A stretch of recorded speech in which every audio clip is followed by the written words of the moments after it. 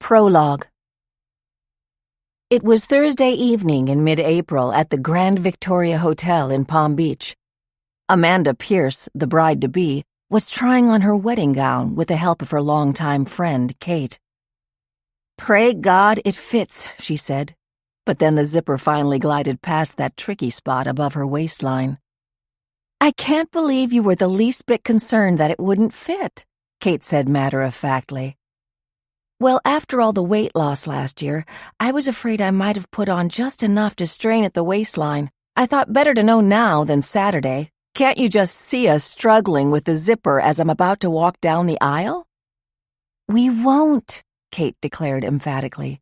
"I don't know why you were so nervous about it. Look in the mirror. You're gorgeous." Amanda gazed at her reflection. "It is lovely, isn't it?" She thought of how she had tried on more than 100 gowns, checking out Manhattan's finest bridal shops before spotting this one at a tiny store in Brooklyn Heights. Off-white silk with an empire waist and handmade lace overlay for the bodice. It was everything she had pictured. In 43 hours, she would be wearing it down the aisle. "More than lovely," Kate declared. "So why do you look so sad?" Amanda looked again in the mirror. Blonde with a heart-shaped face, wide blue eyes, long lashes, and naturally raspberry-colored lips, she knew she had been blessed with good features. But Kate was right. She did look sad. Not sad exactly, but worried. "The dress fits perfectly," she reminded herself. "That must be a sign, right?" She forced herself to smile. "I was just wondering how much I could eat tonight and still fit in this on Saturday." Kate laughed and patted her own slightly round belly. "Don't talk that way around me, of all people. Seriously, Amanda, are you okay? Are you still thinking about our conversation yesterday?" Amanda waved a hand. "Not a second thought," she answered, knowing she was not being truthful. "Now help me get out of this thing. The others must be ready to go down to dinner." 10 minutes later, alone in her bedroom, now wearing a light blue linen dress, Amanda slipped on an earring and took a final glance at the wedding gown, now carefully spread on the bed. Then she noticed a makeup smear on the lace, right beneath the neckline. She had been so cautious, and still the faint smudge was staring back at her. She knew it would come out, but was this perhaps the sign she was waiting for? She had spent nearly the last 2 days as an outsider at her own destination wedding, searching for clues to tell her whether this wedding was meant to be. Looking at that spot on her gown, she made a vow, not to her groom, but to herself. "We only get one life in this world, and mine will be happy. If I have a single lingering doubt, I will not be getting married on Saturday." "I'll know soon enough," she told herself. In that moment, she found a sense of complete control. She had no foreshadowing of the fact that by tomorrow morning, she would have vanished without a trace. 1. Laurie Moran listened as the teenager in front of her practiced her high school French. She was online at Bouchon, the newly opened French bakery that was around the corner from her Rockefeller Center office. "Je voudrais un pain chocolat. Make that do?" The cashier smiled patiently as she waited for the young woman to string together her next request. Clearly she was accustomed to these clumsy attempts by customers to practice their French, even though the bakery was in the heart of New York City. Laurie wasn't feeling quite as patient. She was meeting with her boss, Brett Young, later this morning, and still hadn't decided which story to pitch first for her show's next special. She needed as much time as possible to prepare. After a final merci, the girl left, a box of pastries in hand. Laurie was next. "I'll be ordering in anglais, s'il vous plaît." "Merci," the woman said fervently. It had become a tradition that on Friday morning she would stop at the bakery and bring in special treats for her staff, her assistant, Grace Garcia, and her assistant producer, Jerry Klein. They were grateful for the selection of tarts, croissants, and breads. After she placed the order, the cashier asked if she cared for anything else. The macarons looked delicious. Maybe just a few for Dad and Timmy after dinner, she promised herself. And as a treat for me if today's meeting with Brett goes well. As she stepped from the elevator on the 16th floor of 15 Rockefeller Center, she realized how the layout of the Fisher-Blake Studios' offices reflected the success of her work this past year. She used to be in a small windowless office sharing an assistant with 2 other producers, but since she had created a true crime-based news special focusing on cold cases, Laurie's career had taken off. Now she had a long row of windows in a spacious office filled with sleek, modern furnishings.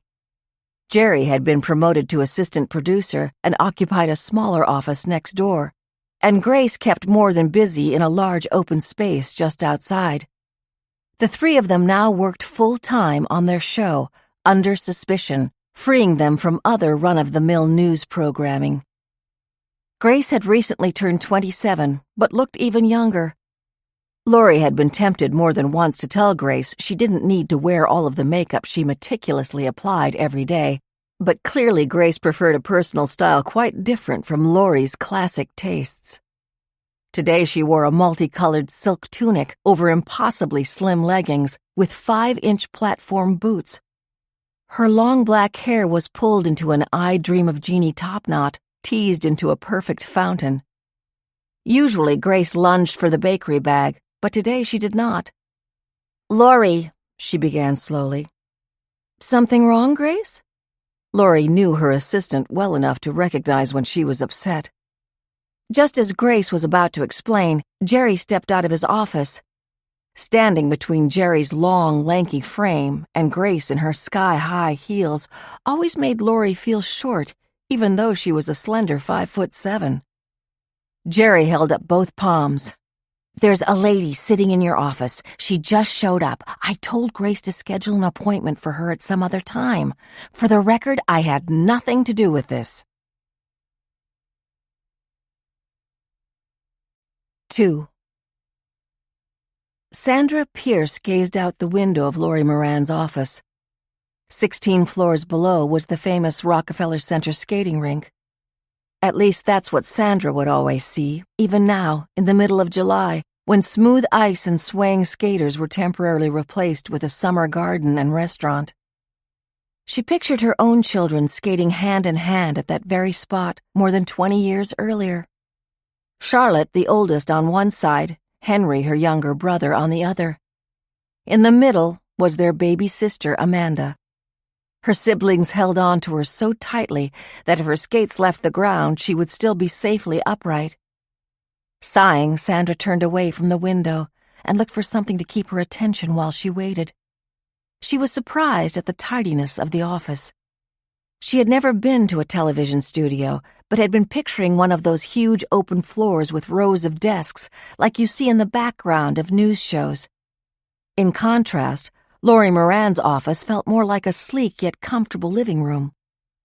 Sandra noticed one framed photograph on Laurie's desk. Seeing the office door still closed, she picked it up and studied it. It was Laurie with her husband Greg on a beach. She assumed that the little boy in front of them was their son. Sandra did not know the family personally, but she had seen photographs of both Laurie and Greg online. Sandra's curiosity about Under Suspicion had been sparked when the show first aired. But when she recently read an article mentioning the producer's own background with an unsolved crime, Sandra knew she needed to come here to meet Laurie Moran in person. She immediately felt guilty for the invasion of Laurie's privacy. She knew she would not want a stranger looking at photographs of her, Walter, and Amanda. Sandra winced as she realized that the last time she'd been with her ex-husband and youngest daughter was 5.5 years ago, the last family Christmas before Amanda's wedding, or what was supposed to be her wedding. "Will I ever get used to thinking of Walter as my ex-husband?" she wondered. She met Walter her freshman year at the University of North Carolina. Because of her father's military career, she had lived all over the world, but never in the South. She was having a hard time adjusting, as if the other students who had grown up there lived by an unwritten code she didn't understand. Her roommate took her to the first football game of the season, promising that once she cheered on the Tar Heels, she'd be an authentic North Carolinian. Her roommate's brother brought a friend along. He was a sophomore. His name was Walter, and he was a local boy. He spent more time talking to Sandra than watching the game. By the time they all sang the fight song in the final quarter, "I'm a Tar Heel born, I'm a Tar Heel bred, and when I die, I'm a Tar Heel dead," Sandra thought to herself, "I think I've met the man I'm going to marry." She was right. They were together from that time on. They raised their 3 children in Raleigh, just a half-hour drive from the stadium where they met. She thought about how in the first 32 years of their nearly 35-year marriage, they had helped each other in their very different domains. Though Sandra never formally worked for Walter's family company, she was always advising him on new product launches, advertising campaigns, and especially personnel issues at work. Between the two of them, she was the one most attuned to people's emotions and motivations. Walter returned the favor by pitching in whenever he could to help her with the church, school, and community projects she was always overseeing.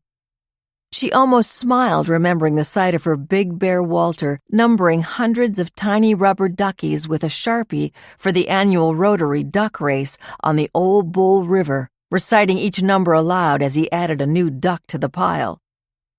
Walter used to tell her that they were partners in everything.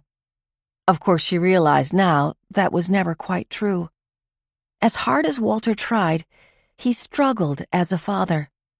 He would show up to recitals and baseball games, but the kids could tell that his mind was somewhere else.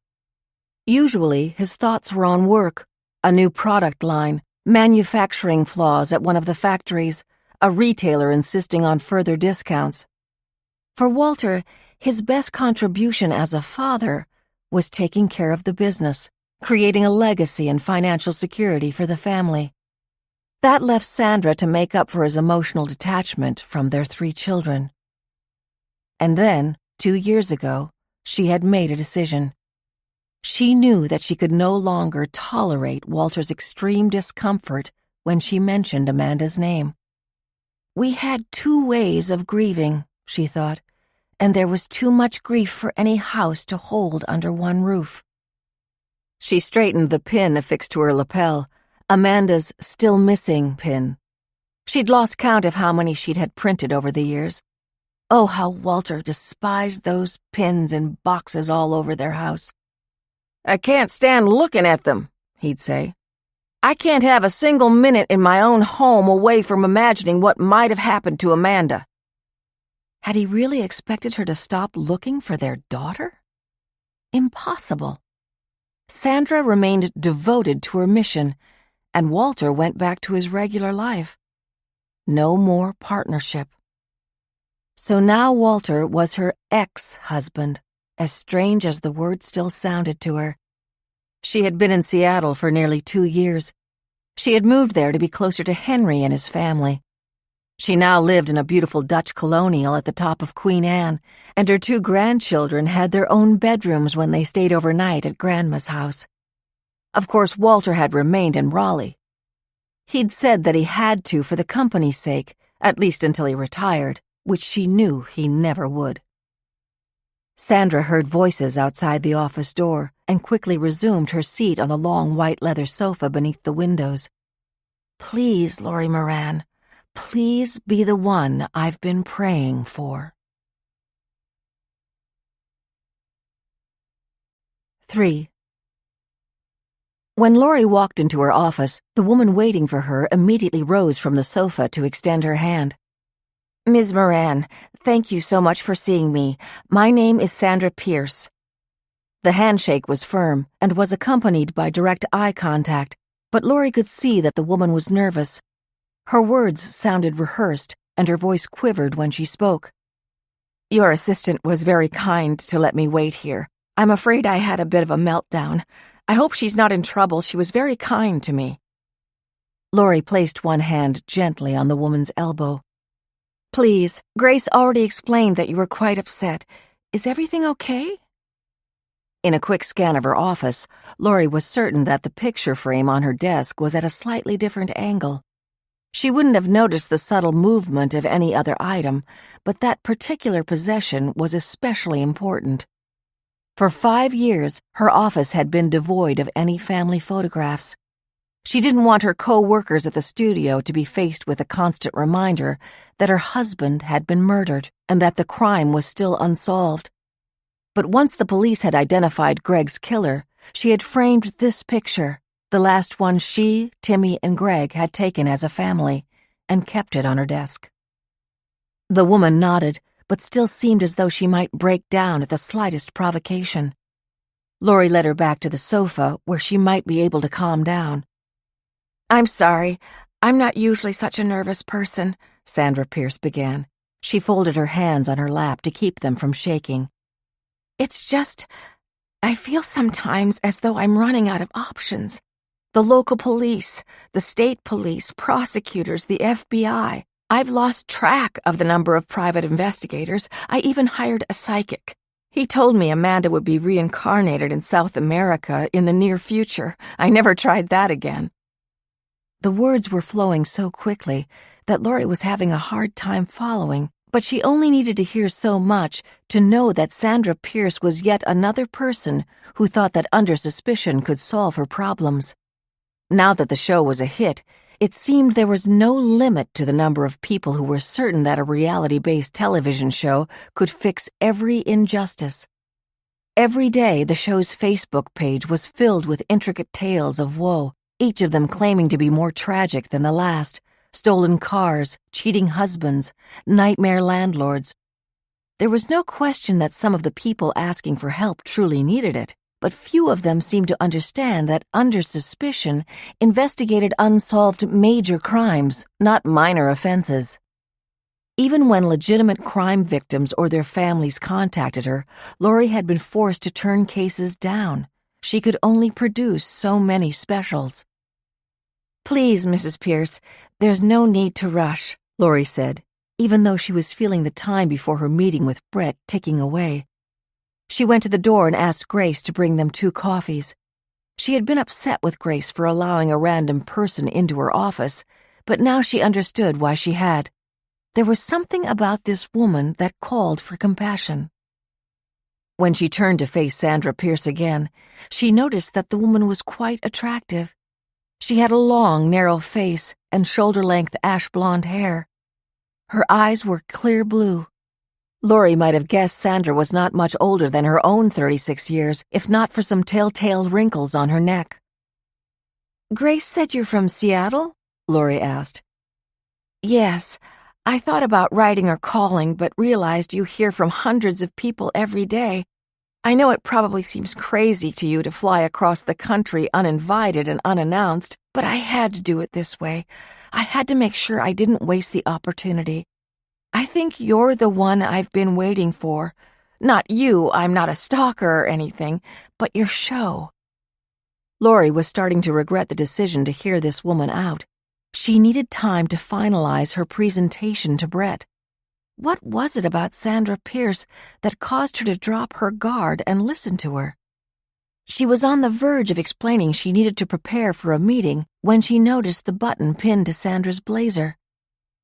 On the button was a photograph of an absolutely beautiful young woman. Her resemblance to Sandra was uncanny. A graphic of a yellow ribbon appeared just beneath the girl's face. Something about the photograph seemed familiar. "You're here about her?" Lori said, gesturing to the pin. Sandra glanced down and, as if reminded, sunk a hand into her jacket pocket and retrieved a matching pin. She handed it to Lori. "Yes, it's my daughter. I've never stopped looking."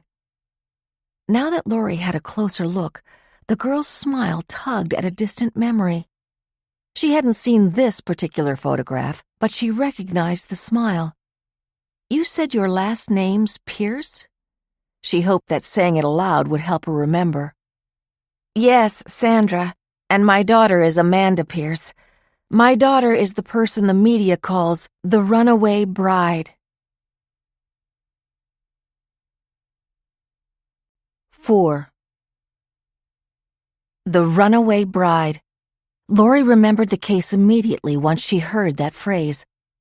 Amanda Pierce was a beautiful blonde bride, about to marry a handsome lawyer she first met in college.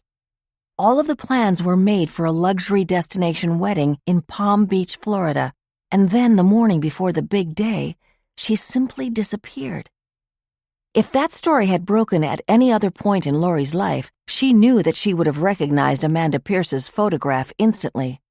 She probably would have even recognized Amanda's mother, Sandra. At another time, the story of a young bride who vanished into thin air just before her dream wedding would have been right up her alley. She knew that some people speculated that Amanda developed cold feet and started a new life somewhere else, away from her overbearing family, or perhaps with a secret paramour. Others believed that she and the groom had a late-night fight, leading to a violent outburst. It's just a matter of time before her body turns up. But even though the story was the kind of thing that would normally draw her attention, Lori had not followed the case closely.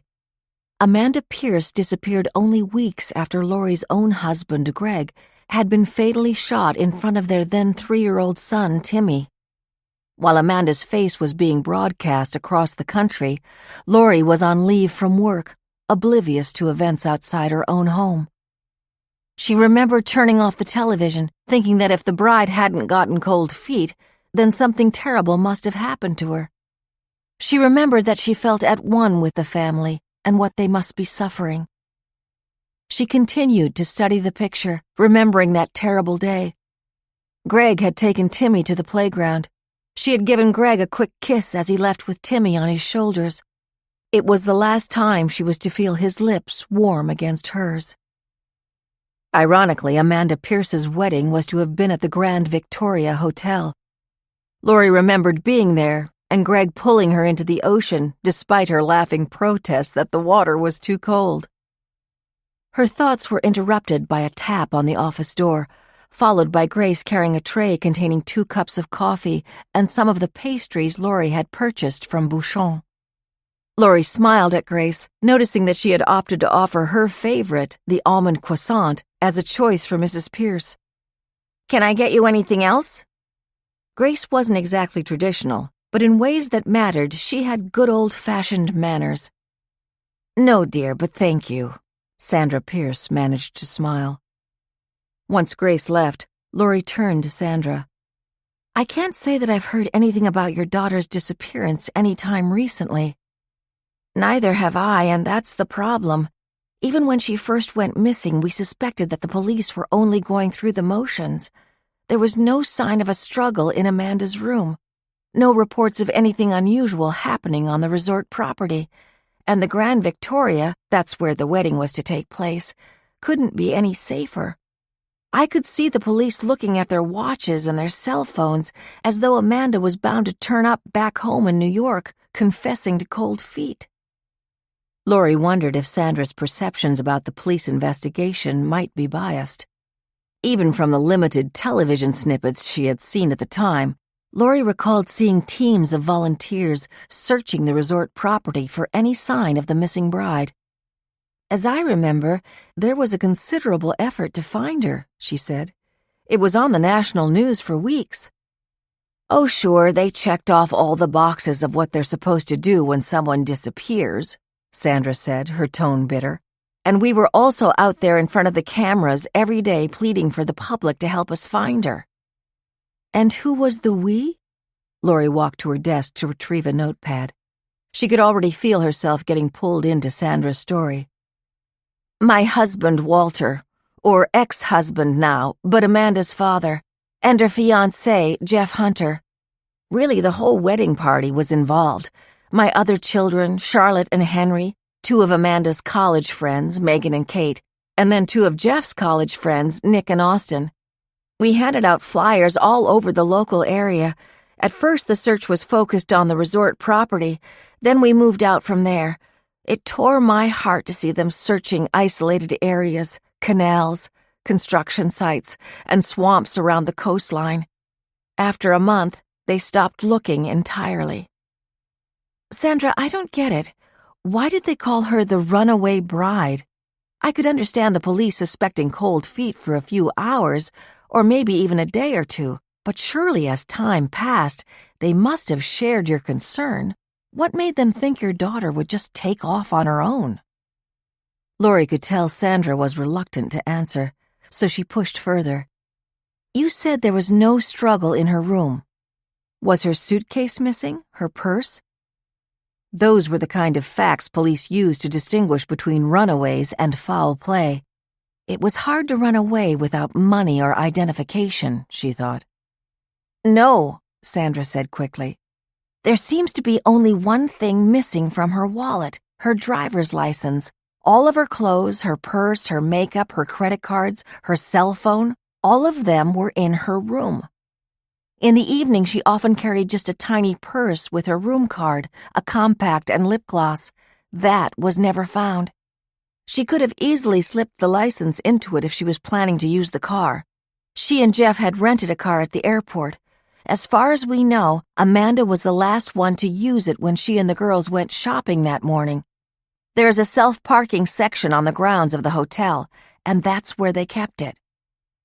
Or, Lori thought, she took her license and some cash and met somebody. Lori now understood why so many people had speculated that Amanda had left on her own accord. She did have another question, however. What happened to the rental car? It was found 3 days later behind an abandoned gas station about 5 miles from the hotel. Lori could see that Sandra's mouth had tightened and her expression had become fiercely angry. The police insisted on believing that she may have met someone at the gas station and gotten into a different car. The next morning, when the news broke that she was missing and they were showing her picture on TV, some woman in Delray Beach claimed that she saw Amanda in a white Mercedes convertible, stopped at a traffic light around midnight the night she disappeared. She claims she was at a long light and got a good look at her. Amanda was supposedly in the passenger seat, but the woman remembered nothing about the driver except that he seemed tall and had a cap on. The woman was crazy, I know it. She loved the publicity. She couldn't wait to get in front of a camera. Do you think the police believed her? Most of them did, Sandra said bitterly. One day outside the police station, I overheard 2 detectives arguing. They were leaning against a squad car, smoking cigarettes and talking about my daughter like she was some character on a TV show. One of them was certain that Amanda had a secret boyfriend, a Russian billionaire, and she's off on some island with him now. The other guy was shaking his head, and I thought he was going to defend Amanda. Instead he said, I'll never forget it. You'll owe me $10 when they pull her body from the Atlantic. Sandra swallowed back a sob. I'm so sorry, Lori offered, not knowing what else to say. Oh, trust me, I gave them an earful. There's a detective still officially assigned to the case. Her name is Marlene Henson. She's a nice woman, but I can tell the trail is ice cold. Forgive me for being personal, Ms. Moran, but I came here to you specifically for a reason. You know what it's like to lose a person close to you and to not know for years why it happened or who was responsible. Greg was killed by a single shot to the forehead while he pushed Timmy on a playground swing. The shooter had intentionally targeted Greg and even knew Timmy's name. Timmy, tell your mother that she's next, he had said. Then it's your turn. For 5 years, the only other thing Lori knew about her husband's killer was that he had blue eyes. That's what her son had called him when he cried out, Blue Eyes shot my daddy. In response to Sandra's statement, Lori simply nodded. Now imagine, Ms. Moran, knowing even less. To not even know whether the person you love is dead or alive. To not know whether they suffered or are out there alive and happy. Imagine knowing nothing. I'm sure some part of you thinks I'm lucky. Until they find Amanda's body, she could still be alive. I'll never believe that she left of her own will, but maybe she was kidnapped and is trying to get free, or got hit by a car and developed amnesia. I can still hold out hope. But sometimes I think I'd be relieved to get that awful phone call telling me that it's over. At least I'd know she's at rest. I'd finally know for sure. Until then, I can't stop. I'll never stop looking for my daughter. Please, you might be my last chance. Lori set her notebook on the coffee table, leaned back in her chair, and steeled herself to break Sandra Pierce's heart. 5. Lori tucked a loose strand of hair beneath her ear, always a sign that she was nervous. Mrs. Pierce, please, call me Sandra. Sandra, I can't imagine how difficult it must be to not know what happened to Amanda. But our program is limited in what we can do. We're not the police or the FBI. We go back to the scene of a crime and try to recreate the events through the eyes of the people who were involved. Sandra Pierce was leaning forward, ready to defend her position. That's why Amanda's case would be perfect. The Grand Victoria is one of the most famous hotels in the world. It's a glamorous setting, and people love stories about weddings, and most of them can't resist a mystery. I know I can persuade my family, including my ex-husband Walter, to participate, and I already called one of the bridesmaids, Kate Fulton, and she said she'd do whatever she could. I believe the 2 groomsmen will also agree. As for Jeff, I don't think he would have the nerve to refuse. That's not the issue, Sandra. First, our show is about cold cases, cold crimes. You said yourself that the police have no actual proof that your daughter was a crime victim. Maybe you're right, and she was taken away by force, but there's no hard proof I am hearing that a crime was actually committed. Now there were tears flowing from Sandra's eyes. It's been over 5 years, Sandra said passionately. My daughter was a successful businesswoman. She adored New York City. There were no unusual cash withdrawals or credit card transactions before her disappearance, and absolutely nothing since then. She loved her friends and her family. She would not put us through this kind of misery. If she didn't want to get married, she would have broken the news to Jeff gently, and they would have gone their separate ways. Please, you must believe me on that. Amanda did not run away. Okay, but there's still a second problem. Our show is called Under Suspicion for a reason. We focus specifically on crimes where the people close to the victim continue to live under the shadow of suspicion, even though they were never formally charged. Because Amanda is technically just missing at this point, no one has really been considered a suspect in any crime committed against her. Oh, I think Jeff Hunter would beg to differ. The groom? I thought you said he was right there with you and your husband, leading the search. He was at first, and it never dawned on us to think Jeff was in any way involved in whatever happened to Amanda. But within a week of her disappearance, Jeff hired a lawyer and refused to talk to the police without the lawyer being there. Why would he need a lawyer if he hadn't done anything wrong? Not to mention, he's a lawyer himself. That does seem strange. Lori knew that innocent people hired lawyers for protection, but it had never crossed her mind to do so, even when she saw a few police officers eyeing her warily after Greg was killed. And when Jeff went back to New York, some of the prosecutors tried to get him fired from his office because they were certain he was involved in Amanda's disappearance. Even now, if you go online to those amateur cyber sleuths' websites, you'll find many, many people who think Jeff fits your bill for under suspicion. They will definitely tune in to watch if you cover Amanda's case. Turning Sandra down was proving more difficult than Lori had anticipated. She was now growing apprehensive, feeling her entire morning go to waste when she was supposed to talk to her boss this afternoon about potential new cases. Lori had a list of 3 top contenders for the show's next investigation, but hadn't committed to a top choice. She needed to pull her thoughts together. Realistically, Sandra, boyfriends and husbands are always under the microscope to some degree when women go missing. But you said yourself that you don't actually believe he was involved, she protested. No, I said at first we didn't believe it. We actually felt terrible for him. But then the facts came rolling in. First, he hired that defense lawyer. Then we found out Jeff had money at stake. You see, Amanda and Jeff had a prenuptial agreement. Thanks to Walter's business, our family, and Amanda, who worked for the company, had substantial means. Jeff, very little. I thought you just said your daughter's fiancé was an attorney. Yes, and a very bright one at that. He graduated at the top of his class from Fordham Law School. But he didn't have any family money, nor was he the money-making type on his own. Working as a public defender in Brooklyn, he made a third of Amanda's salary, not to mention her wealthy family's business. There was no question she would be the one to take the reins if her father ever retired.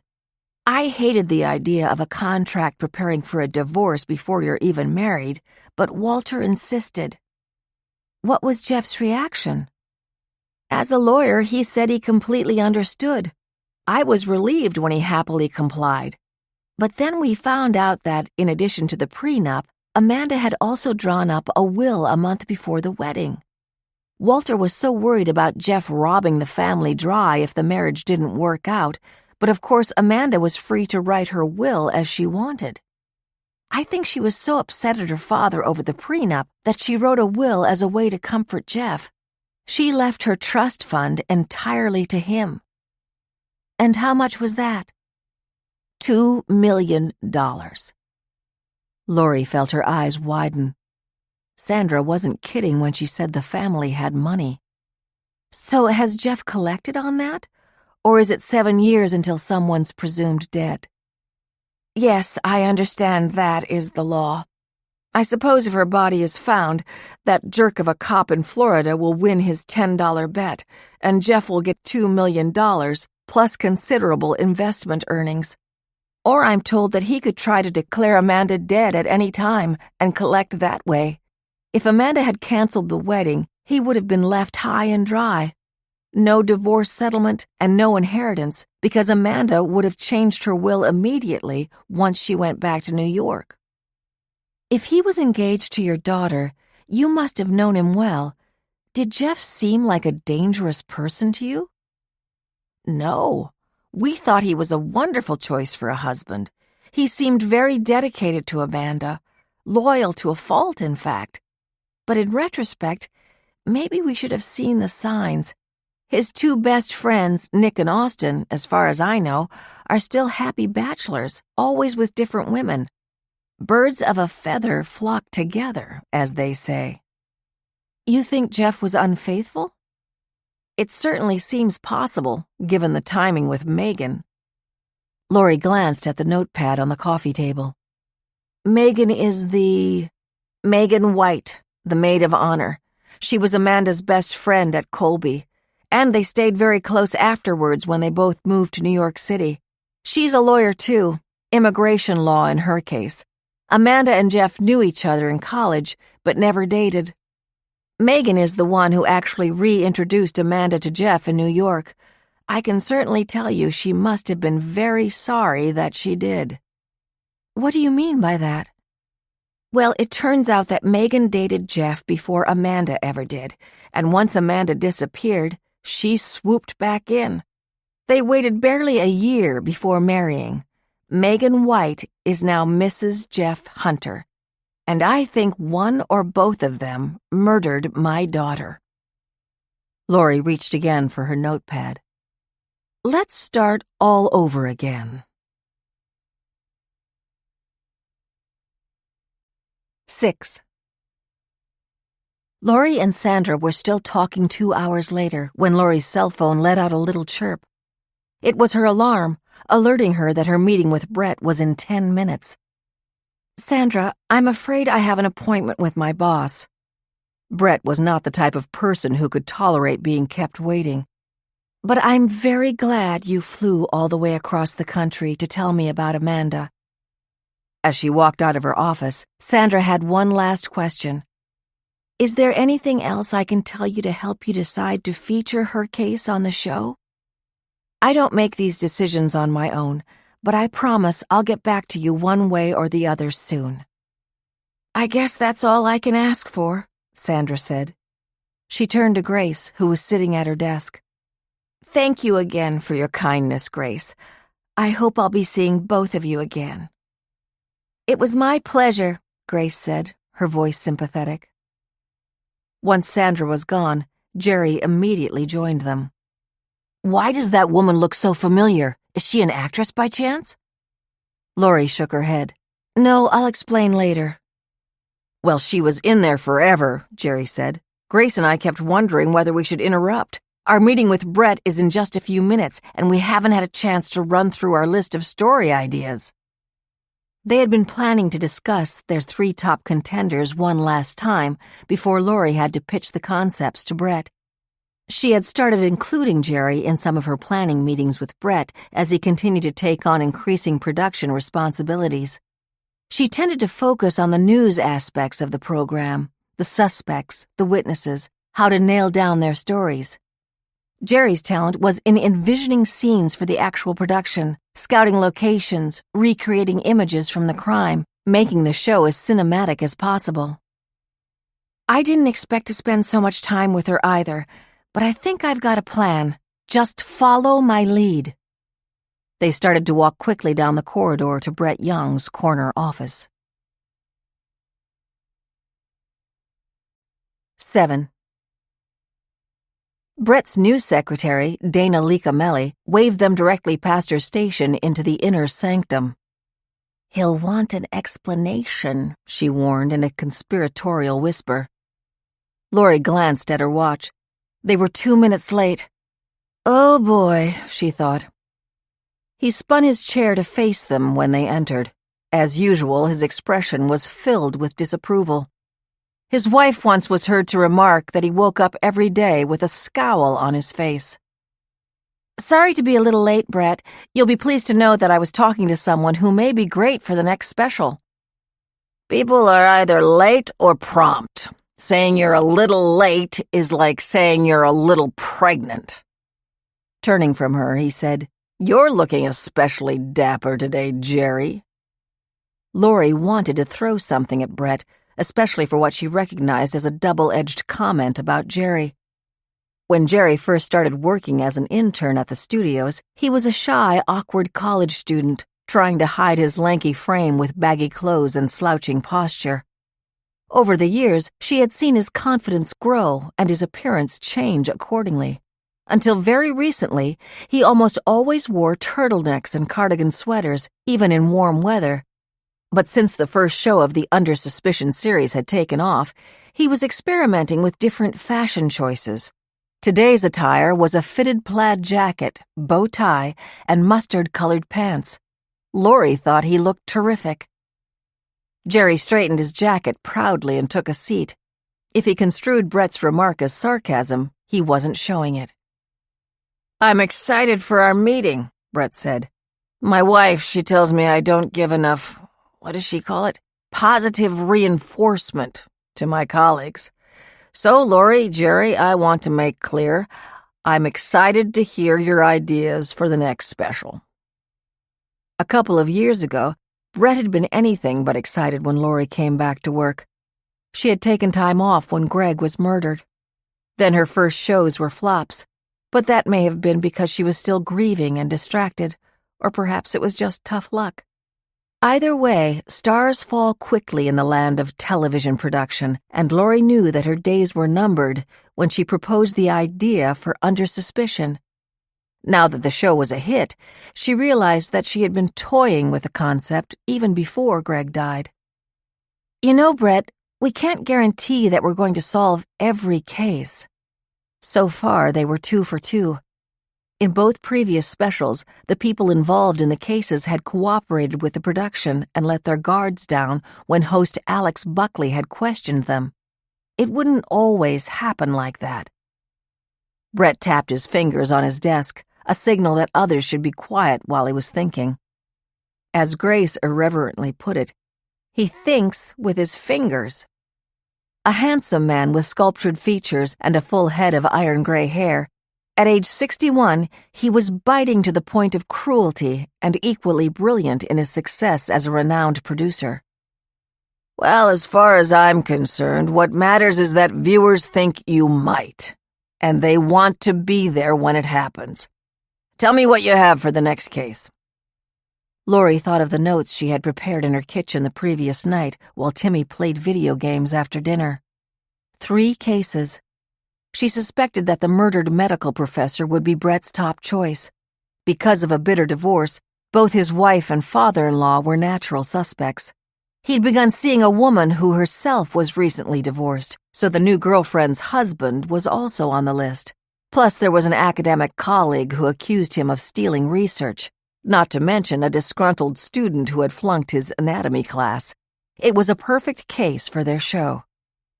Also on Lori's list was the case of a little boy who had been murdered in Oregon, whose stepmother was the leading suspect.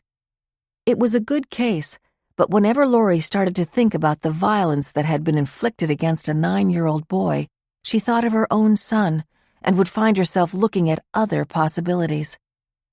The 3rd case on the list was the killing of 2 sisters 30 years earlier. Lori found the case fascinating, but suspected that Brett would think a 30-year delay would make the case too cold to capture viewers' attention. Now all those notes remained on a legal pad in her briefcase. "I know I told you I had a few ideas, but one of them clearly stands out." For her sake and for Sandra's, she hoped Brett would agree. 8. Walter Pierce stood in his office overlooking a production floor at Lady Form's factory in Raleigh, North Carolina. Most CEOs would have opted by now for a fancy office on a high floor in a skyscraper, far removed from the everyday employees who worked in manufacturing. But Walter prided himself on running Lady Form as a traditional, family-owned business whose products were all designed and made in the United States. He was a large man, tall and burly, with a monk's ring of hair around a jowled face. When his great-grandfather first started this company, women were still transitioning from corsets to brassieres, a change galvanized by the metal shortage in World War I. As he was proud to say, "The change reportedly saved more than 50 million pounds of metal, enough to build 2 battleships." In the beginning, Lady Form had 1 North Carolina factory manned by 30 workers. Now Lady Form maintained not only the original factory here, but also operations in Detroit, San Antonio, Milwaukee, Chicago, and Sacramento, not to mention the offices in New York. As he looked down at the busy scene below, he thought how Amanda had been the one who pushed for Lady Form to have a New York City presence. At the time, she was still in college, but she was a straight-A student with savvy business sense. "Dad, we need to bring the brand into the future," she had told him. "Women my age think of Lady Form as frumpy girdles that their mothers and grandmothers wear. We need women to see us as the company that helps them look and feel better in their own bodies." She had so many ideas about rebranding, designing garments that were both fun and comfortable, modernizing the logo, and adding a line of sports clothing so that the brand represented, as she said, the female form instead of the underwear people, he thought sadly. Walter knew he would have rejected Amanda's advice had it not been for Sandra. He had come home one night from work to find her waiting for him at the kitchen table. He could tell from her stern expression that it was time for a talk. She insisted that he sit down across from her so she could tell him something. "Walter, you're a wonderful husband and in your own way a loving father," she had begun briskly. "And because of that, I don't try to change you or tell you what to do. But you have pushed and pushed and pushed our children to share your passion for the family business. I've also insisted that all the children were free to do whatever they wanted," he had answered heatedly. But even as he spoke the words, Walter felt a twinge at the thought of Lady Form ever going forward without a Pierce at the helm. "Good for you," Sandra snapped. But may I remind you that you've pushed so hard that our son wants nothing to do with it and has moved all the way to Seattle so he can do something all on his own at the other end of the country. On the other hand, Amanda and Charlotte have done everything you've asked. They do it because they love you and desperately want your approval. And let's face it, Amanda's the one who has really poured herself into the company. Her ideas are spot on, Walter, and if you ignore them outright, you will absolutely crush her. I'm telling you, I won't stand for it. So without ever telling Amanda about her mother's intervention, he had approved Amanda's request to open and head a New York office, handling the design, marketing, and sales divisions of the company, Walter remembered. Amanda and Charlotte worked there, and he stayed put at the main manufacturing facility in Raleigh. Then, thanks to Amanda, the company was more profitable than ever, and Ladyform was regularly touted in business magazines as an old-fashioned American company that had successfully repositioned itself for the 21st century. Amanda, Walter wondered to himself, do you know that you saved the company from going over the cliff? His thoughts were interrupted by the sound of his phone ringing. He took it from his pocket and recognized the incoming number as Sandra's cell. It wasn't the first time she'd happened to call when he was thinking about her. It had been nearly 2 years since she moved to Seattle, and still, he thought, they were connected. "Hello, Sandra. I was just thinking about you." "Not in a bad way, I hope." Their divorce had been finalized without too much contention. But despite a mutual promise to keep matters cordial, the process of having lawyers negotiate the end of a marriage that had lasted more than a third of a century had led to some tense moments. "Never," he said firmly. "I was crediting you with Ladyform's success. We would never have had the New York offices if not for you." "Well, that is a coincidence then, because I'm in New York now. I'm about to have lunch with Charlotte." "You're in New York?" Walter asked. "Just to see Charlotte?" The question caused a pang of guilt. He had made an extraordinarily difficult decision to choose between Amanda and Charlotte as his successor to head the company. Of course, Charlotte, as the older sister, had been bitter and hurt, and the fact that she got the job after Amanda disappeared still didn't diminish her resentment.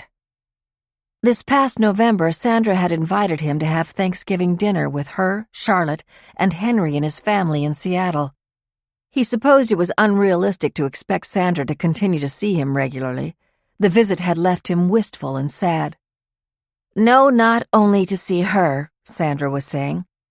"I'm afraid I've done something that might upset you. Have you heard of the television show Under Suspicion?" "What's this about?" Walter wondered, then listened as Sandra went on and on about the 2-hour meeting she'd had with the show's producer about Amanda's disappearance. "I thought it was a long shot, but I think she may have actually listened." Sandra's voice was excited. "Please, Walter, don't be angry. She said they only choose a case if the family members all approve. Walter, will you please consider it?" He winced. Did she really think that he wouldn't turn over every stone if that would somehow solve Amanda's disappearance? "Sandra, I'm not angry, and of course I'll cooperate any way I can." "Really? Walter, that's wonderful. Thank you. 100 times thank you." There was a smile in her voice. A little more than 500 miles north, in the Pierre Hotel in Manhattan, Sandra disconnected her cell phone and tucked it in her handbag. Her hand was shaking. She had been prepared for another argument with Walter, like the ones that had eventually led to the end of their marriage. "How long are you going to keep up with this, Sandra? When are you going to face facts? We still have our lives and 2 other children. We owe it to Henry and Charlotte and our grandchildren to move on. You've become obsessed." But they hadn't had any fights like that since Walter came home from work to find her in the bedroom, struggling to close a very full suitcase. Protesting, he had carried it down to the waiting car. As she got into it, she said, "I can't deal with you any longer. Goodbye." Sandra was relieved that today's conversation hadn't led to another confrontation. Still, as she walked down 6th Avenue, something was bothering her. Walter had quickly gone along with being involved if Lori Moran made Amanda's disappearance the next case in the Under Suspicion series, but she knew that reliving it moment by moment as the investigation began would tear him apart. "I'm sorry, Walter," she said aloud, "but if I get the chance to have Amanda's disappearance examined, I'm going to go through with it, come hell or high water." 9. In Brett Young's office at Fisher Blake Studios, Lori was making her strongest pitch to feature the runaway bride case in their next special. She began by laying the button that Sandra had given her on Brett's desk. Normally, she would have brought 8x10 glossies, but today she was working on the fly. "You might recognize her photograph. Her name is Amanda Pierce. 5 years after her disappearance, her mother, Sandra, still wears these buttons." Raising his eyebrows, Brett inched the button toward him for closer inspection, but said nothing. New Yorkers Amanda Pierce and Jeff Hunter had plans for a luxurious destination wedding.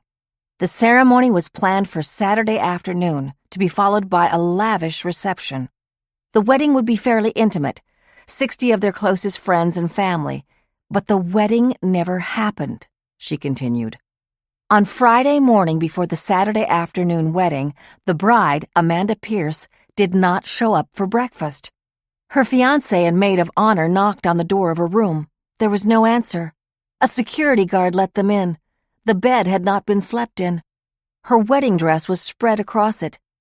The night before, the bridal party had had dinner together. That was the last time they saw Amanda. Lori could tell she had Brett's attention now.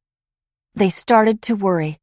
They checked the hotel gym, the beach, the restaurant, the lobby, everywhere they could think of to look for her. Jeff went to the front desk to ask if housekeeping had already made up Amanda's room.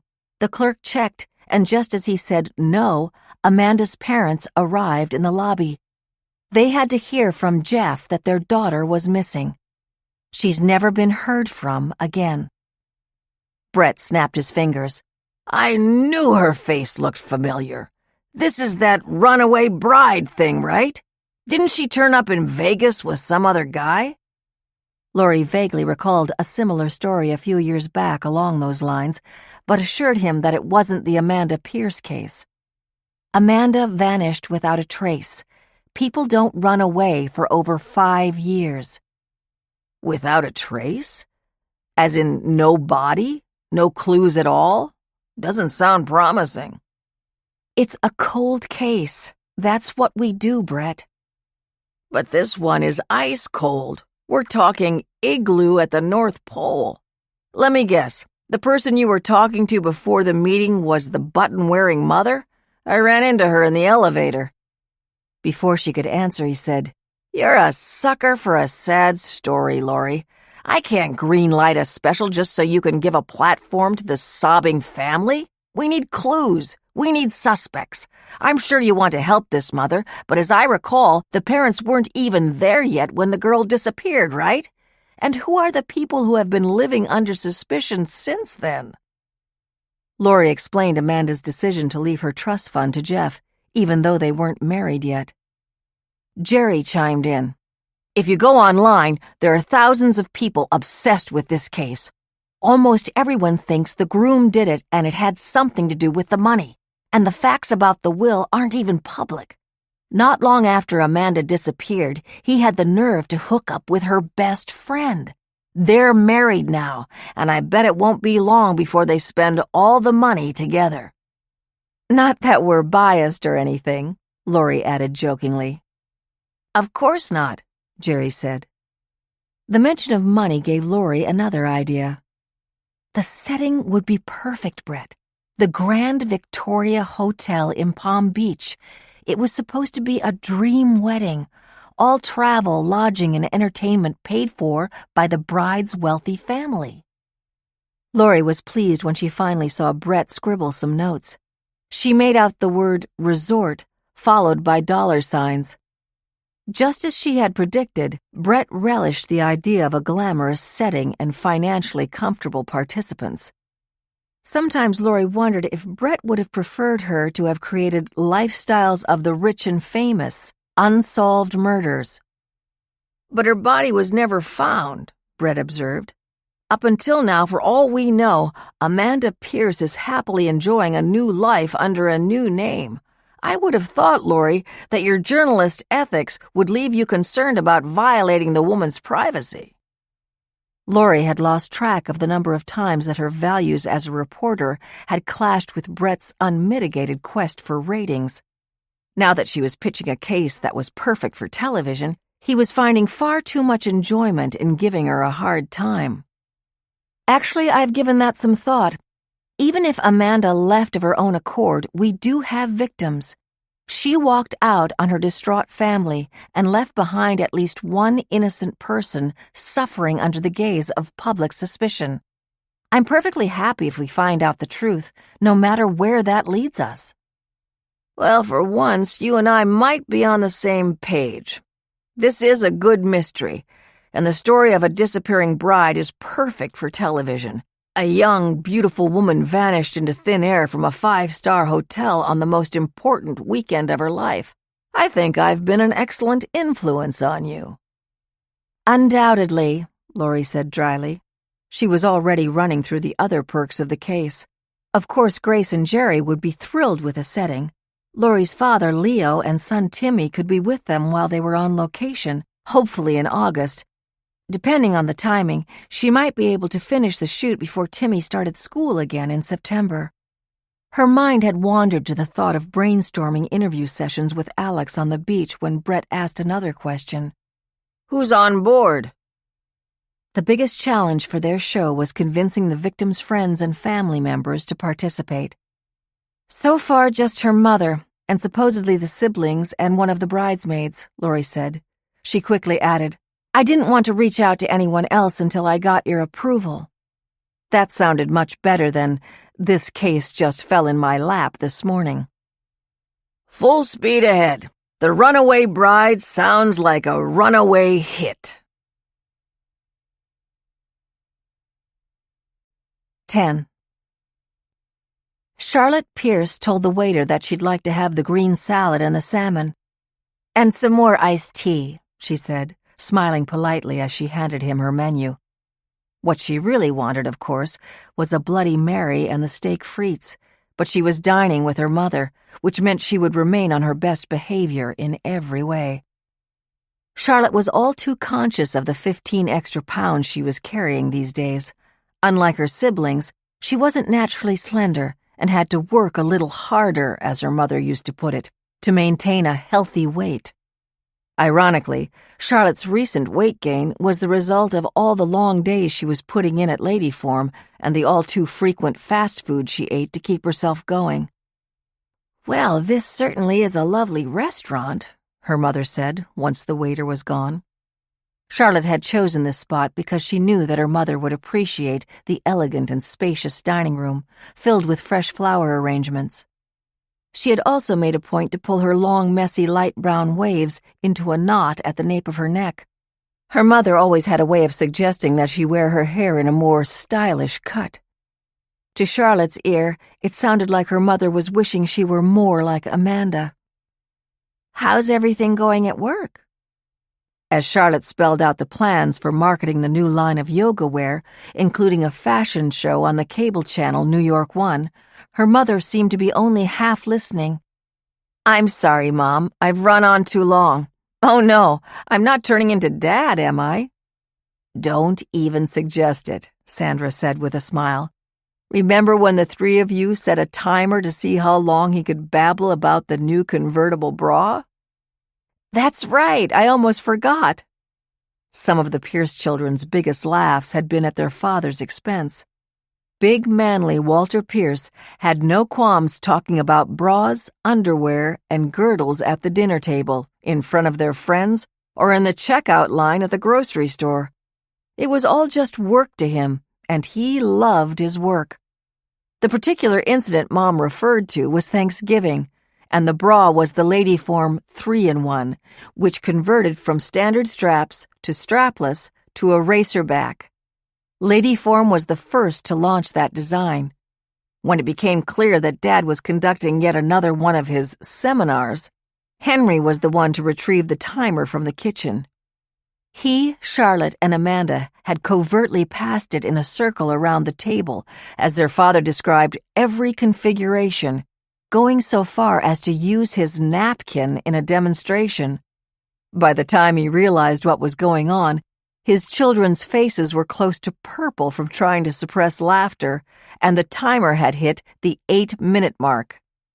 "You kids always gave your father the hardest time," Sandra said, reminiscing.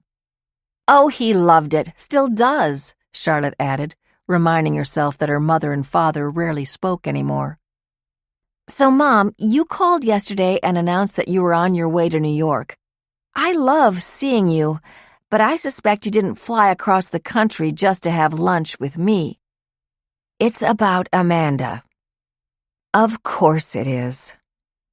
Everything her parents did or said or thought was always about Amanda. Charlotte felt cruel for her immediate reaction, but the truth was that her parents had always favored Amanda, even before she disappeared. Charlotte had spent most of her life feeling less accomplished, less attractive, and less recognized than her little sister. Things had gotten even worse once Amanda was out of college and working at Lady Form, Charlotte thought bitterly. She had been at Lady Form 4 years before Amanda joined the company. But Amanda had come up with the idea of pairing famous female athletes with fashion designers to create high-end sports bras. After that, Dad treated Amanda as though she were Einstein reincarnated. Amanda's idea was a great one, Charlotte thought grudgingly.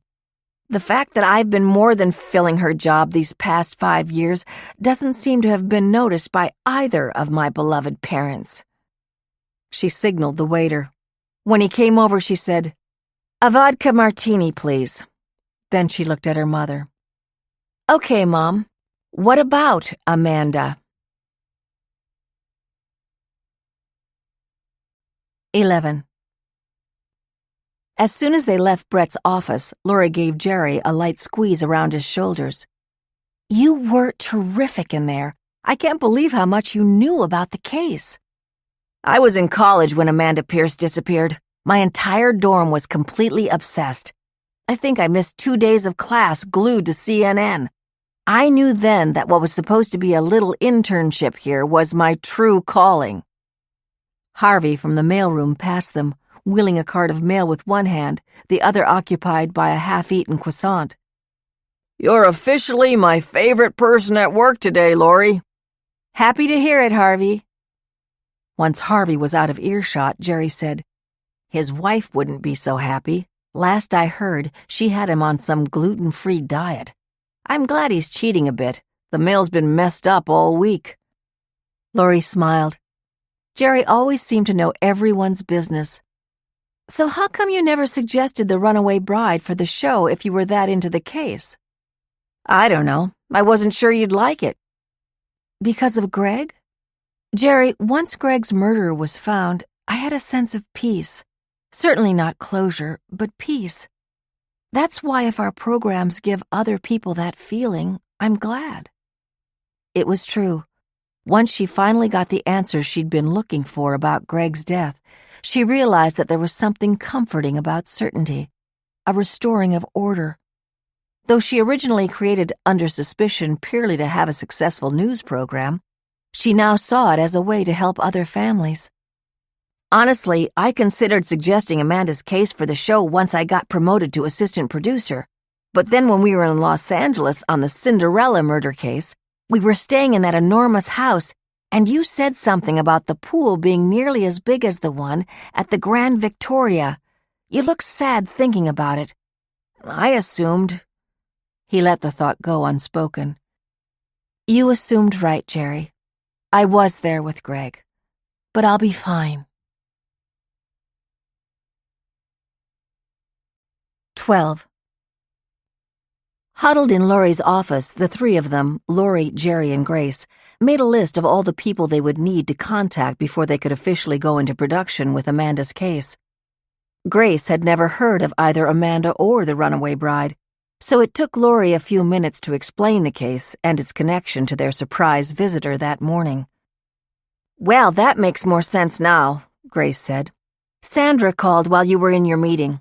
She said I should tell you that her ex-husband, Walter, is, quote, all in." "Excellent," Laurie said, checking Amanda's father off the list. "Sandra gave me a list of all the bridal party members who were at the resort when Amanda went missing. The groom, Jeffrey Hunter, is still a public defender in Brooklyn. He's now married to Megan White, Amanda's best friend, who was also the maid of honor." Grace let out an ooh in response to the scandalous news. She liked to think that she could spot the culprit on immediate instinct. "Don't go jumping to conclusions. We're journalists, remember?" Laurie laughed. On Jeff's side of the party were his two best friends from college, Nick Young and Austin Pratt. To Sandra's knowledge, both of them are in finance, most recently here in New York, so hopefully they'll be easy to track down. The third groomsman was Amanda's older brother, Henry. I take it he's the nonconformist of the family. Jerry was scribbling frantically. "And what about Amanda's bridal party?" "There's the maid of honor, Megan White. The one who stole the groom," Grace said. "Is currently married to the groom, yes. Amanda's sister Charlotte, the oldest in the family, was also one of the bridesmaids. She's now their heir apparent to the family company, which is lady form, by the way." "I love that stuff," Grace said in a whisper, as if it were a secret. "You put that on, and you look 2 sizes smaller." Now Laurie knew how voluptuous Grace managed to fit inside those tight dresses she favored. "Well, I got the distinct impression that Amanda was the one who was climbing up the corporate ladder before she disappeared. We might want to be on the lookout for some sibling rivalry there. And then finally, there's Kate Fulton. Sandra didn't tell me much about her, except that she already spoke to her and Kate seemed willing to appear on the show. With the exception of Amanda's siblings, the others in the bridal party went to school together at Colby College in Maine. Sandra Pierce strongly believes that they would cooperate." "I can check Facebook and LinkedIn to see if they're connected online," Jerry said. He was an expert at using social networks to gather background material. "I'll also get contact information for everyone, but that's just the wedding party. We're also going to need to call the Grand Victoria. Part of the strength of the case from a television perspective is the location." "I'm worried about that," Laurie told him. "The hotel may not want the publicity of reminding people that Amanda disappeared." "Except there was never any indication that there was any fault by the hotel. If anything, I think the case proves that successful people with excellent taste choose it for something as important as a wedding, not to mention all the gorgeous shots of the property that we'll include in the production." "Nice pitch, Jerry. When the time comes, I think I'll let you handle that phone call." Sandra mentioned a wedding photographer. Unfortunately, she couldn't remember the person's name, but the hotel might remember. "And of course the groom might if he decides to sign on." "If he signs on?" Laurie said. "Don't jinx us. He's Sandra's #1 suspect. He has to sign on." 13. Sandra gave her daughter one final hug in the building lobby. "I'm so proud of you, love," she said. "Mom, I'm going to see you for dinner in a few short hours. Maria, 8 o'clock. You know where it is, right?" "You told me. Take Central Park South straight across, almost to Columbus Circle. I think I can manage not to get lost. It's a joy to see you twice in one day." Sandra cherished her time with Charlotte. When she lived in Raleigh, she saw Charlotte and Henry equally, 2 to 4 times a year. Never enough in her view. She made a point to visit Charlotte at least as often once she moved to Seattle, but if anything, the fact that she now saw Henry regularly made her miss Charlotte all the more. It was sweet of Charlotte to have spent the entire afternoon with her. After a long lunch at La Grenouille, They walked up Fifth Avenue, perusing shop windows, and then across town until they reached Lady Form's corporate offices next to Carnegie Hall. There, Charlotte had proudly given her mother a preview of the latest designs. As Sandra walked back to her room at the Pierre, she pictured Charlotte's face at lunch when Sandra first brought up Amanda's name. In retrospect, she thought, I should have told Charlotte yesterday on the phone about my plan to go to the Under Suspicion studio. That way today could have been purely a fun day. She should have known that any mention of Amanda would put a damper on the visit. Charlotte was always comparing herself to her little sister. Even 5 years after Amanda disappeared, she was competing with Amanda's memory. Once I told Charlotte about my meeting this morning with Laurie Moran, she seemed excited, Sandra thought. And she was quick to volunteer her willingness to participate if the show got the go-ahead. A day never passes that I don't miss Amanda, Charlotte had said. But there was that moment when her face fell at the mention of her sister's name, followed by the urgent request for a martini. Charlotte is a good, decent person, but why is she so insecure, even jealous? Sandra sighed. Charlotte's envy could bring out the worst in her. In the 7th grade, she had been suspended for tampering with another student's entry in the science fair. But no matter how jealous she had been of Amanda, Charlotte would never hurt her little sister. Or would she? Sandra, horrified that the thought would even cross her mind, felt a stinging lump in her throat.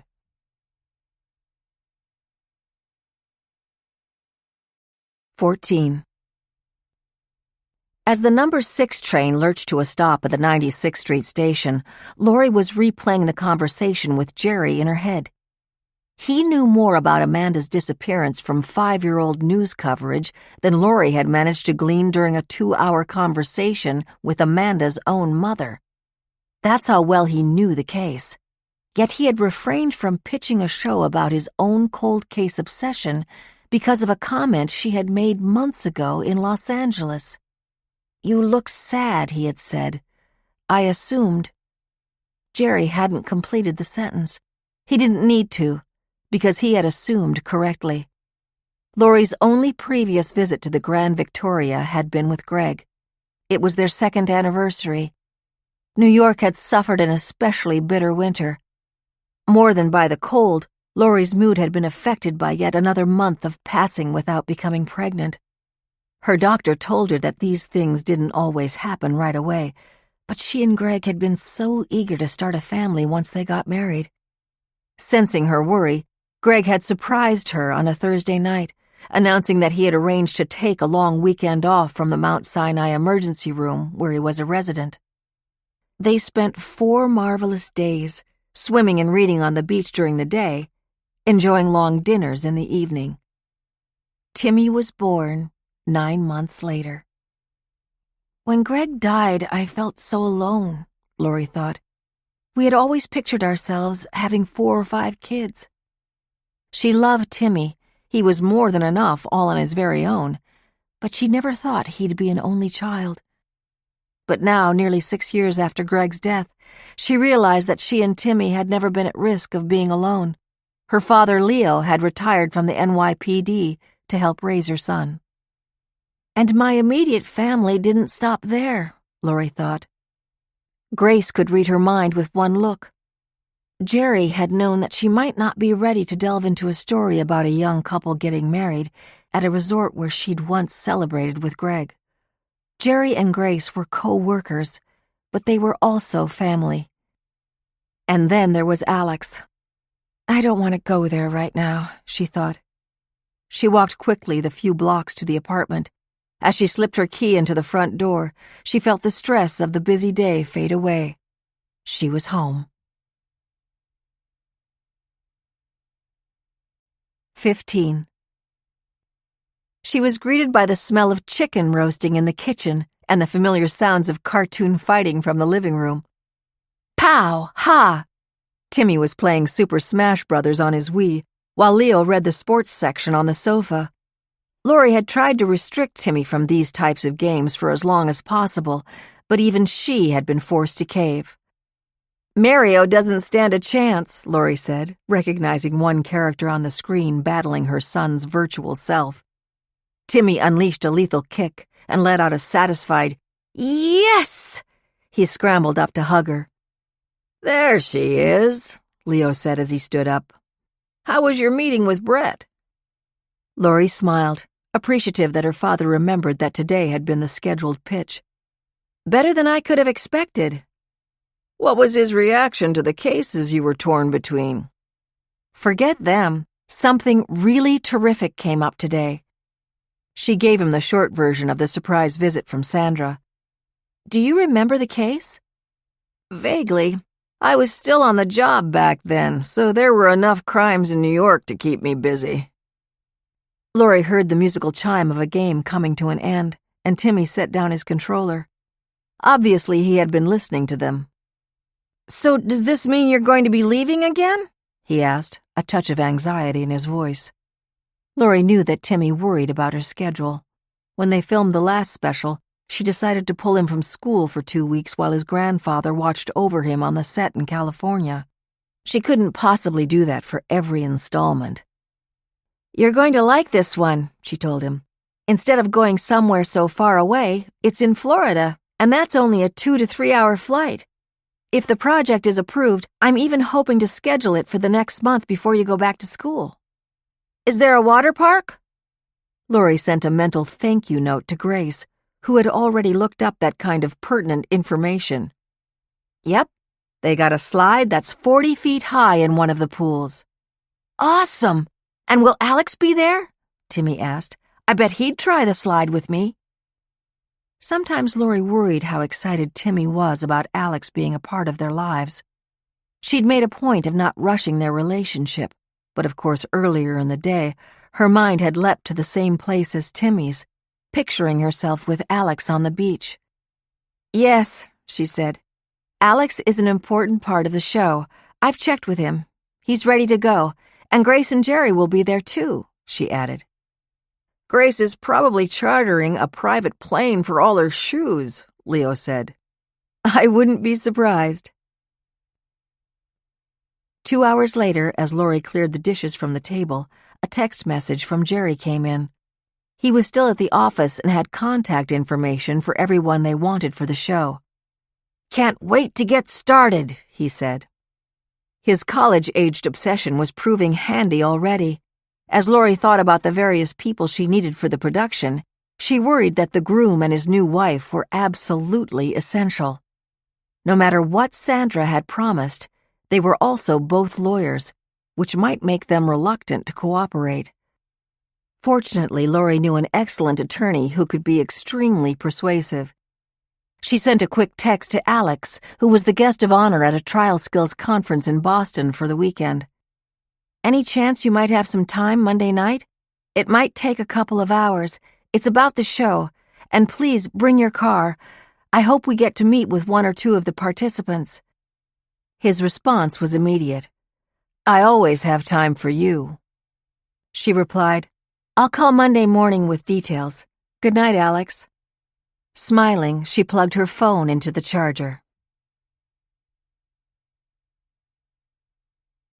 16.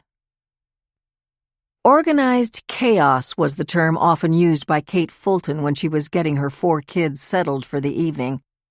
The 3-year-old twins, Ellen and Jared, had finished their bath and were in their pajamas, watching a Barney video in the family room. Tonight was a good night. Their singing along with one of the jingles meant they weren't fighting. After several reminders, Jane had finally gone to her room to read before bed. Now that she was 10, she had announced she should be allowed to stay up later than 8 o'clock. "All of my friends go to bed later than that," she had protested. Kate had agreed to consider the request. 8-year-old Ryan was her easier one. He always had a sweet and sunny disposition. But he was also the most accident-prone, as the recently applied cast on his arm attested. He had fallen off his new bike while trying to steer with no hands. Normally, the noise of her household before bedtime would have been oddly comforting. Tonight, though, all she wanted was silence. She had too many other sounds in her head. 3 days ago, she had been shocked to receive a phone call from Sandra Pierce. Kate hadn't heard from her since the second anniversary of Amanda's disappearance.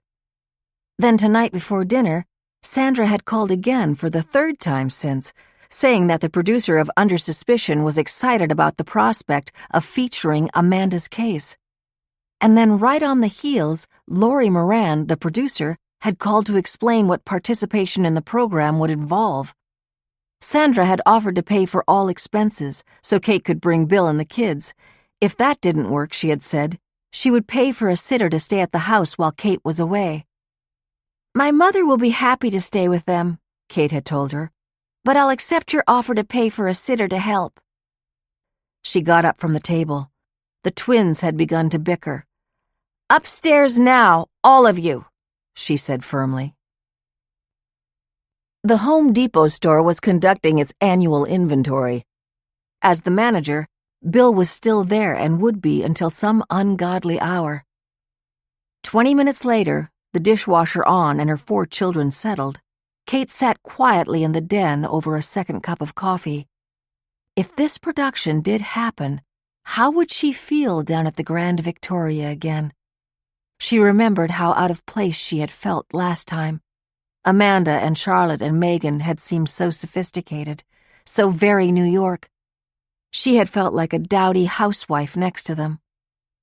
"I've loved Bill since I was 13 years old," she thought. "But sometimes I wonder how it would have been if I'd given myself a few years after college to live in New York and date other people, have some breathing room." She took another sip of coffee. "I never thought I'd go back to Palm Beach," she thought. 5 years ago, I committed the worst mistake of my entire life there. No one must ever know. Please, God," she pleaded silently. "Please don't let anyone know." 17. Walter Pierce opened an email from his daughter, Charlotte. "Hope you love these as much as we do." We. She meant her team up there in New York City. 10 years ago, any new product would have been presented to him in his office, right here at the factory, overlooking the production floor, pencil sketches on paper. He would have been the one to decide whether it was right for lady form. Now he opened files on a computer. With the click of a mouse, he could review a digitized version from all angles, and a bunch of people whose names he couldn't remember had already expressed their approval. He clicked through images of what used to be called a sweatshirt, but was now known as a hoodie. This one's sleeves were equipped with built-in mittens that could be slipped off with the flick of the wrist. The old Walter would have picked up the phone and asked the person proposing such a silly garment to explain why anyone in the world would want mittens dangling from their clothing. But instead he hit the reply key, typed, "Looks great, Charlotte," and sent the message. The phone rang. He recognized the number on the screen as Henry's. That was a nice surprise. Normally, Walter was the one to initiate the phone calls. "I knew I could find you at work," Henry said. His son's voice was cheerful, but Walter knew it was his devotion to work that explained why Henry, his grandchildren, and now his ex-wife, all lived on an opposite coast. "I'm just about to head out. Your sister sent me a wonderful new design. How are Sandy and Mandy?" Henry's 2 girls were named Sandra and Amanda, named for their grandmother and aunt. "They're a handful, both of them." Walter smiled as he listened to his only son chatter like a proud father. He leaned back in his chair, closed his eyes, and wondered how his life might have been different if he'd been more like his son. Henry spent just as much time with his girls as his wife Holly did. He coached their soccer team, filmed their dance recitals, and cooked breakfast with them every Saturday so Holly could sleep in. "I try to tell myself that times were different back when my kids were small," Walter thought. "But I know I could have been a more hands-on father." "Tell them Grandpa Walt misses them," he said, then added, "Do you think your mom's still doing okay out there in Seattle?" As he spoke, he rocked back and forth in his chair. It was still hard for him to picture Sandra living alone. He had looked the house up on the internet so he could at least have an image, but he'd only been inside once when she had invited him to Thanksgiving dinner. Henry was silent for a few seconds. "She's settling in, sure. That's why I was calling. She talked to you about this television show?" "She was very excited. Has the producer made a decision?" "Not yet, but Amanda's case is definitely on the radar," Henry said. "I just wanted to make sure you were actually comfortable moving forward. I know how excited Mom can get. You shouldn't feel obligated." "I don't. As I told your mom, I'm proud of her for getting someone to revive Amanda's case after all these years. She's worked her heart out for this." "But do you want this?" "Sure, if Mom thinks it will help." "Dad, that's what I'm worried about. Don't do this for Mom out of guilt or because you think you'll be making something up to her. I know that not knowing what happened to Amanda is what came between you." Walter swallowed past the lump in his throat. "Your mother's the most fierce and loyal woman I've ever known. Finding Amanda has become her life's work. Trust me, if anyone understands the need to pour yourself into a passion, it's me." "Dad, I'm not talking about work. I know you're not always comfortable talking about your feelings, but how come we never talk about Amanda?" "I still think about your sister every day." "I know you love her and miss her. We all do, but we never talk about her. How come you're so sure that Amanda's still out there?" "I've never been sure, but that's my hope." Every night Walter pictured his beautiful daughter and the adventures she might be having. She had always loved to draw. Might she be a painter on the Amalfi Coast? Or maybe she runs a quiet little restaurant in Nice. "I guess anything is possible," Henry said. "Then Mom says that Amanda would never leave us worrying like this, and that sounds absolutely on target, too. How can the two of you have such different opinions about what happened?" Walter opened his mouth, but no words came out. He couldn't go into it again. Then he said, "I appreciate your call, son. I'm absolutely on board about this. It'll be nice to see you in Florida." "You could miss work?" Funny, Walter thought. I agreed to do the show without even thinking about the company. "I'll be out of the office as long as necessary." He knew it had taken him too long to see the truth, that he had been a terrible father, unable to connect to his children about anything other than work. My son, he thought, moved all the way to the West Coast to escape hearing about lady form, breakfast, lunch, and dinner. Then I pitted my two daughters against each other, expecting them to both step into the family business and not giving either sufficient assurances of my approval. He wanted to tell Henry why he believed that Amanda was out there somewhere, living a new life under a new name. It was the only way, he thought, she could break free of me and be the person she truly wanted to be. But he just could not admit that. "We'll talk soon," Henry was saying. "Okay, Dad, bye." As he hung up the phone, Walter wondered whether Sandra and his children would ever realize how much he really had changed in the last few years. 18. It was Monday morning, which meant that Jerry and Grace were outside Laurie's office, gossiping about their weekend activities. From Laurie's vantage point at her desk, she gathered that Grace had been carrying on about the strikingly good looks of her latest gentleman suitor. "And where did you find this one?" Jerry asked. "You say that like there have been thousands," Grace objected. "And to be clear, it's all just flirting, nothing serious. I met Mark, this one, as you called him, at the driving range at Chelsea Piers." "You? Playing golf?" "I'm a woman of many talents. The clothes are adorable, and so are the other players. What's not to like? Speaking of surprising attributes, is that a tan I see?" Laurie found herself paying more attention to their chatter than the memo she was drafting to the studio's marketing team. She had also noticed some color on Jerry's usually pale skin. I visited friends on Fire Island, and it's not a tan.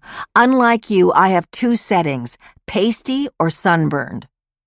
Lori found herself smiling as she hit the save key on her computer and rose from her desk. Okay, are we ready for our meeting? Once they were settled into their usual spots, Grace and Jerry on the sofa, Lori in the gray swivel chair, she asked which of them wanted to start. She was eager to hear their reports. Normally she was the one calling the shots in the office, but when it came to social media, she was almost oblivious. She barely understood the difference between a tweet and a status, a like and a follow.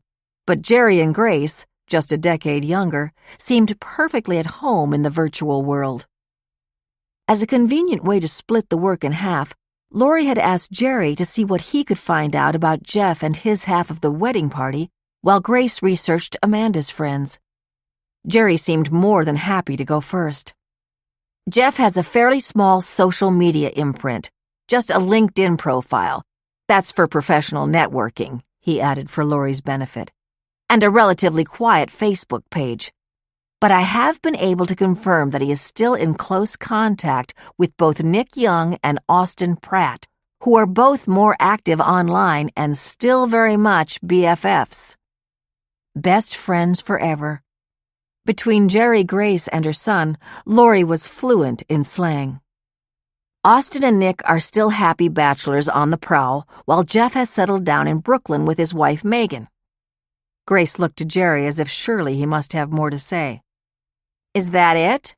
I wish my job had been that simple. I also called the Grand Victoria. Want me to start in on that? Jerry interrupted. One at a time, guys. Grace?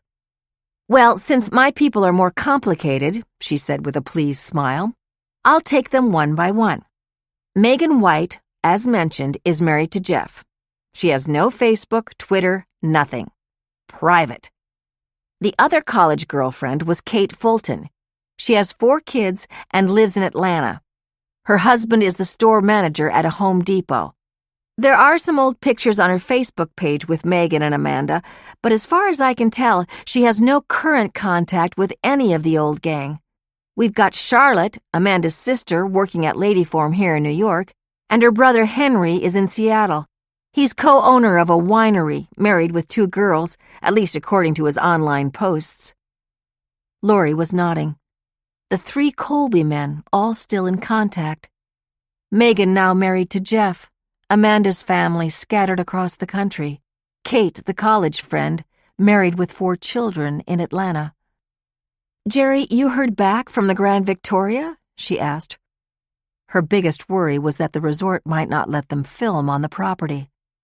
I spoke to the corporate office today. They're eager to cooperate.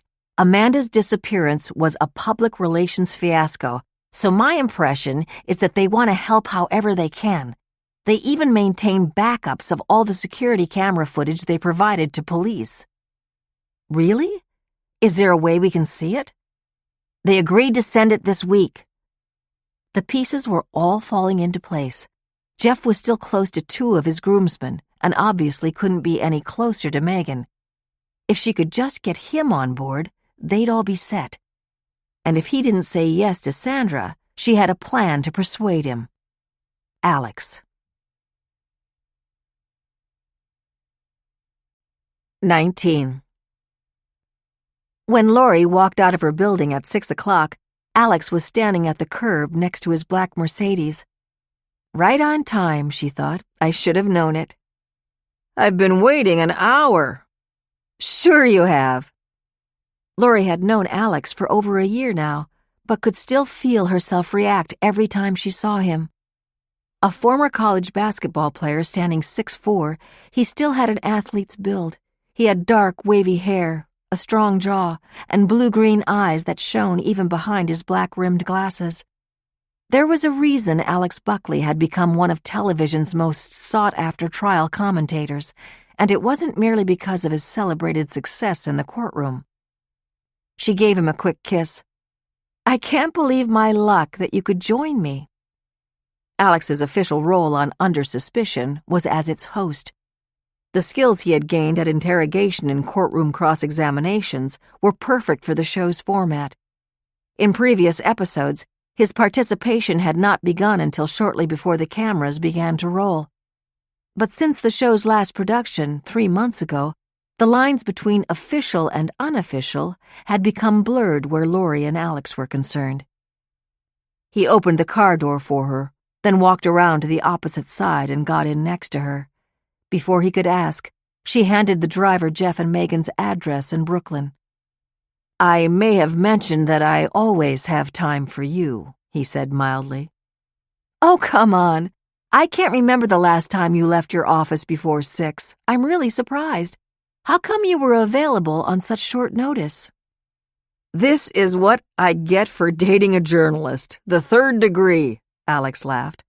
"I did make a scheduled trial go away by getting most of the evidence suppressed." Dating. Of course, we're dating, she thought. There's no other word for it.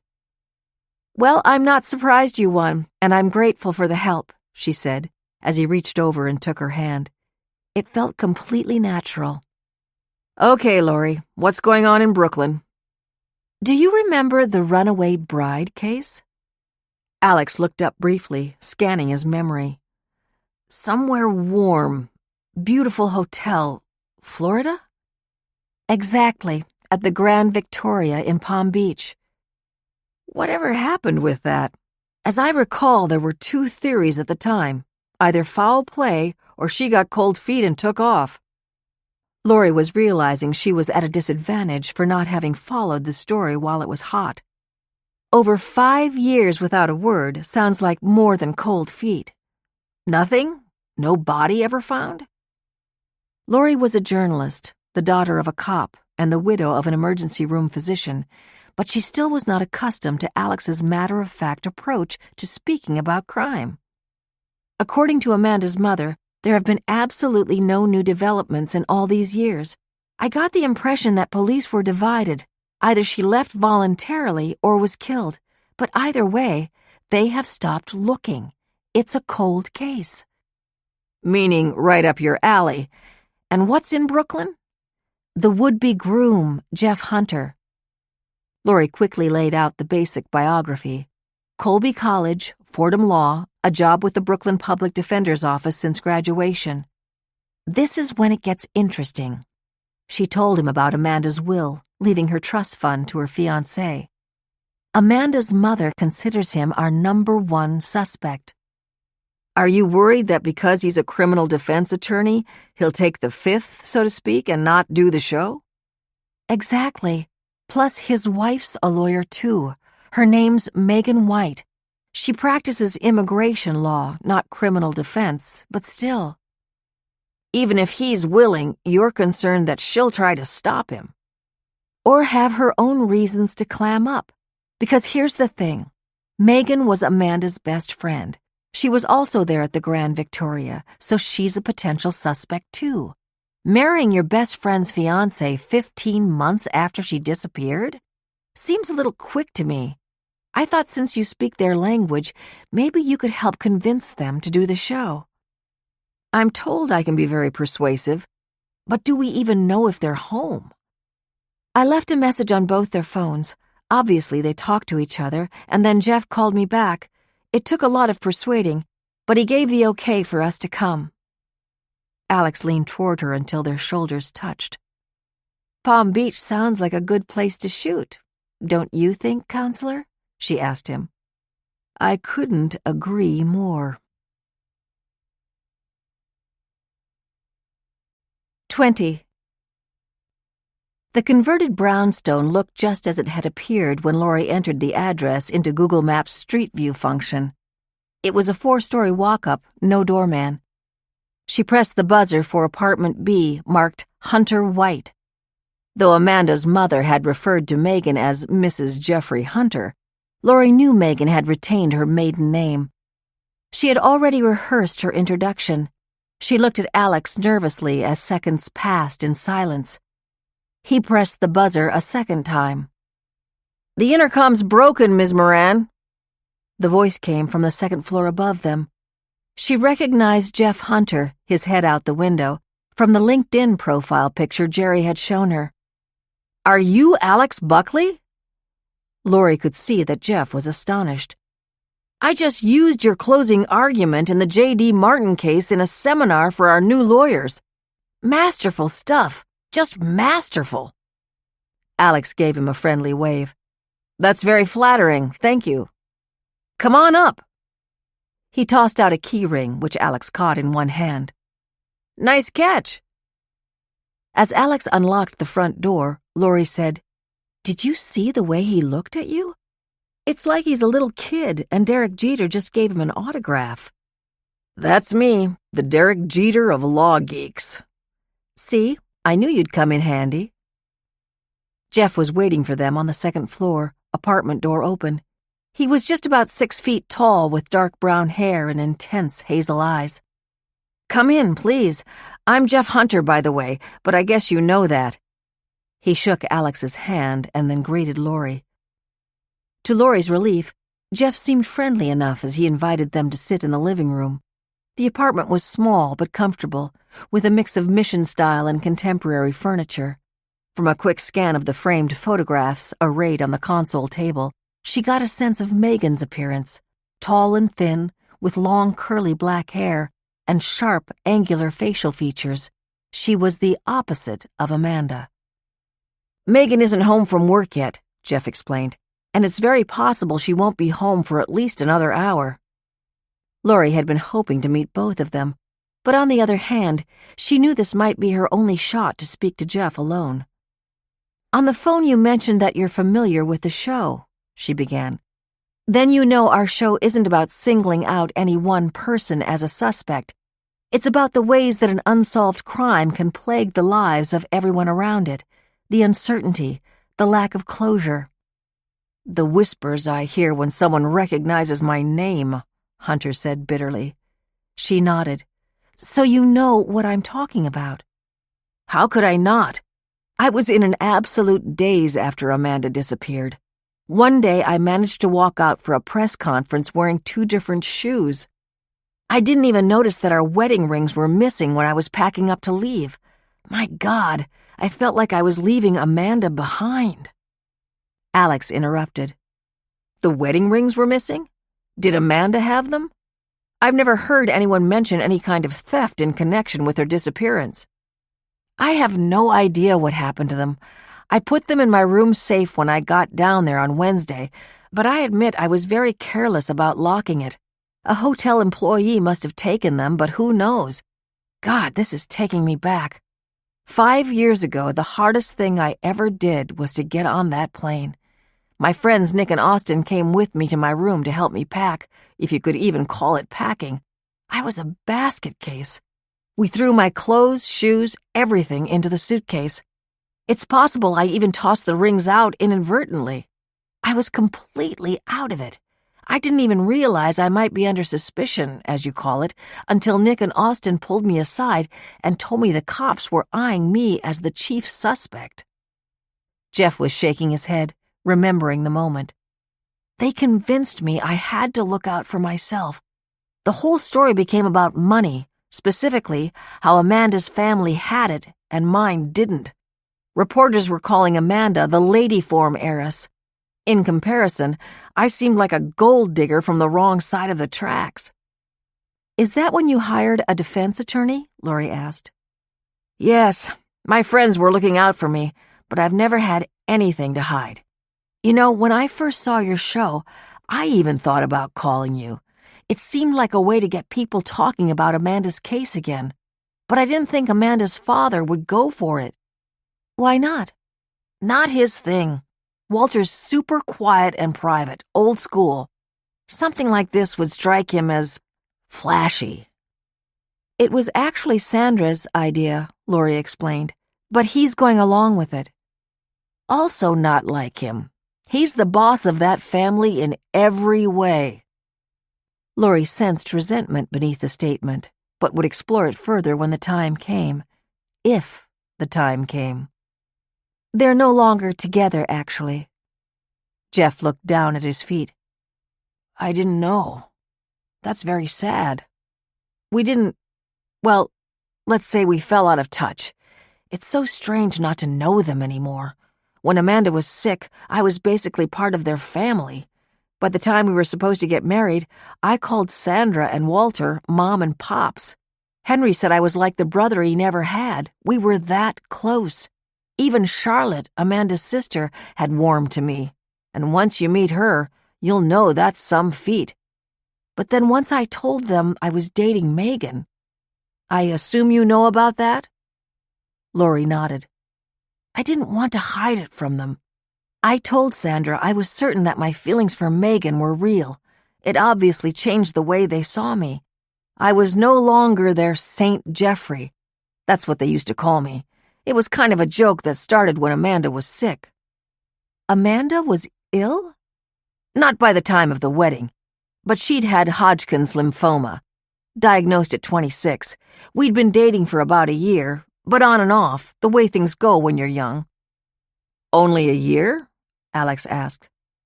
As a couple, yeah.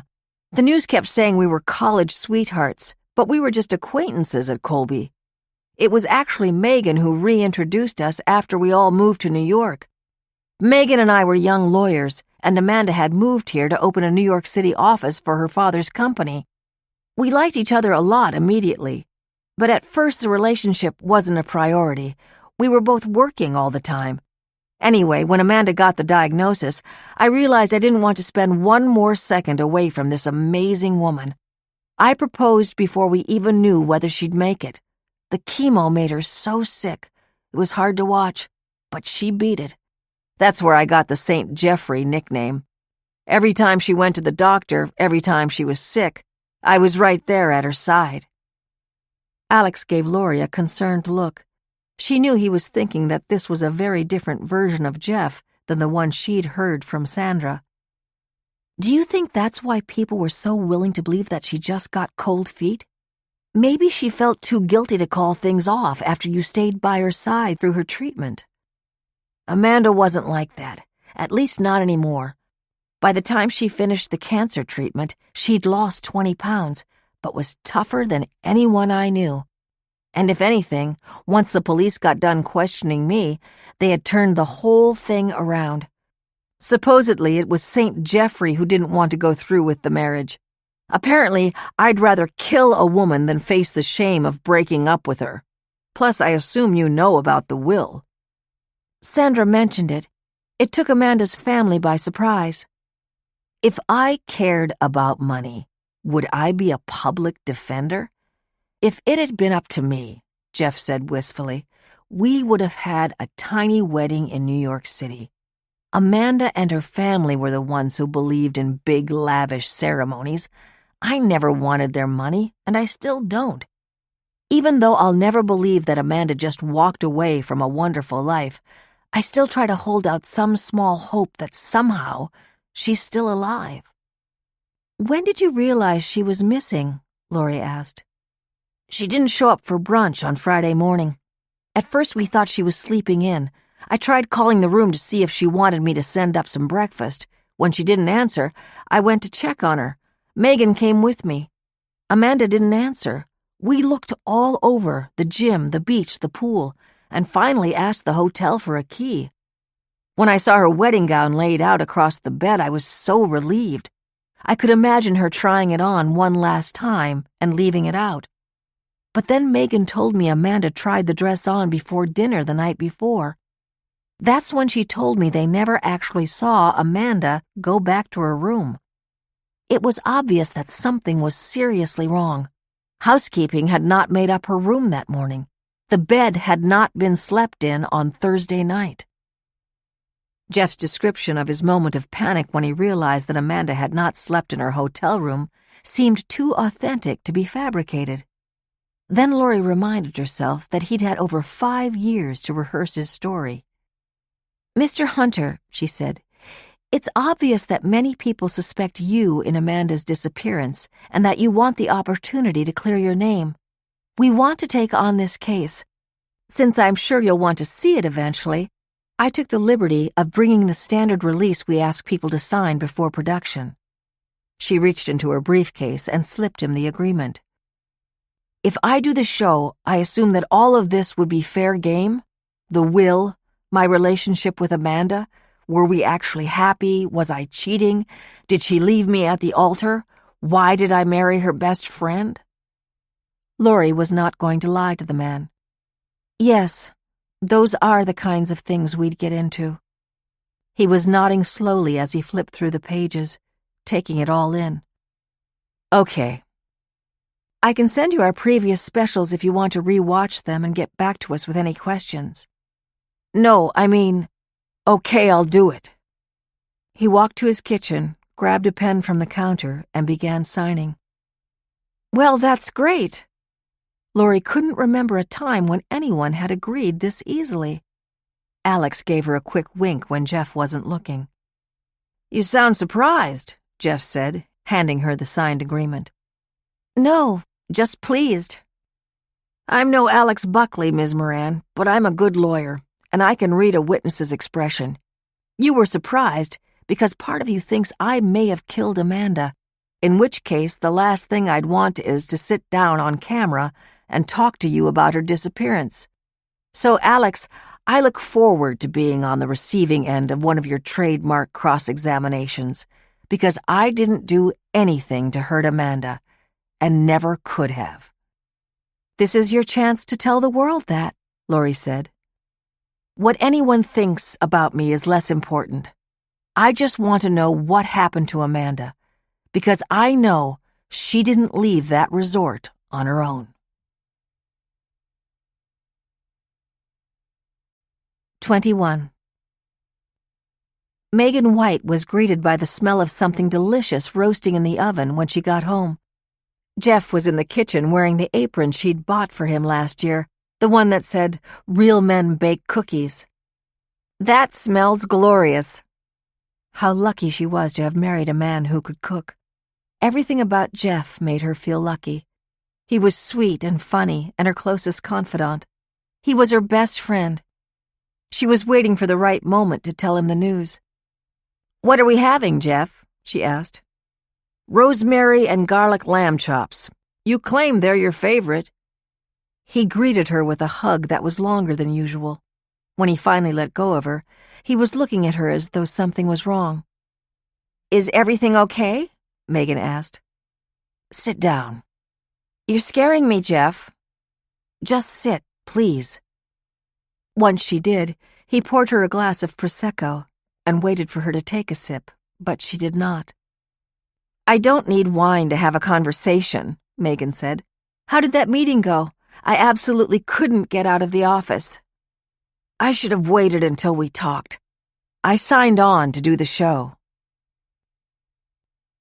15 minutes later, Megan sat on the edge of the bed, staring at her wine glass still full on the nightstand. She had changed into casual slacks and a pullover. She needed some time to think. The decision was already made. She had heard the certainty in his voice. Jeff's mind was made up. He hadn't been asking for her permission. He'd been breaking the news. He was doing this show. And Megan knew that, in reality, he was making the decision for both of them. How could she say no? How would it look that first she took the man Amanda was supposed to marry and now was trying to block a reinvestigation of her case? She wiped away a tear with the back of her hand. When Amanda's case had churned through the 24/7 cable channels, Megan had managed to stay out of the story. Amanda's parents had been the ones front and center, with Jeff at their side. It was months before the reporters stopped calling Jeff for comments. When they got married, she had been terrified that the media frenzy would start again. That's why they had gone quietly to the courthouse. It's why she didn't take Jeff's name. She didn't want the scrutiny. But this show would put them before millions of judging eyes. Viewers would want to know what kind of woman would steal her missing friend's fiancé. They'd want to know what kind of man could marry another woman so soon after his beloved Amanda went missing. Everyone would hate them. She started to lift her glass and then put it back down, reminding herself that she shouldn't. She pictured herself explaining everything about her marriage to a bunch of strangers on camera. "When Jeff and I started to develop feelings for each other, we were just as surprised as anyone else. They'd fallen out of touch after college, but their paths crossed after law school when Megan helped Jeff navigate a thorny immigration issue for one of his clients. He offered to take her out to dinner as a thank you. After 2 dates fizzled, they remained strictly professional colleagues and friends. And then Jeff bumped into Megan at a coffee shop near the courthouse when she was about to meet Amanda. She immediately sensed a spark between them. Maybe if Amanda had arrived a few minutes later, their paths would have never crossed again. So how was it that they had ended up together? That's the question the television show would want to ask. It really was because of Amanda. In the aftermath of her disappearance, they had consoled each other over the loss of a woman they both loved. They had friendship first and then a deep bond that came later. And because of that bond, Megan now knew what she had to do. She walked back to the kitchen, stopping first in the hallway bathroom to pour her wine in the sink. Jeff was at the counter, slicing a tomato. She wrapped her arms around him tightly. "Okay, we'll do this. Together. For Amanda. And for us." He turned around and gave her a kiss on the cheek. "I knew I could count on you. How were things at work today? When you got home, it seemed like you wanted to tell me something." He always could tell what she was thinking. "Nothing big. I did manage to get an extension on Mrs. Tron's visa." "That's good. I knew you were worried about that." She would wait a few days before telling him the actual news. She did not want all this talk about Amanda to overshadow the fact that she hoped and believed she was pregnant. The home test kit had been positive. She had made an appointment with her doctor for an additional test to confirm.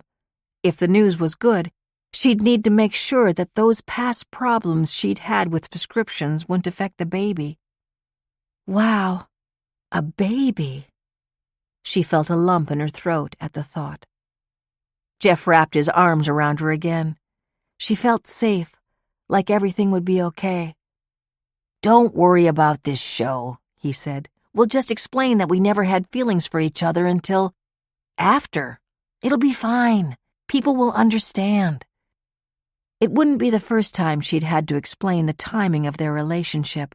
Her parents, their friends. The familiar story they told was that their feelings developed after Amanda disappeared. It wasn't the truth in my case, she thought. I was desperately in love with Jeff. But there was no reason anyone ever needed to know that. Megan could lie just as well as her old friend, Amanda. 22. When they left Jeff's apartment, they went directly to the Gotham Bar and Grill. The host greeted Alex with an enthusiastic handshake. "Good evening, Mr. Buckley." Alex introduced the man to Lori as Joseph.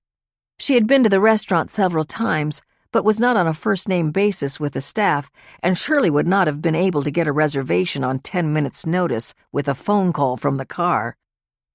Once they were seated, a sommelier arrived with 3 Cabernet selections for Alex to consider. He certainly was a regular, but she already knew that. As Alex's chosen wine was being poured, Lori checked her cell phone. There was a text message from her father, responding to the one she had sent from the car. "Timmy's thrilled with the pizza we ordered. Stop worrying and have a good time at dinner." She knew that her father was more than happy to spend time with his grandson, but she felt a pang of guilt. There was no way she'd be home in time to say goodnight to Timmy. "Is everything okay at home?" Alex asked. Of course he would know that's where her thoughts had drifted. "All good. It's amazing what a pepperoni pizza can do for a 9-year-old boy's happiness." Determined not to spend the entire night talking about Timmy, Lori asked Alex what he thought about Jeff. "Did you notice that he was the one who brought up Amanda's will?" "He struck me as a smart guy, so he knows why people are suspicious." "Tell the truth. You just think he's smart because Alex Buckley is his idol." "You love to get a rise out of me," Alex commented with a smirk. "So did you believe him when he said he never wanted Amanda's money?" "I think so, actually. You saw that apartment. It was modest but comfortable. If he wanted more, Presumably, he could earn it by leaving his public defender job, or he could have Amanda declared legally dead so he could inherit. Since speaking with Sandra, Lori had learned that New York law gave Jeff the option of filing in court to have her declared dead without waiting a full 7 years. A judge could evaluate all the circumstances of the disappearance and conclude that the person was almost certainly dead. He may not know that, Lori. Criminal defense lawyers don't know all the ins and outs of wills. Whether Jeff was aware of his ability to seek to inherit Amanda's trust fund with no body having been found was the kind of detail they'd need to explore before production. Their usual approach was to use a soft touch with the show's participants at first, as they had in the apartment. Once they finished their research, Alex asked the tough questions on camera. Alex, thank you again for going to Brooklyn with me. You didn't even need my help. If anything, Jeff seemed eager to sign on. He sounded confident that he'd be able to persuade his wife, too. He certainly was right when he said I was surprised. I nearly fell out of my chair. Was it only because he's a lawyer that you were expecting him to be so uncooperative? Not all of us are so difficult, he smiled wryly. Amanda's mother, Sandra, made him sound like a money-grubbing ladies' man. Apparently his two best friends are flashy bachelors. Jeff, in contrast, seemed quite sweet and earnest. I hate to tell you how many guilty clients I've had who can put on an act when necessary. I should start handing out Oscars in my office. I'm sure you're right, but I have to wonder if Sandra may have jumped to conclusions.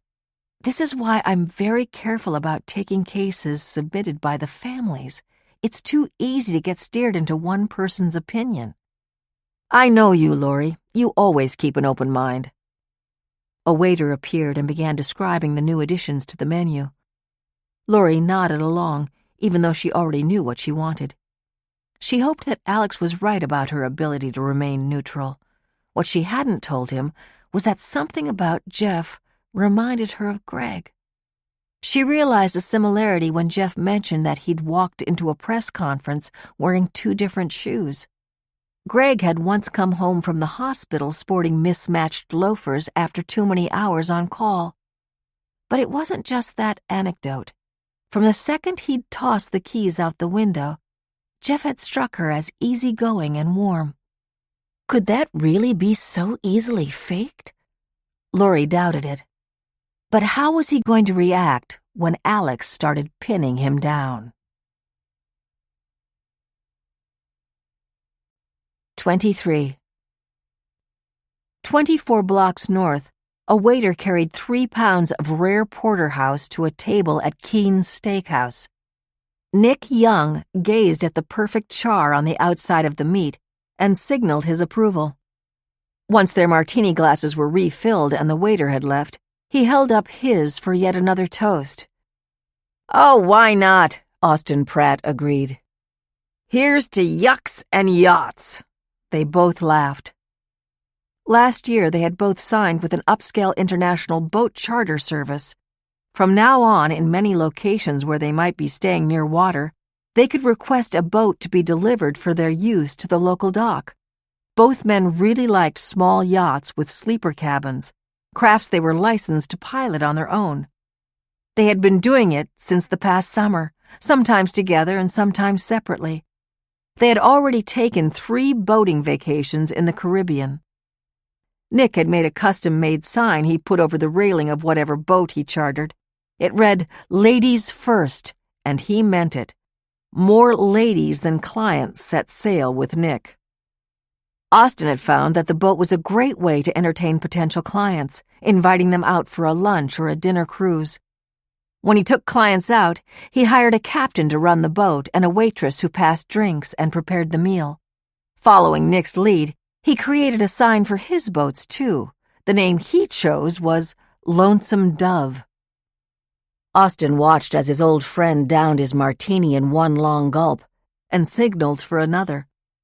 Nick's movie star looks had obviously attracted the attention of 2 young ladies seated at the next table, but he worried that Nick was drinking too much. There was a time when he never would have questioned Nick's drinking. But he was no longer the small, shy, nerdy kid who moved in across the street when the two of them were 7 years old in Baltimore. Even though they were the same age, Nick had become like a big brother, looking after him in grade school when Austin was smaller and less secure than the other children. It was no surprise to anyone when, after Nick applied to and chose to attend Colby College, I had done the same, Austin thought. Nick, naturally popular wherever he was, made sure to include me in his activities. The friends Nick made became my friends. He did not realize that Nick was eyeing him with some envy. He looks like a bookkeeper, Nick thought, with those frameless glasses and thinning hair. Where they'd call a woman a plain Jane, he's a plain Joe. While he used to aspire to be like me, in some ways he's gone further than I have. I've done pretty well financially, but he's outpaced me. Austin is the one already managing one of the hedge fund industry's largest biotech-focused portfolios. He has homes in Manhattan, East Hampton, and Colorado. He even flies by private jet. Then Nick comforted himself by thinking, but I'm a lot better looking than he is. I'll catch up to him. Better yet, I'll surpass him. Maybe when the check came, he'd let Austin pick it up. They were halfway through the steak before they began to discuss the phone call they had each received from Jeff. I got the impression that Jeff's mind was made up, Nick said, his tone grim. Me too. I love him like a brother, but I don't get that guy. Working like a dog for no money at all, living in that tiny place in Brooklyn. Knowing a lot of people think he murdered Amanda, why would he stick his neck out like this? He wanted my assurances that I'd sign on to the show if the producer contacted me, Austin said. Should we try to talk him out of it? Austin shrugged. You know Jeff better than I do. You said yourself his decision sounded final. Nick certainly did know Jeff well. We became close friends when we were assigned as roommates our freshman year at Colby, he thought. We were both smart and confident. The girls loved us, but it ended there. Where Jeff was laid back and studious, Nick thought, I never missed a beer bash in 4 years. After graduation, we went in different directions. While Jeff became a public defender, I went for the money on Wall Street. After law school, Jeff started dating the incredibly beautiful Amanda, the girl every guy on campus had been after. Amanda and I had a few dates in college, but it didn't go anywhere. Nick tried to suppress a smile when he recalled Austin telling him during senior year that he planned to ask Amanda for a date. Don't bother, my friend. It's a lost cause.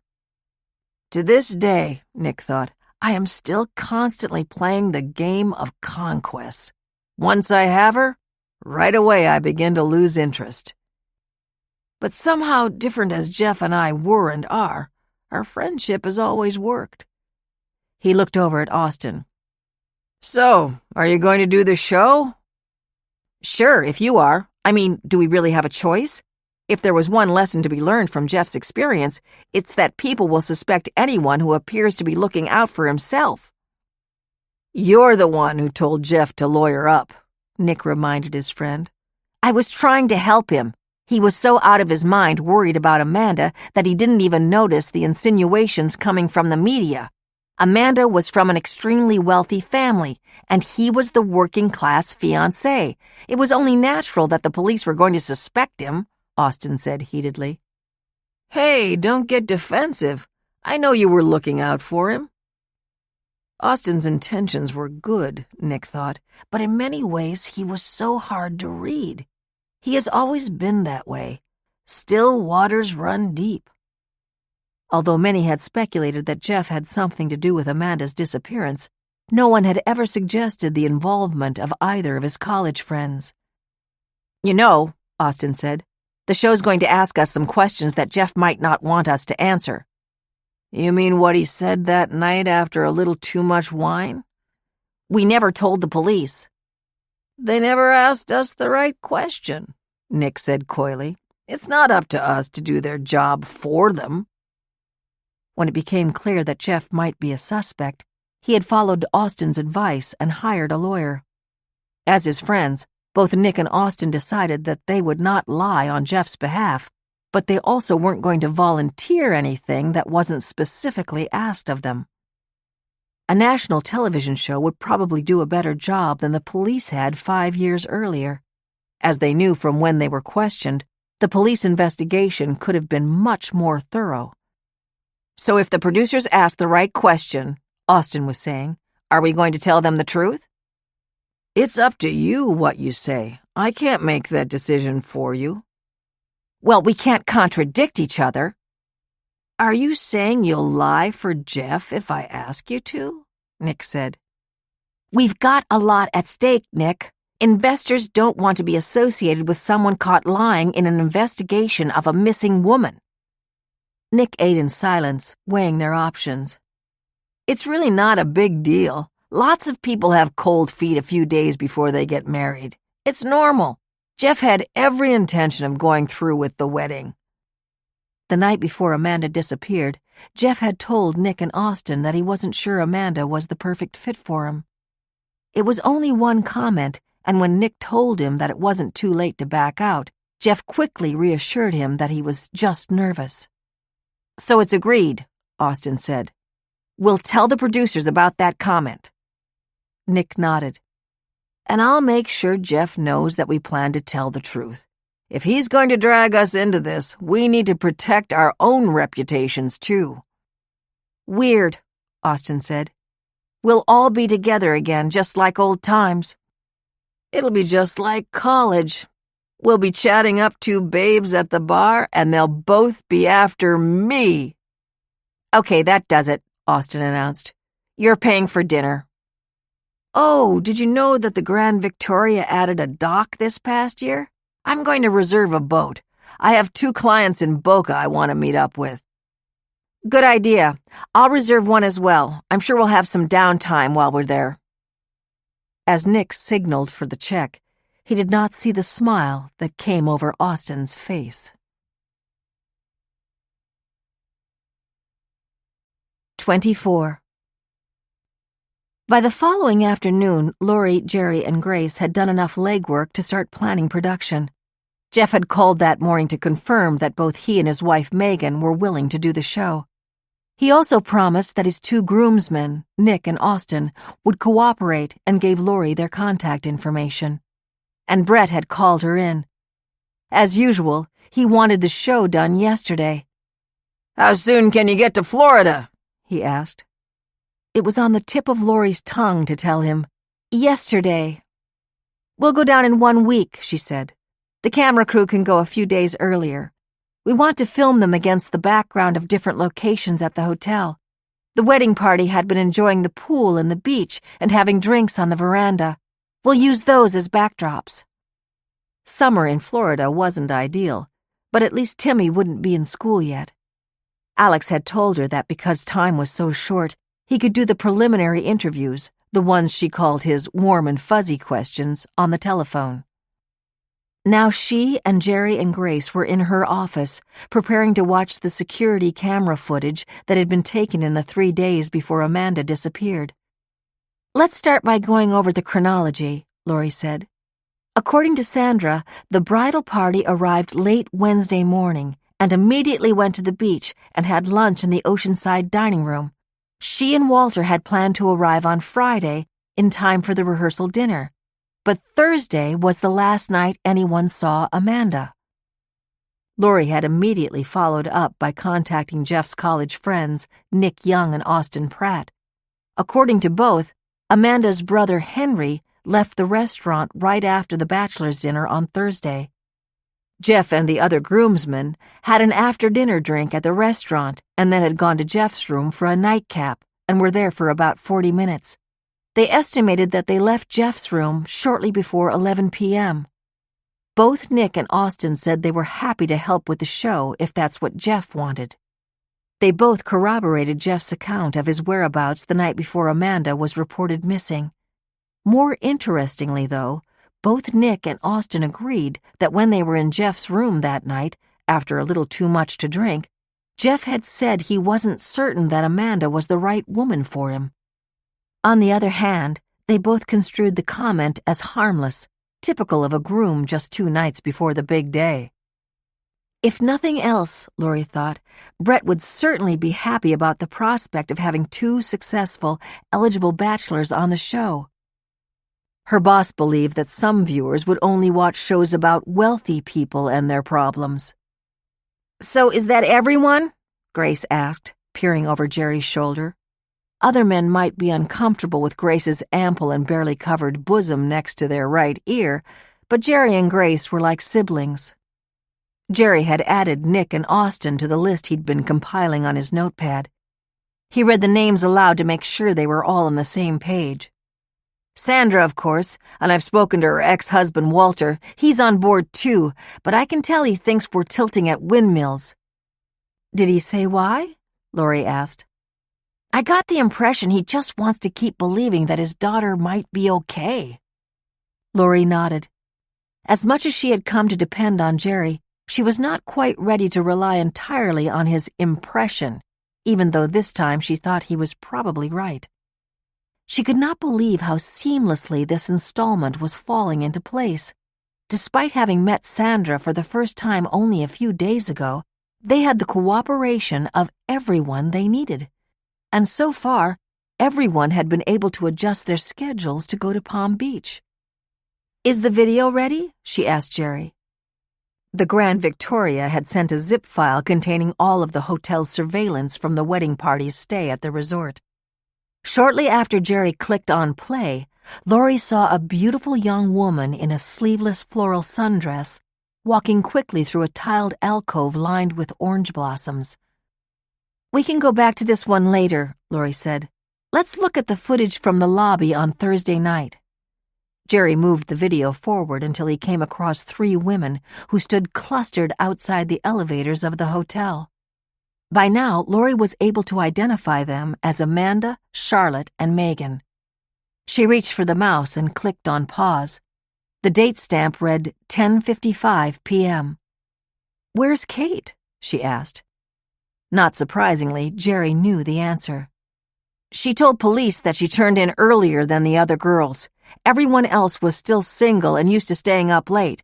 But by then, Kate was married with a toddler who wasn't a good sleeper and couldn't keep up with the rest of the crowd." Lori jotted down a note on her pad and clicked on play again. The next few moments were the footage that had been played constantly on the news in the days following Amanda's disappearance. All 3 women stepped into the elevator, but then Amanda walked out just before the doors closed. She was no longer in the sundress. She had changed into a blue dress and high-heeled wedge sandals. Lori clicked on pause again. "This is where she said she lost something?" she asked. "Yes," Jerry said. Questioned separately, Charlotte and Megan were entirely consistent about that. It was very sudden, like the thought just came to her. "I forgot something" was the exact quote they both provided. At the time, they thought it might just be that she had left something in the lounge where they were having the after-dinner drink, but she had left so quickly they hadn't had time to ask her. "But no one from the lounge remembers her going back to it." Jerry shook his head. "She just disappeared. But one theory is that she made up forgetting something as a reason to go find Jeff.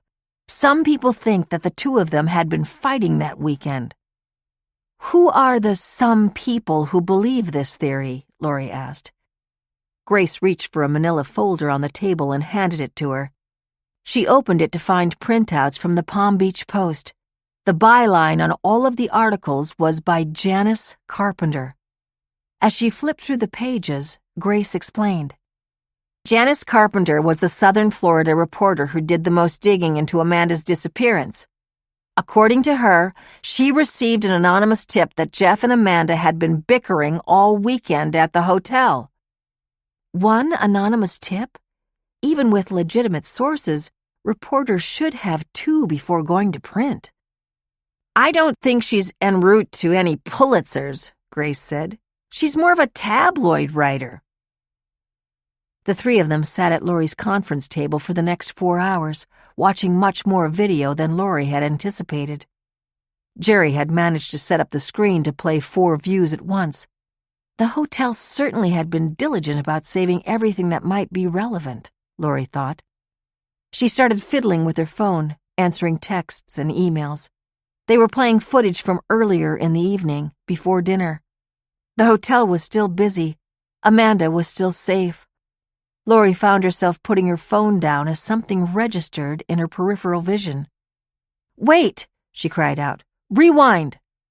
Jerry reached over and did as instructed. "That's Amanda again!" she exclaimed. She recognized the sundress. Amanda was in the courtyard where most of the hotel's shops were located. She paused at a window for a few seconds, appearing to admire an outfit, and then continued to walk. "That's definitely her," Grace said. "This is hours before she was last seen exiting the elevator," Jerry said. "I know, but play it again." Jerry went back a few minutes and then clicked play. This time, Laurie took the mouse from him, waited, and then clicked pause. "See, right there." She pointed to a grainy image that appeared to be a man and then replayed the last few seconds one more time. The man approached from the right side of the screen toward the left. He passed Amanda, who had paused at the shop window, her back toward the camera. Just as she disappeared into the right edge of the screen, the man pivoted 90 degrees and walked away from the shop windows. A moment before he was out of view of the camera, barely perceptible, he turned again. He passed the shop window and kept walking. "Did you see it?" Laurie asked. "He was heading in Amanda's direction." "He's following her," Grace said. They replayed the few seconds one more time. "Or maybe he went back to his room for some reason," Jerry said. "He's carrying something." Laurie slid the video back again and then paused on the grainy image. "Can you zoom in on it?" Jerry tried, but the resolution turned to mush. "It's a purse or something," Grace said. The man had a strap across his chest, attached to a small case resting on his hip.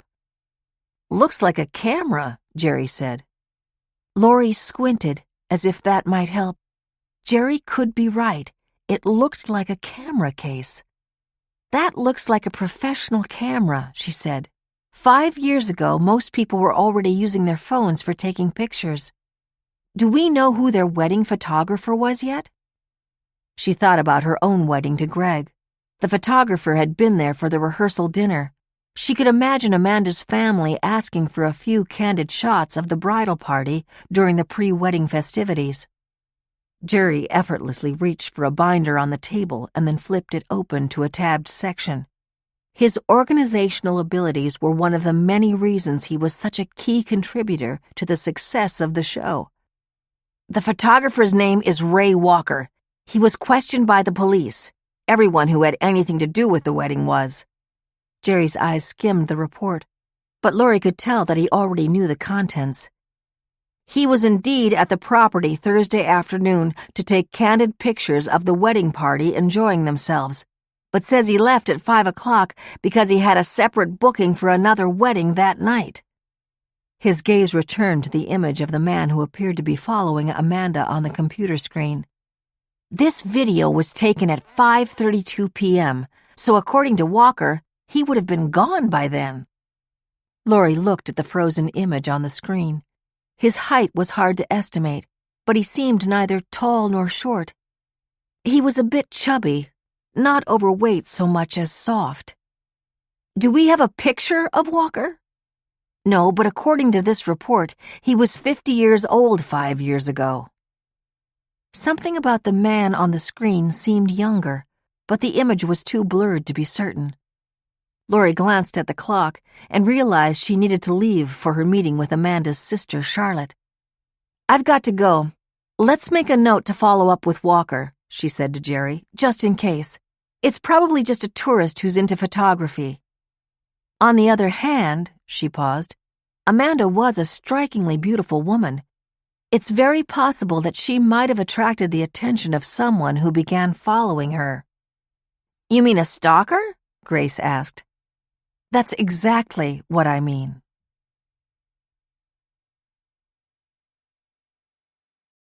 "25. The lady form waiting room was fit for a couture company, complete with wine-colored velvet furniture and black and white fashion photos lining the wall. Sandra wasn't exaggerating when she said the family business had shifted its branding in recent years. When Lori was a child, her grandmother had bought lady form foundation wear. Lori was too young to understand all the snaps and buckles, or why her grandmother would spend so much time squeezing herself into one of those heavy-duty contraptions, but she remembered being scared by the entire process. Now ladyform was synonymous with women feeling happy and comfortable inside healthy, natural bodies. A woman about her age opened one of the double doors leading to the lobby and greeted her with a smile. She was tall, probably close to 5'10", and slightly heavy-set. She had shoulder-length light brown hair and appeared to wear no makeup. Lori recognized her from their research as Charlotte Pierce, current Executive Vice President of Design at Ladyform, and more important for Lori's current purposes, the older sister of Amanda Pierce. "What can I do for you, Ms. Moran?" Charlotte asked once they were settled into her office. "Have you decided to take my sister's case?" Lori had scheduled an appointment through Charlotte's assistant, but hadn't yet spoken to Charlotte directly. "I should make clear that we don't take a case like a lawyer or private investigator would, since your family wouldn't actually be our client, but we are looking closely at featuring your sister's disappearance in our next special." "That's great. As I told my mother, I'm happy to participate if you need me." "Terrific. She told me that, but we always double-check. I have the paperwork for your review." She retrieved the production contract from her briefcase and slid it across the desk. She could have emailed it to Charlotte, but she had another reason for being here. As Charlotte reviewed the agreement, Lori pretended to make small talk. "So I'm told you were a bridesmaid." She said, her attention focused on reading. "Oh, sure, that's right. I suppose the bride kind of has to ask the big sister." "But you and Amanda were close, weren't you? Not only sisters, but co-workers?" "She probably would have said too close at times. It's not always easy to work professionally with family members." Lori nodded. It was Austin Pratt and Nick Young who'd mentioned a sense of sibling rivalry between the Pierce sisters, more on Charlotte's part than Amanda's. According to them, Charlotte showed no real interest in her sister's wedding. She had been supposed to offer the toast at the Friday brunch, but had asked Nick to do it. Amanda never appeared for brunch, so the moment of the toast never arrived. Thinking about that, Lori wondered if somehow Charlotte already knew that Amanda wouldn't be there. "Your mother tells me that Amanda was the one to suggest the New York office. Things seem to be going very well for the company." Charlotte's grimace was unmistakable. "Yes, it was Amanda's idea. I've managed to steer it in the right direction in her absence, but who knows where we might be if she were still here." She barely tried to hide the sarcasm. "Sorry, I didn't mean to suggest that you didn't deserve the credit," Lori said, even though that wasn't quite true. "It's fine." She handed back the signed document. "So is that all?" "What do you think happened to your sister?" Lori asked bluntly. Charlotte looked Lori directly in the eye. "I have no idea. My mother is convinced she was kidnapped and probably murdered. My father seems to think she ran away to start a new life. I have dreams, nightmares, involving both scenarios and everything in between." She spoke in a tone that was almost businesslike.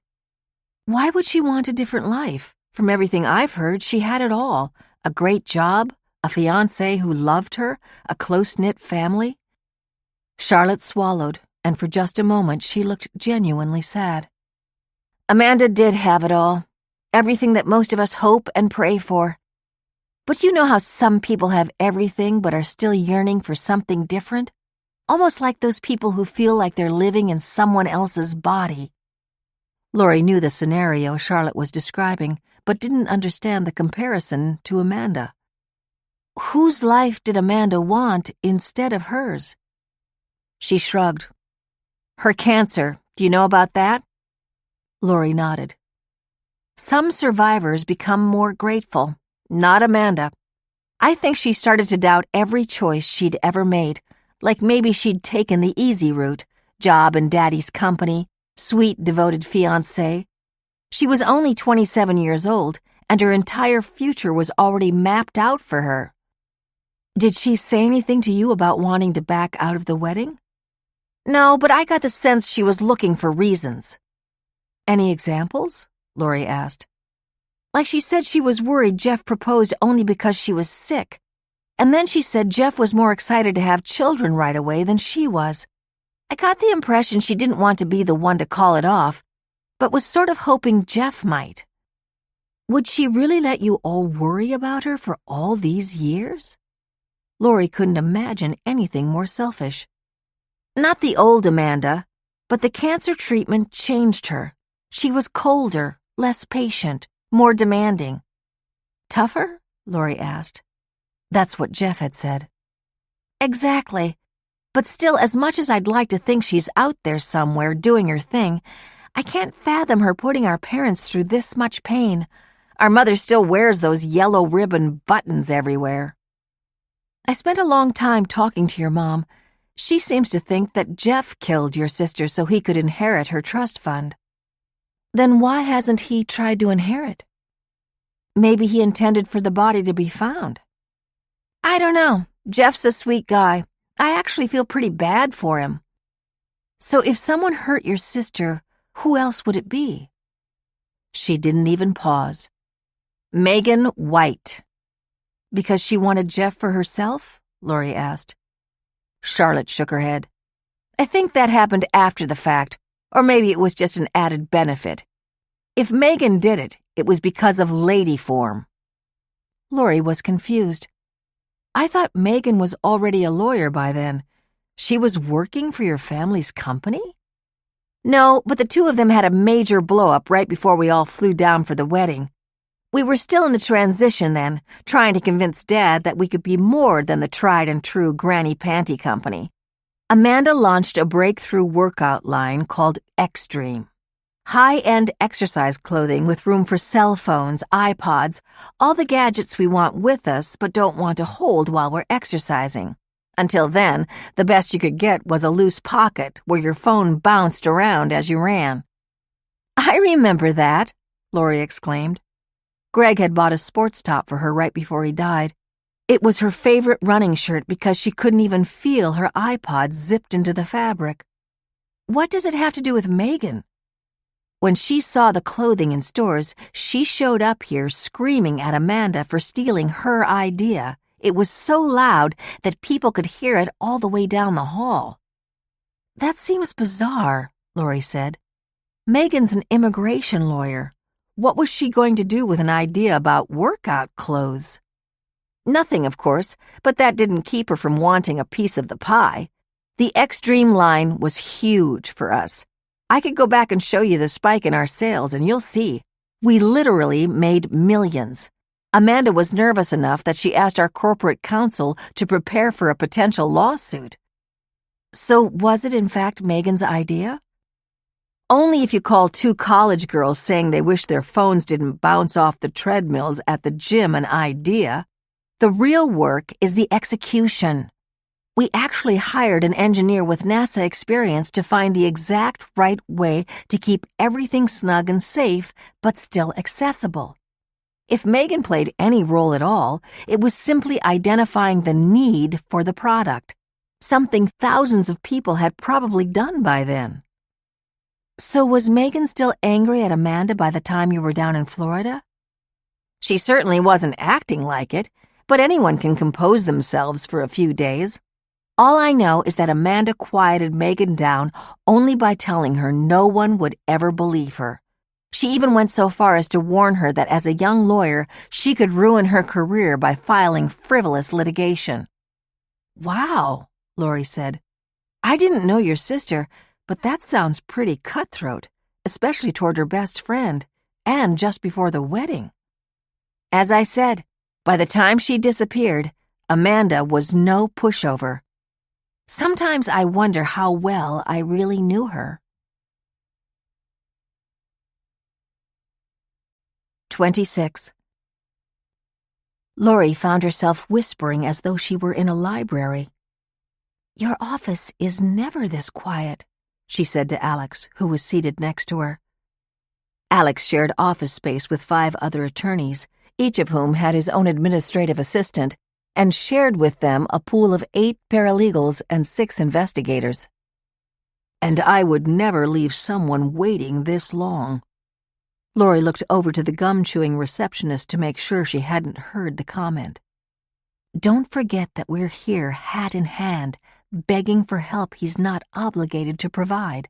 We don't want to offend the man." The man in question was Mitchell Lands, Esquire. Lori was enjoying the absolute silence of the sole practitioner's office, and she was savoring the excuse to read the trashy celebrity magazine she'd found on the coffee table. Alex was not so patient.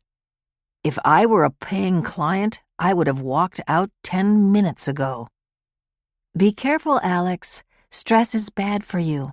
I might tell Ramon that you need some more yoga in your life." Ramon was Alex's butler. Alex had made numerous attempts to find an alternative title: assistant, house manager, scheduler.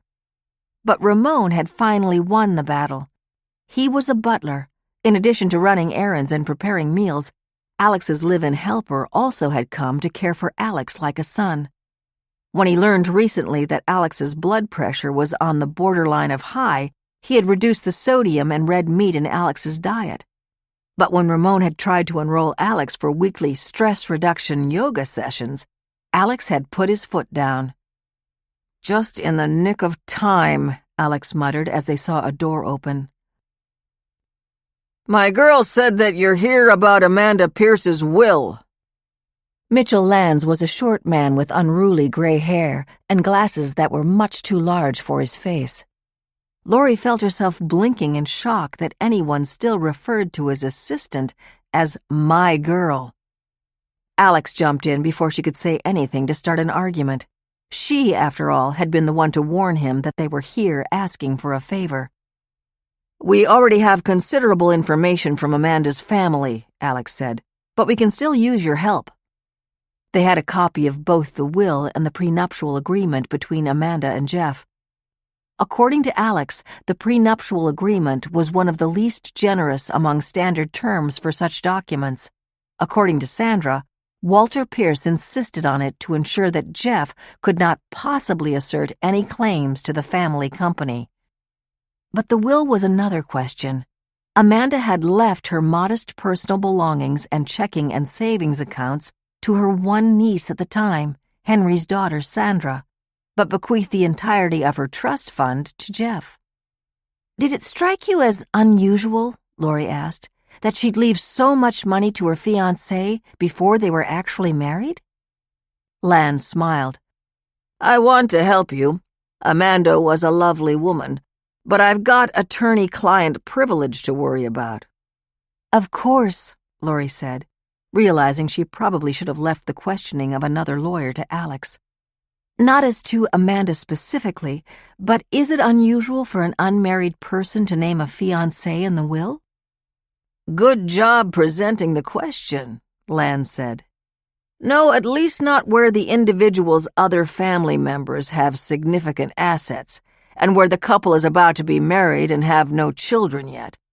I think I can safely add that it's especially common for fiancés to revise their wills as a way to make up for a prenuptial agreement that their family is insisting upon. Parents tend to care about prenups, but never imagine that their children will ever predecease them. If you know all the terms of Amanda's will and prenup, I'm not sure how much more I can add." "What we really want to know," Lori said, "is whether Jeff knew about the terms of Amanda's will prior to her disappearance." Obviously, Jeff knew about the prenuptial agreement, Lori thought, as he was a party to it and had to sign off on it. But it was possible that he had no idea until after he returned from the Grand Victoria that Amanda had also written a will, naming him as the primary beneficiary. The inheritance wasn't a motive for murder if he didn't know about it. Alex had been the one to notice that Amanda's will was signed on the same date as the couple had signed the prenuptial agreement. Now Alex pointed out that fact to Lance. "My guess is that they came here together to sign," Alex said. "If you went over the terms of Amanda's will in front of Mr. Hunter, then attorney-client privilege wouldn't apply. Amanda was the client, not Jeff." "Very clever," Lance said. "And yes, that's precisely what happened. Amanda was quite comfortable speaking about these matters in front of Jeff. Not that I'm an expert in such things, but they seemed very much in love. You don't really think he killed her, do you?" "We haven't committed ourselves to any one theory," Lori said. "But working with families on their legal matters, you must understand why we'd at least want to consider Jeff as a possible suspect, and why the terms of Amanda's will might be relevant." Lance smiled knowingly. "Oh, I certainly do understand, but I also knew my client. I think you're overlooking another possibility." He kept looking at them, waiting for them to follow his train of thought. He seemed amused at their befuddlement. "When Amanda first disappeared, many of the news outlets called her the runaway bride, cold feet, etc. My guess is that your show will assume that 5 years with no word makes a voluntary disappearance less likely." Lori nodded. "That's a good assumption." The knowing smile returned. "Unless it's not." He added another hint. "Maybe the will is relevant in a way you haven't considered." As she often did when it came to legal issues, Lori found herself looking to Alex for guidance. But on this one, she had more knowledge than he did of the personalities involved. It wasn't a legal puzzle. It was a puzzle about human motivations. Both Jeff and Sandra say that Amanda would have never just walked away without a trace. But if she wanted to start over again and felt like she owed something to Jeff... Alex finished her thought. Naming Jeff in her will and then disappearing was a way to eventually give some of her family's wealth to him, despite her father's insistence that he sign a prenup. Lance was nodding in agreement, pleased that he was being given the opportunity to share his thoughts. "I've said as much as I probably can about my own dealings with Amanda, but I can say that in general, sometimes when people have been very sick and could have died, they become keenly aware of their mortality. They want to make the most of every day. Maybe breaking your family's hearts is worth it if you can spend the rest of your days living on the other side of the world, doing exactly what you want." 27. That night at 7:30, Alex was thrilled to hear the sound of the keys in the front door. His brother Andrew had made it to New York with time to spare before dinner. He was about to pull the door open when he felt it being pushed. "Glad to have the better-looking Buckley on the premises," Alex said with a laugh. "Younger and better-looking," Andrew said as he embraced his brother. Ramon was hustling away his suitcase. As much as Alex enjoyed his life, so busy with work, he felt most at home when Andrew was here. One of the reasons Alex had bought this large apartment on Beekman Place, 6 rooms plus housekeeper's quarters, was so his younger brother could always have his own room, and there would be plenty of space when he brought his family up for a weekend. Andrew was a corporate lawyer in D.C. who came up to New York frequently on business. There was a reason it felt natural for Alex to have his brother under the same roof with him. For a long time, it had been only the two of them. Their parents had died within 2 years of each other. At only 21 years of age, Alex became Andrew's legal guardian. He sold their parents' home in Oyster Bay, and the two of them moved to an apartment on the Upper East Side, where they lived together until Andrew graduated from Columbia Law School. At commencement, Alex thought he probably cheered louder than any of the graduates' parents. Alex walked over to the bar to make cocktails, while Ramon continued to prepare dinner in the kitchen. Measuring shots of gin into a martini shaker, Alex asked Andrew about Marcy and the kids. He and Marcy now had a 6-year-old son and 3-year-old twin daughters. "I love coming back to the city," Andrew said, "but man, it's getting harder and harder to leave them, even for a few days.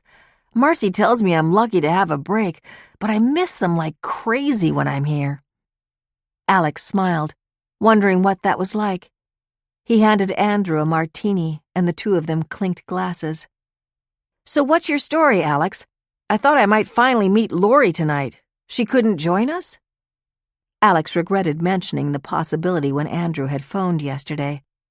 "I invited her, but she's lining up a new case. When she jumps in, it's not just with both feet. She gets in all the way up to her ears.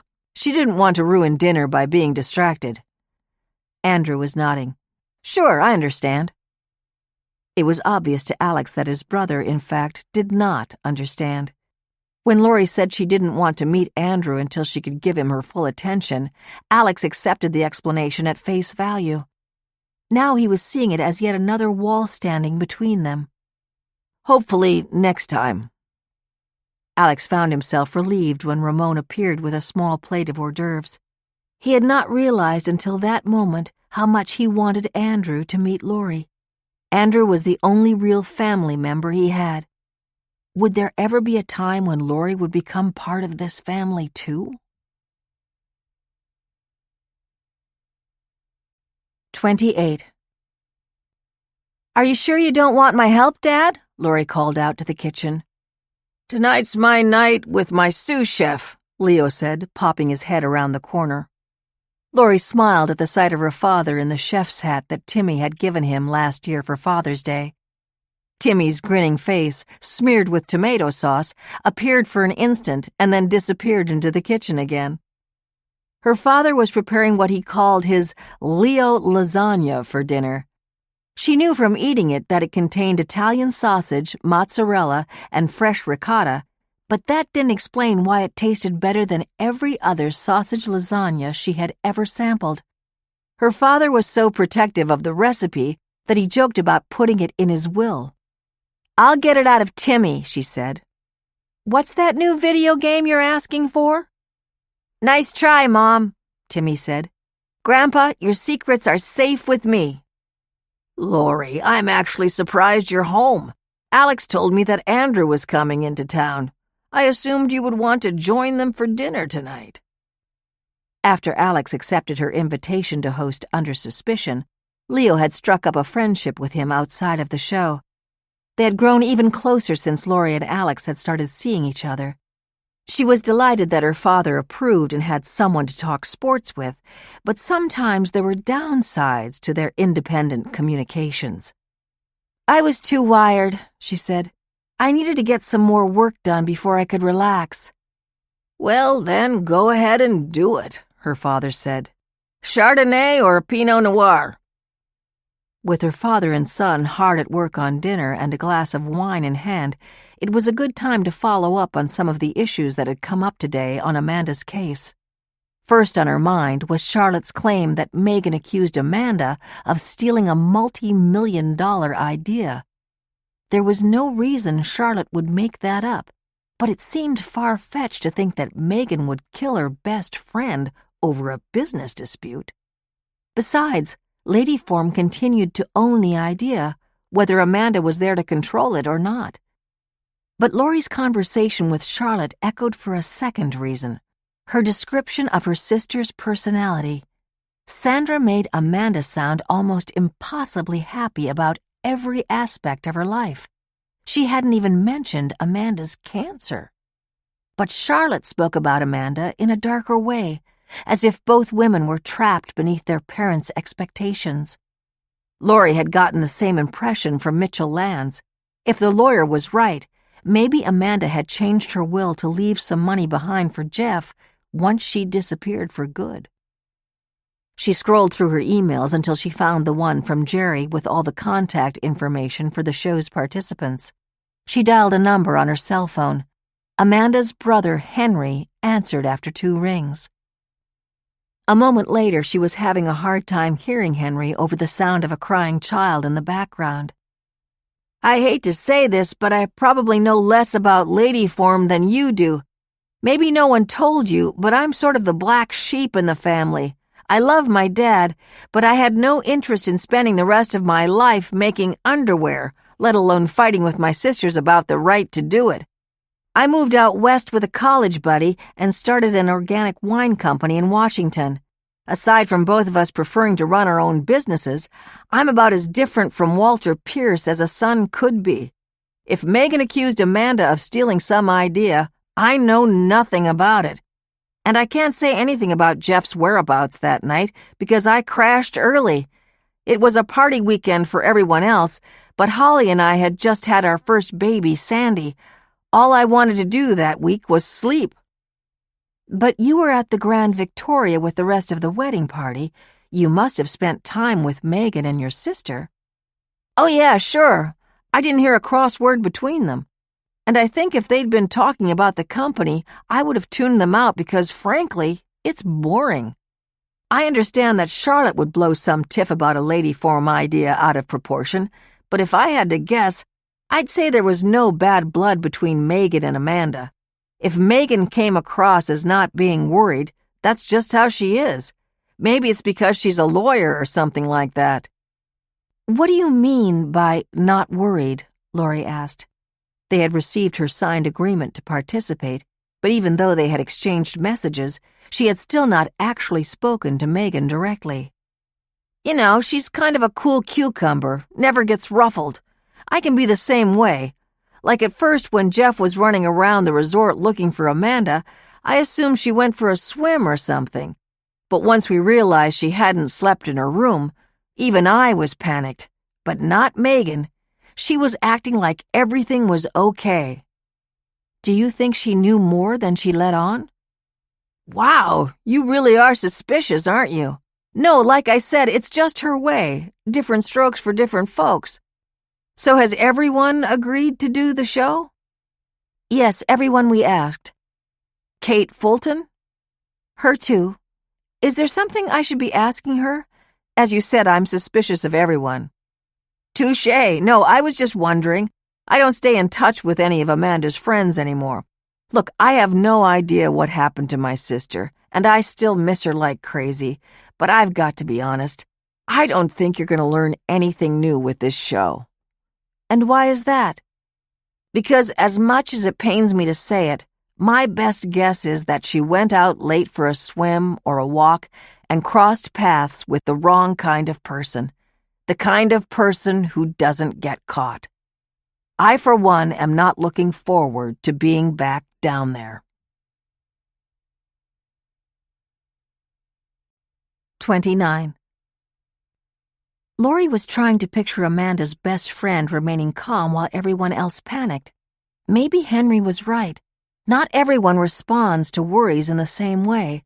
Or maybe, as Amanda's best friend, Megan had been in denial, refusing to believe that anything could have possibly gone wrong. She looked at her watch. It was just past 7:30, not too late to call someone in Atlanta.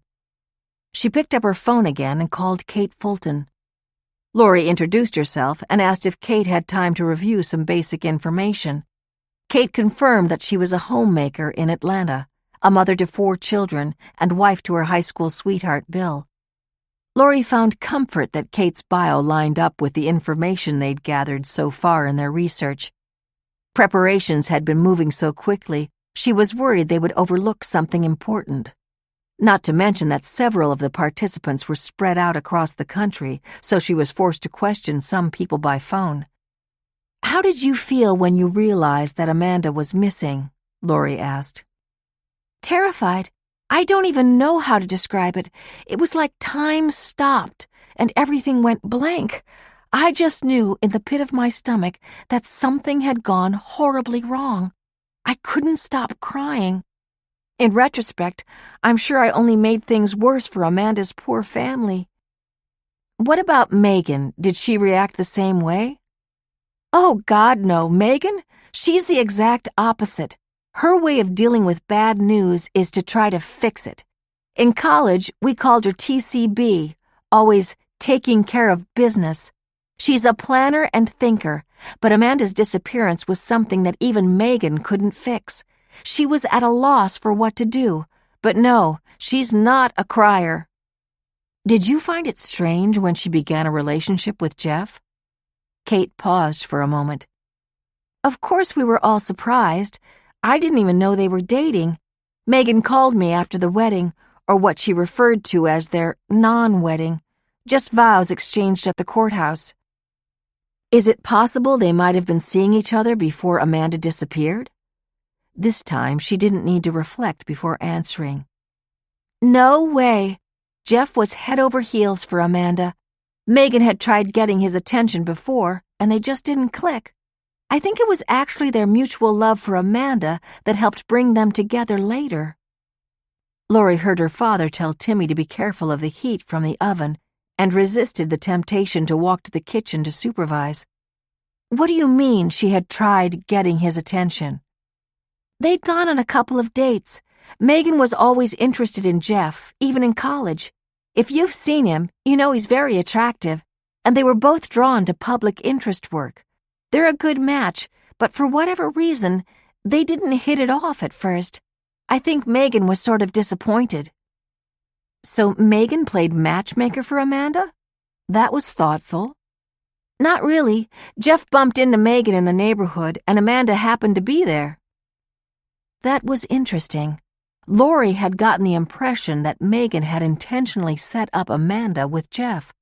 She was about to ask for more details when Kate shifted the conversation back to Amanda's disappearance. More so than anyone except maybe Mr. Pierce, Megan really wanted to believe that Amanda left on her own. I always thought it was her way of coping. Laurie shook her head in frustration. She still had no sense of Megan as a person. After she and Alex met with Jeff, she had called Megan twice to try to schedule a meeting, but got voicemail both times. Megan had replied only by email, saying that she was busy at work, but looked forward to talking soon. That's what we keep struggling with on our end, Laurie said. To us, it seems far more likely that something bad happened to Amanda. Why would anyone possibly disappear for all these years? They wouldn't, or at least Amanda wouldn't, but at the time, it hadn't been a matter of years, and we were all trying to convince ourselves there was some explanation. It was the day before the wedding, and Amanda was having doubts. She was? Charlotte said she sensed her sister was having second thoughts, but this was the first time anyone had claimed to have heard Amanda express them. Doubts might be too strong of a word, but when we were alone, she was asking me if I was happy, if I wished I had met Bill later in life, whether I'd had enough adventure before settling down.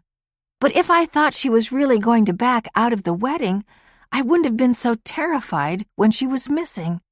I can't bring myself to say this to Sandra, but I'm convinced my friend is dead. I know for a fact she wouldn't put her family through this. How can you be so sure? Back when we were at Colby, a girl named Carly Romano disappeared. It was nearly 2 weeks before they found her body in Messalonsky Lake. Actually, this will give you some idea of how Megan and Amanda were so different. We didn't really know Carly, but the entire college was affected. Amanda was the one who organized the prayer sessions and candlelight vigils. Megan was the one who helped organize the on-campus search teams and handed out flashlights and safety whistles. Amanda was a caretaker. Megan was a pragmatist.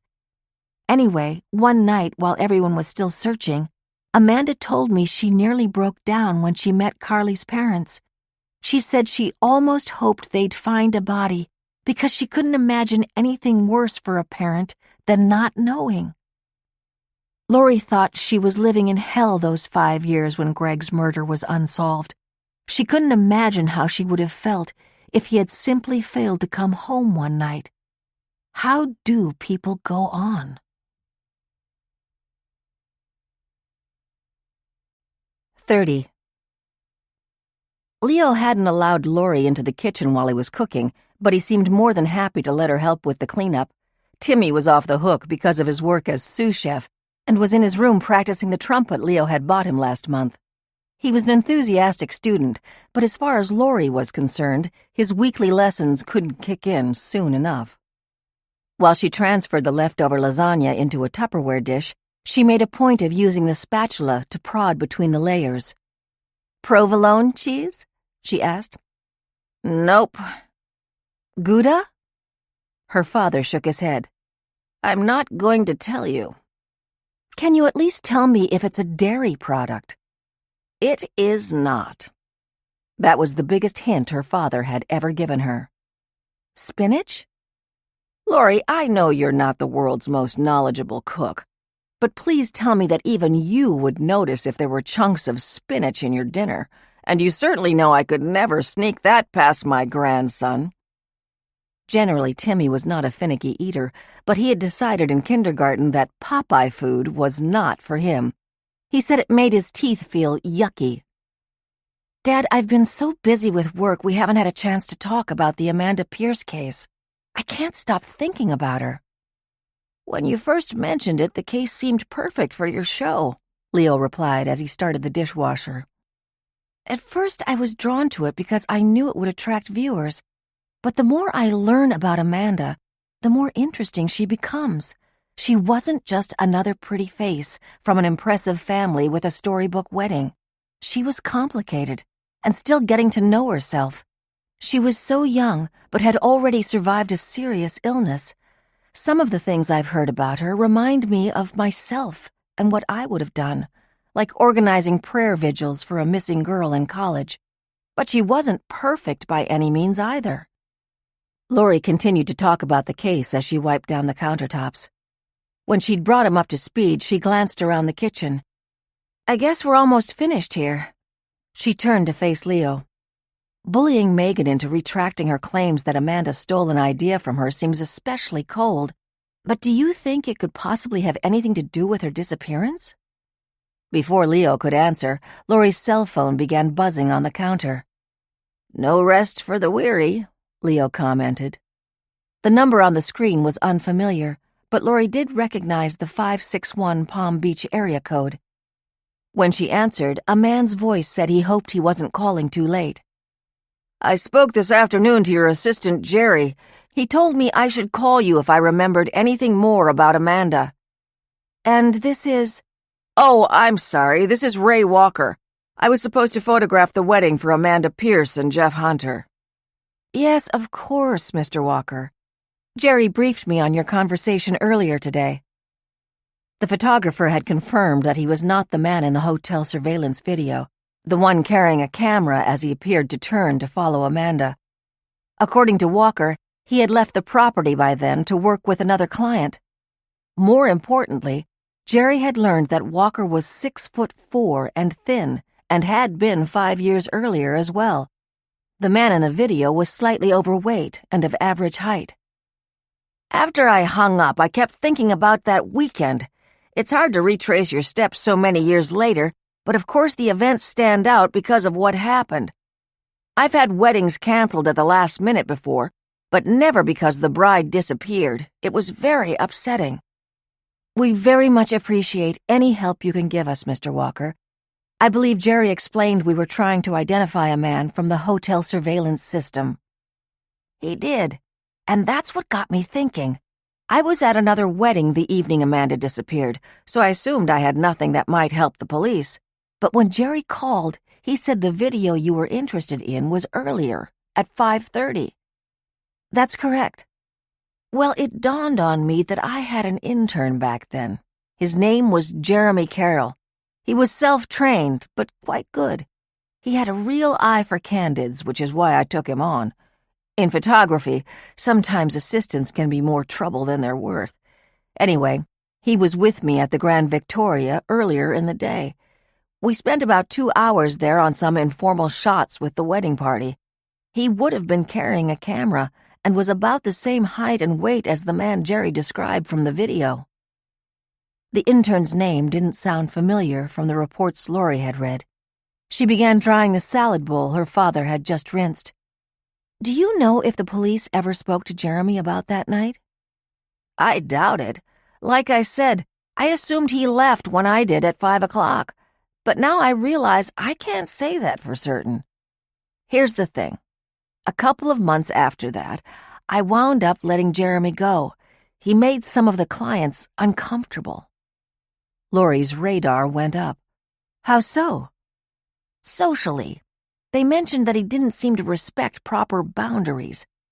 When you're photographing intimate events like weddings, it can be tempting to think that you become part of the inner circle. You don't. Anyway, I never thought too much more about him until your show called today. Now I'm thinking, maybe he took it upon himself to keep hanging around. It's a long shot, but I thought I'd mention it." Lori found a notepad and jotted down the name Jeremy Carroll. Walker didn't have contact information for him, but he said Carroll was around 25 years old when he worked for him. Lori thanked Walker profusely before saying goodbye. "I take it your caller had something interesting to say?" Leo observed. She summarized her conversation with Walker. "If Jeremy's the man from the video, I need to talk to him. It really did look like he turned around to follow Amanda. But all I have is a fairly common name and an approximate age." "No, you have more than that. You have a father who still knows a thing or two about basic police work." Leo snatched the piece of notepaper from the counter, and Lori knew that First Deputy Police Commissioner Farley was on the case. 31.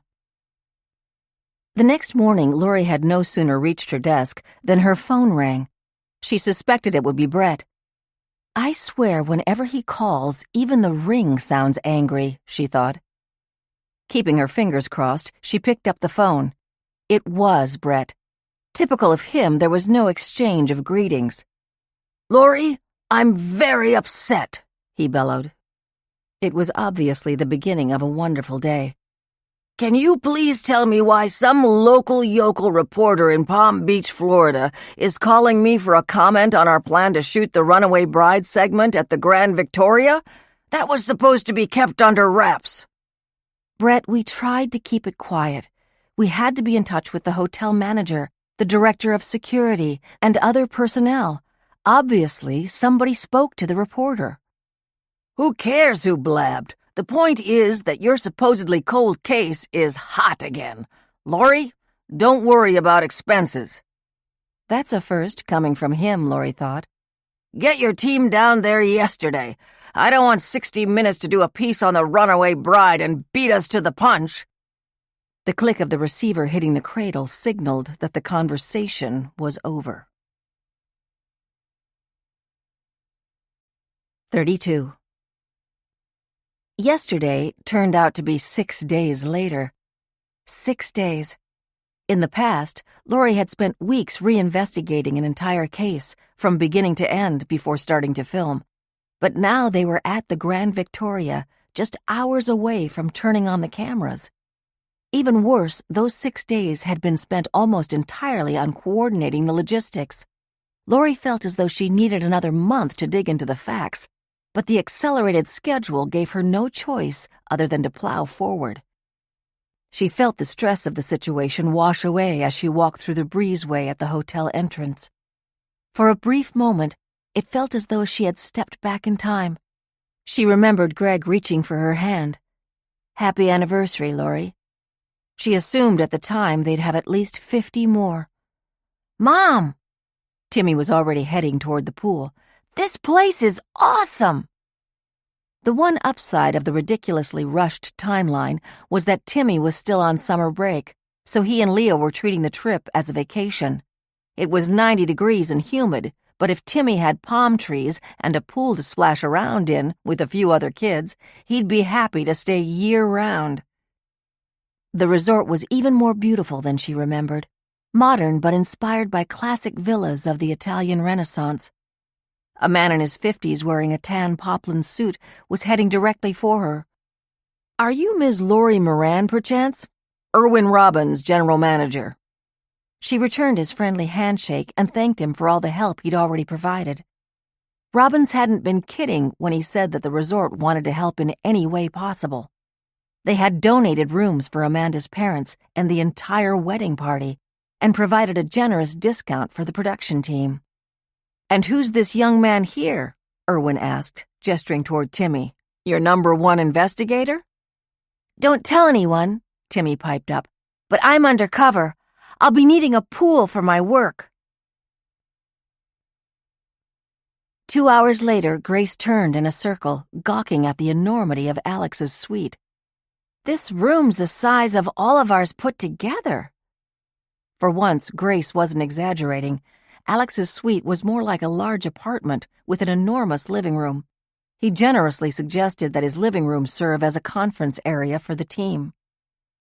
It was 4 o'clock, and they were meeting for one last team discussion before the first production session this evening.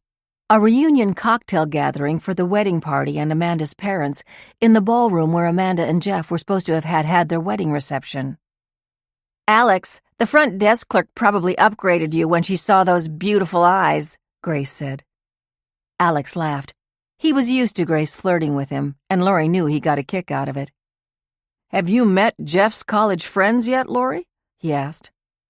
"Not in person, but I spoke to them on the phone. According to Sandra, they're both rich bachelors." "The tall one, Nick, is a hunk," Grace interjected. "But that other one, Austin, he's lucky he's rich.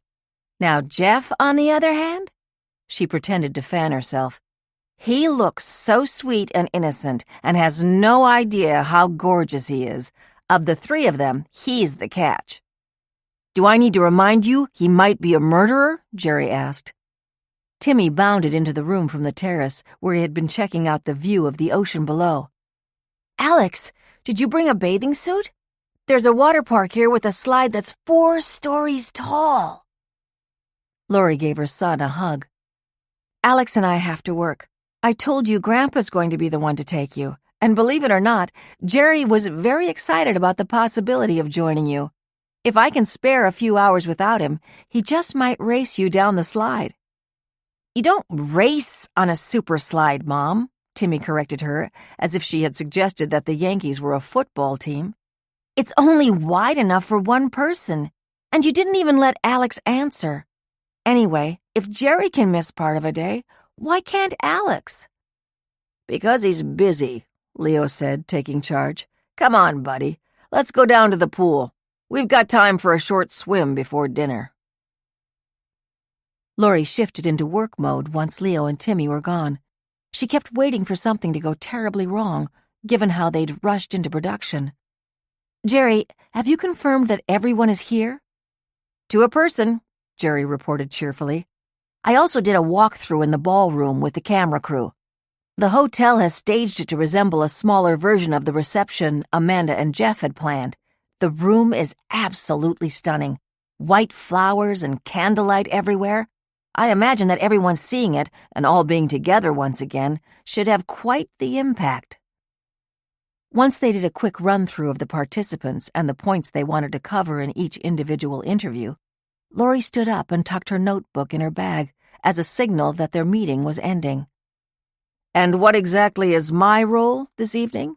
Alex asked, smiling. Tonight's gathering was not for interviews, Alex's forte on the program.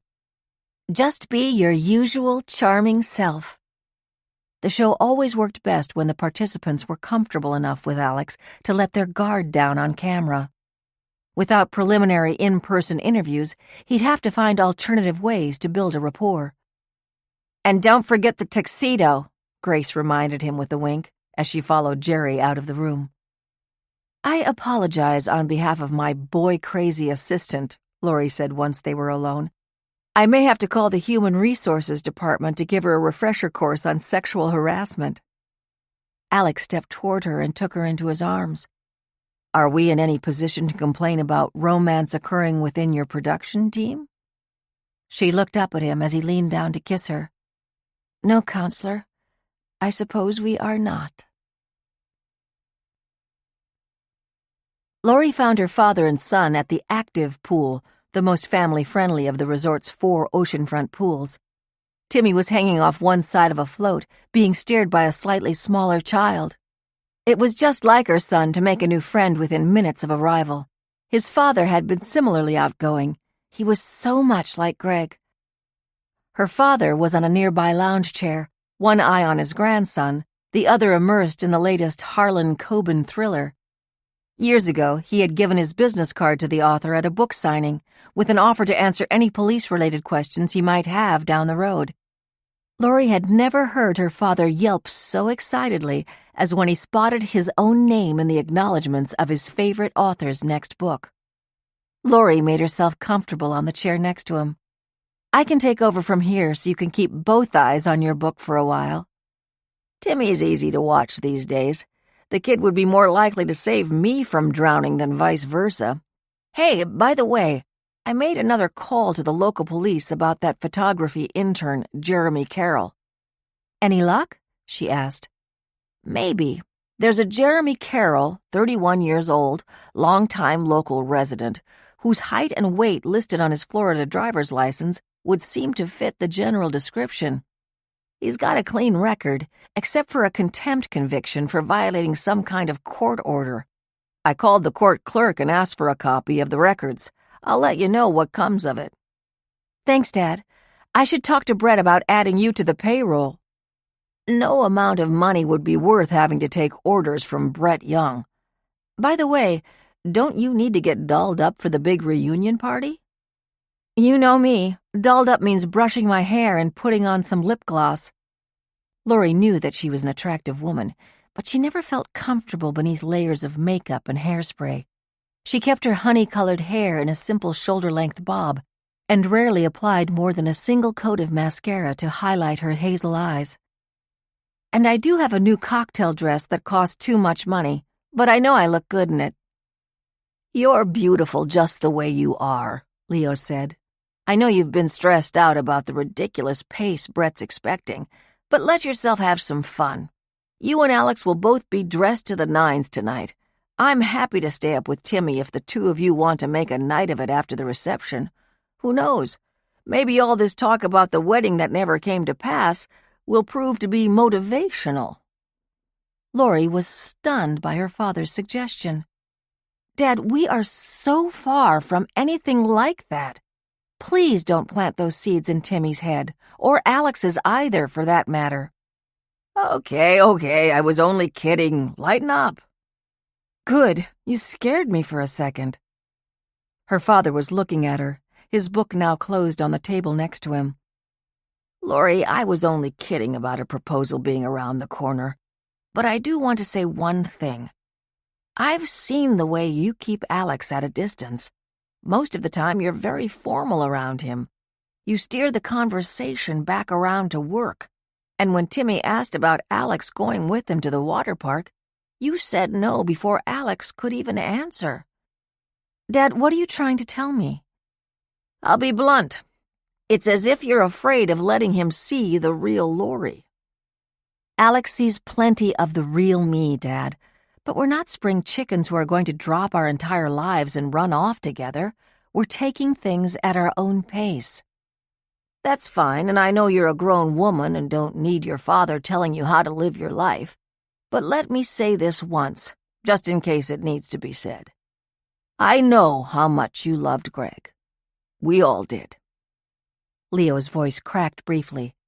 The two of you had a great 5 years. But that doesn't mean the rest of your life has to be lonely. Greg, of all people, would not want that for you. "I'm not lonely, Dad. I have you and Timmy and Grace and Jerry, and yes, I have Alex. You may want me to leap in faster, but we are in a good place. Trust me." His mouth opened to speak again, but she interrupted. "Dad, do I ask why I haven't seen you keeping any ladies' company since Mom passed? There are several lovely widows I can introduce you to at church. They're never shy about asking how you are." He gave her a sad smile. All right, you've got me there. "Don't worry about me, Dad. I know Alex cares for me. If it's meant to be, it will happen naturally. We shouldn't have to overthink it." Lori's own words echoed in her mind as she walked back to her room. With Greg, there had been no time to overthink. She had met him because she got hit by a cab on Park Avenue, They used to joke that they were the only couple who legitimately had different versions of how they met. When Greg first met Lori, she was unconscious. When Lori first met Greg, he was shining a pen light in her eyes to see if she would finally blink. They were engaged 3 months later. If it's meant to be, it will happen naturally. When Lori spoke those words to her father, she had been thinking about Greg, not Alex. 33. Jerry had told Lori that the ballroom was decorated beautifully, but words didn't do justice to the setting. It felt like a scene from a fairy tale. White roses and lilies were everywhere, and tiny white lights shimmered from the ceiling like stars on a country night. Grace and Jerry were dressed for the event. Grace wore a surprisingly unrevealing cobalt blue gown, and Jerry looked dapper in his slim-fit tuxedo. "The two of you clean up nice," Lori remarked. "Well done. We should get some great footage to set the tone for the show's opening sequence." She glanced over at the camera crew. The lead cameraman gave her a thumbs up to signal that he was ready. They would not be recording their voices, but they wanted to capture the moments when the participants first saw each other in the room. Then Alex in a voiceover would narrate the scene and identify the people. Sandra and her children, Henry and Charlotte, were the first of the participants to arrive for the reception. Even with her elegant silk pantsuit, Sandra had found a place for a button of Amanda's photograph, complete with the image of a yellow ribbon on her lapel. Lori greeted Sandra and Charlotte with hugs, and then introduced herself to Amanda's brother, Henry. "Oh, Amanda would have loved this." Sandra wiped away a tear. "Everything is precisely the way she wanted it." Charlotte placed an arm around her mother and gave her shoulder a little squeeze. "As I recall, this is just the way you wanted it, Mom." "I know it is. I love to plan a party, it's true. And the joy of planning this one, I wanted everything to be so perfect." "It would have been, Mom," Henry tried to assure her. He then began fiddling with his bow tie. He was a handsome man, but with shaggy hair and more than a few days of stubble, he did not seem comfortable in formal wear. Charlotte nudged her mother. "Jeff just walked in." Sandra stole a glance and then quickly turned away. "With Megan, of course." Her tone was reproachful. "I know I pushed for this, Lori, but now that we're here, I have no idea how to act. I truly believe one or both of them is responsible for Amanda's disappearance. I wanted them to be here, but I didn't think it would be this hard to be in the same room with them." Lori placed her hand gently on Sandra's arm. "Just do what comes naturally, Sandra. You don't even have to speak with them if you don't want to." The beauty of reality television was letting the cameras capture human behavior, completely unrehearsed and unscripted. "Wow," Charlotte exclaimed. "Kate looks terrific. She hasn't aged a day." Lori turned to see a third person with Jeff and Megan, hugging them both. She was slightly shorter than Lori, around 5'4", with chin-length bright blonde hair and round rosy cheeks. In the old college photographs Lori had seen, Kate had been the plain one compared to her two friends, but obviously she had put her best foot forward for an occasion like this. "Did she bring the family?" Henry asked. "Her mother is minding the children," Sandra replied. "I guess a true crime TV show isn't the best family vacation." "Except in my household," Lori thought, amused. She excused herself to make her way over to the Colby crowd of participants, pausing nearby to eavesdrop. She heard Jeff tell Kate and Megan that it was surreal to see his planned wedding reception with Amanda recreated. "It's certainly a far cry from our reception," Megan said. "Margaritas and take-out barbecue in our apartment was more our speed." Lori couldn't tell if she sensed resentment in Megan's tone. If Kate was at all suspicious of Jeff and Megan, or disapproving of their marriage, she didn't show it. They sounded like three old friends catching up. "I'm sorry to interrupt," Lori said, "but I wanted to introduce myself." Megan never had found the time to talk to Lori directly, and she had only spoken to Kate on the phone. Megan seemed to withdraw as both Kate and Jeff said they were excited about the possibility of discovering new clues about Amanda's disappearance once the show aired. Kate suddenly turned toward the entrance. "Take a look, guys. Nick hasn't changed a bit, but get a load of our little Austin, all grown up." Kate leaned in toward Lori to fill her in on the backstory. Nick was always a ladies' man, even in college. Austin was Nick's sidekick, but very much in his shadow. A complete disaster with women. He was always coming on too strong. "Well, I don't know about his success in the dating market," Lori said, "but I doubt he's in Nick's shadow in all respects these days. The two of them flew down here on Austin's private jet." The men were making a beeline for their old college friends. "La-di-da," Kate exclaimed when Austin reached them. "A private jet, I hear. Who'd have thought that the Austin we knew in college would be doing that?" "Careful, Kate," Austin protested good-naturedly. "I can probably dig up some old pictures from when you stayed too long at happy hour." Clearly, these friends were used to good-natured banter. Lori noticed Nick nudge his friend Austin. "Heads up," he said. "We may have some competition for female attention at the bar tonight." Lori turned to see Alex walking into the ballroom. She felt a catch in her breath. His face was slightly tanned already, and his tuxedo fit him perfectly. Lori immediately looked down at her own dress and was glad she had splurged on it, but she wished she had put on more makeup. "You look beautiful, as usual," Alex said when she walked toward him. "And of course, you're the essence of the man about town." As she spoke, she was aware of the instant warmth from the closeness of their bodies. The last person to arrive was Walter Pierce, the family's patriarch. Unlike his wife Sandra, he marched directly up to Jeff and greeted him with a strong handshake. He even congratulated him and Megan on their nuptials and wished them a lifetime of happiness.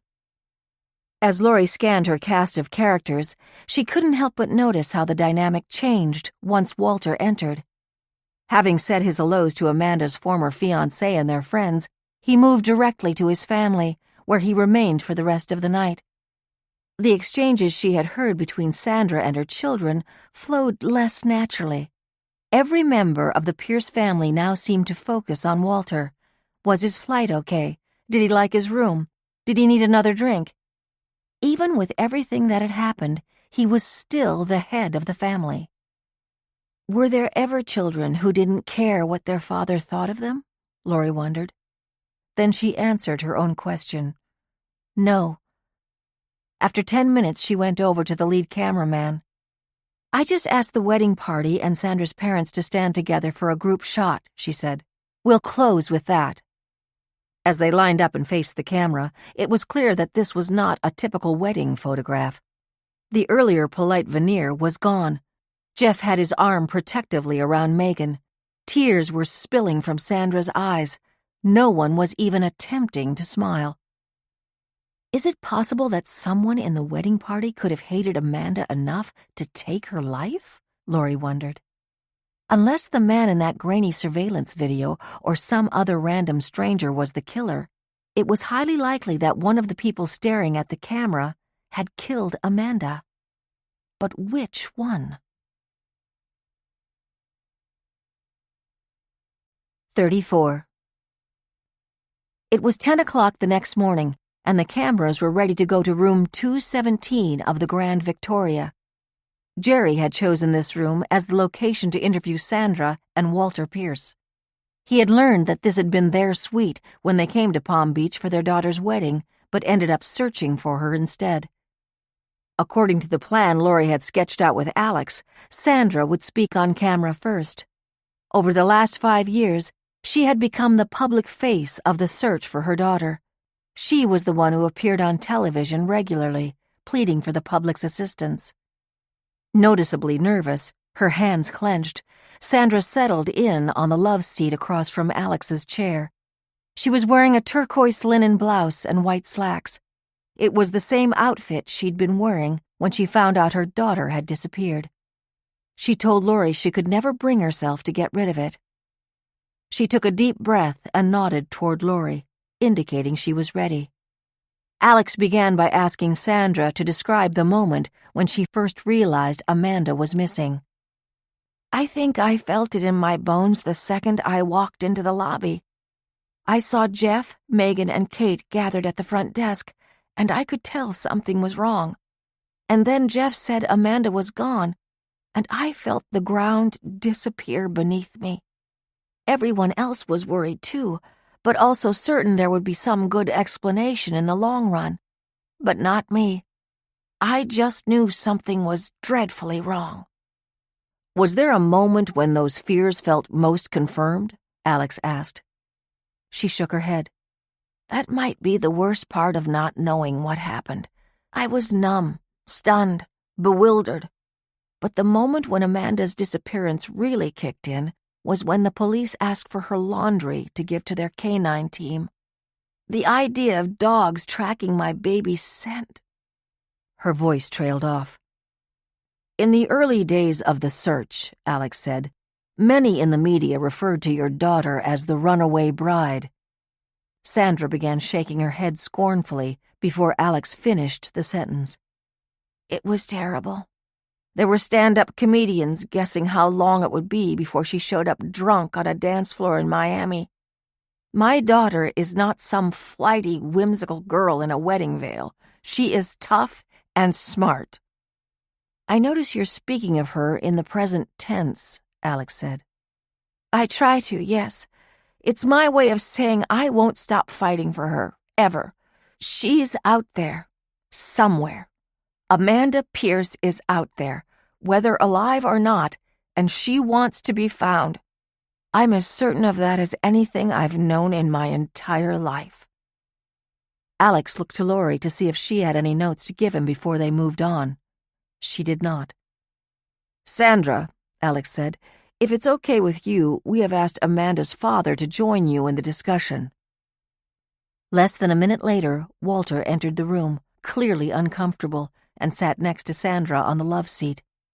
Laurie noticed that even though there was plenty of room for them both to sit comfortably, Walter chose a spot close to his ex-wife. She warmly gave his knee a gentle pat. Alex began. Walter, many of our viewers will recognize Sandra. Initially, you were in front of the cameras too, but after about 3 months, from what I can tell, Sandra seemed to take the lead in the continuing search efforts. Are you as convinced as she is that something terrible happened to your daughter the night she disappeared? Walter looked down at his lap, then to Sandra. I've never been convinced of anything other than my love for Amanda and the rest of my family. I trust Sandra when she says she has a mother's connection to Amanda, that she knows in her blood and her bones that Amanda crossed paths with evil that night. I don't purport to have that kind of a sixth sense, but they were always connected that way. Back before the days of crib monitors, Sandra would even wake up in the middle of the night only to realize that Amanda had done the same. Remember that? Sandra nodded and said softly, I do. Alex continued. My understanding is that Amanda, by all accounts, was already a tremendous asset to Ladyform, your family business. She was indeed, Walter confirmed proudly. Some have speculated that the expectation to carry on your legacy may have been a burden on the next generation of Pierces. She was only 27 years old, and her career was already mapped out. Now she was about to get married. Is it possible the pressure was too much? Do you think Amanda simply escaped and started a new life? When it comes to what happened to Amanda, I'm guessing just as much as anyone watching your show. But I want to say this, just in case there's any chance my daughter is watching. Please come home, sweetie. Even just a phone call to your mother so she knows you're okay. And if someone out there has our daughter, please, we will do anything, pay anything to get her back. Walter was on the verge of tears, and Laurie could tell that Alex wished he didn't have to move on to the next question. Laurie had to hope that all of this would lead to something good. I'm sorry to bring this up, Alex said, but since our show is about crime and the toll it takes on loved ones, it's worth mentioning that, after 32 years of marriage, The two of you divorced a little more than 2 years ago. Did Amanda's disappearance contribute to the end of your marriage?" Walter turned to Sandra. "Do you want to take that one?" he asked with a nervous smile. Walter and I never thought we'd be one of those divorced couples. We didn't believe in it. People used to ask us the secret to a long marriage, and Walter would say, "Neither one of us leaves." But yes, Amanda's disappearance changed us, individually and as a partnership. We were on separate paths. Walter needed to get back to our normal life. He had his company to run, and we had 2 other children, plus our grandchildren, whose lives needed to continue. I try to move on for the sake of Henry and Charlotte, but I realize I've stayed frozen. I'll be in limbo until I find Amanda. That put an enormous strain on our marriage. "Walter," Alex said quietly, "is there anything you want to add to that?" If you're lucky enough to live to our age, inevitably you'll have some regrets. My biggest one is making Sandra feel the way she just described. But the truth is, my life never went back to normal, and it never moved on. In my own way, I'm still in limbo too, Sandra, but alone." He looked at his ex-wife. "Because here's the thing you never realized. I wasn't the tough one. You were. I couldn't walk with you on your journey to find Amanda because I wasn't strong enough. I didn't want to find out she was dead, and I couldn't take the thought of her resenting me so much that she'd leave the whole family behind. So I hid myself away in my work and pretended that we had to move on. But I'm not hiding anymore. I'm here with you and Henry and Charlotte, and I'm ready for the truth, no matter where it leads us." Laurie gave a hand signal to the cameraman to stop shooting and let the room become quiet. She turned away as she saw Walter wipe a tear from his face. The Pierces deserved some semblance of privacy. It was a moment of silence for Amanda. 35. When Laurie got back to her room, her father was sitting on the couch watching cable news. He hit the mute button on the remote control, and she kicked off her shoes and settled on the couch next to him. "That was pretty heavy," she sighed. She and Leo had adjoining rooms, each with 2 beds. The door was open and she could see Timmy at his Wii in Grandpa's room. Having watched Sandra and Walter's raw emotions about their missing daughter, she could only think again how blessed she was that her father was always there for them. Leo put his arm around her. "I'm sure it was tough, but I think I have some good news for you. Your new lead, the man in the surveillance footage, may have paid off, and it's pretty interesting." As Laurie waited, Leo got up and walked over to the desk in the corner of the room. "Remember I mentioned that the photographer's intern had only 1 conviction?" he asked. "Sure, something about violating a court order. What did he do? Fail to show up for a traffic ticket?" "That wouldn't be nearly as intriguing as this." Leo's expression was serious as he handed her a manila file folder. "Start with the first document. That's the court order in question." The header on the first page read Order of Protection. It was filed by Patricia Ann Munson and Lucas Munson, petitioners, against Jeremy Carroll, respondent. In the first paragraph, the court concluded that Carroll had caused the petitioners to suffer substantial emotional damage or distress by harassing them repeatedly with no legitimate purpose. The court order prohibited Carroll from being within 840 feet of the Munsons or intentionally contacting or communicating with them by any method whatsoever. "This is a stalking order," Laurie said, continuing to flip through the pages. "Why 840 feet? That seems like a strange number." "The Munsons were his next-door neighbors. My guess is that was the number of feet from his front door to their property. The court can't force him to move from his home." The next document was an affidavit from Lucas Munson, swearing to the allegations that formed the basis of the stalking order. Whoa, Laurie said. He sounds like a complete nut. No wonder some of the photography clients complained he couldn't respect boundaries. She read quickly through the court papers. According to the Munsons, who were in their 60s, they initially appreciated Carol's attempts to be neighborly. He would help them carry in the groceries and eventually began bringing them fresh vegetables from the farmer's market on weekends. But then they noticed his curtains moving when they were mowing the lawn or sitting on their back deck enjoying a cocktail at sunset. Twice, Lucas was certain that he had seen a camera lens between the parted drapes. When Lucas asked Jeremy whether he had been photographing them, he went inside and returned to the front porch with an album full of pictures. Patricia pruning her rose bushes, Lucas firing up the barbecue in the backyard, the two of them watching television on the sofa, visible through the living room window. Lucas was so stunned, he didn't know what to say and just left. Jeremy apparently took the lack of a negative response as approval and began leaving photographs of them on their front porch every Saturday, a small collection of what they thought were private moments. The final straw that led the Munsons to seek the protective order was when Jeremy started calling the Munsons Ma and Pa. When Lucas mustered up the courage to ask why, Jeremy's only explanation was, "I'm estranged from my biological parents." When she was finished reading, Leo handed Laurie a printout of a very different kind of photograph, a mugshot.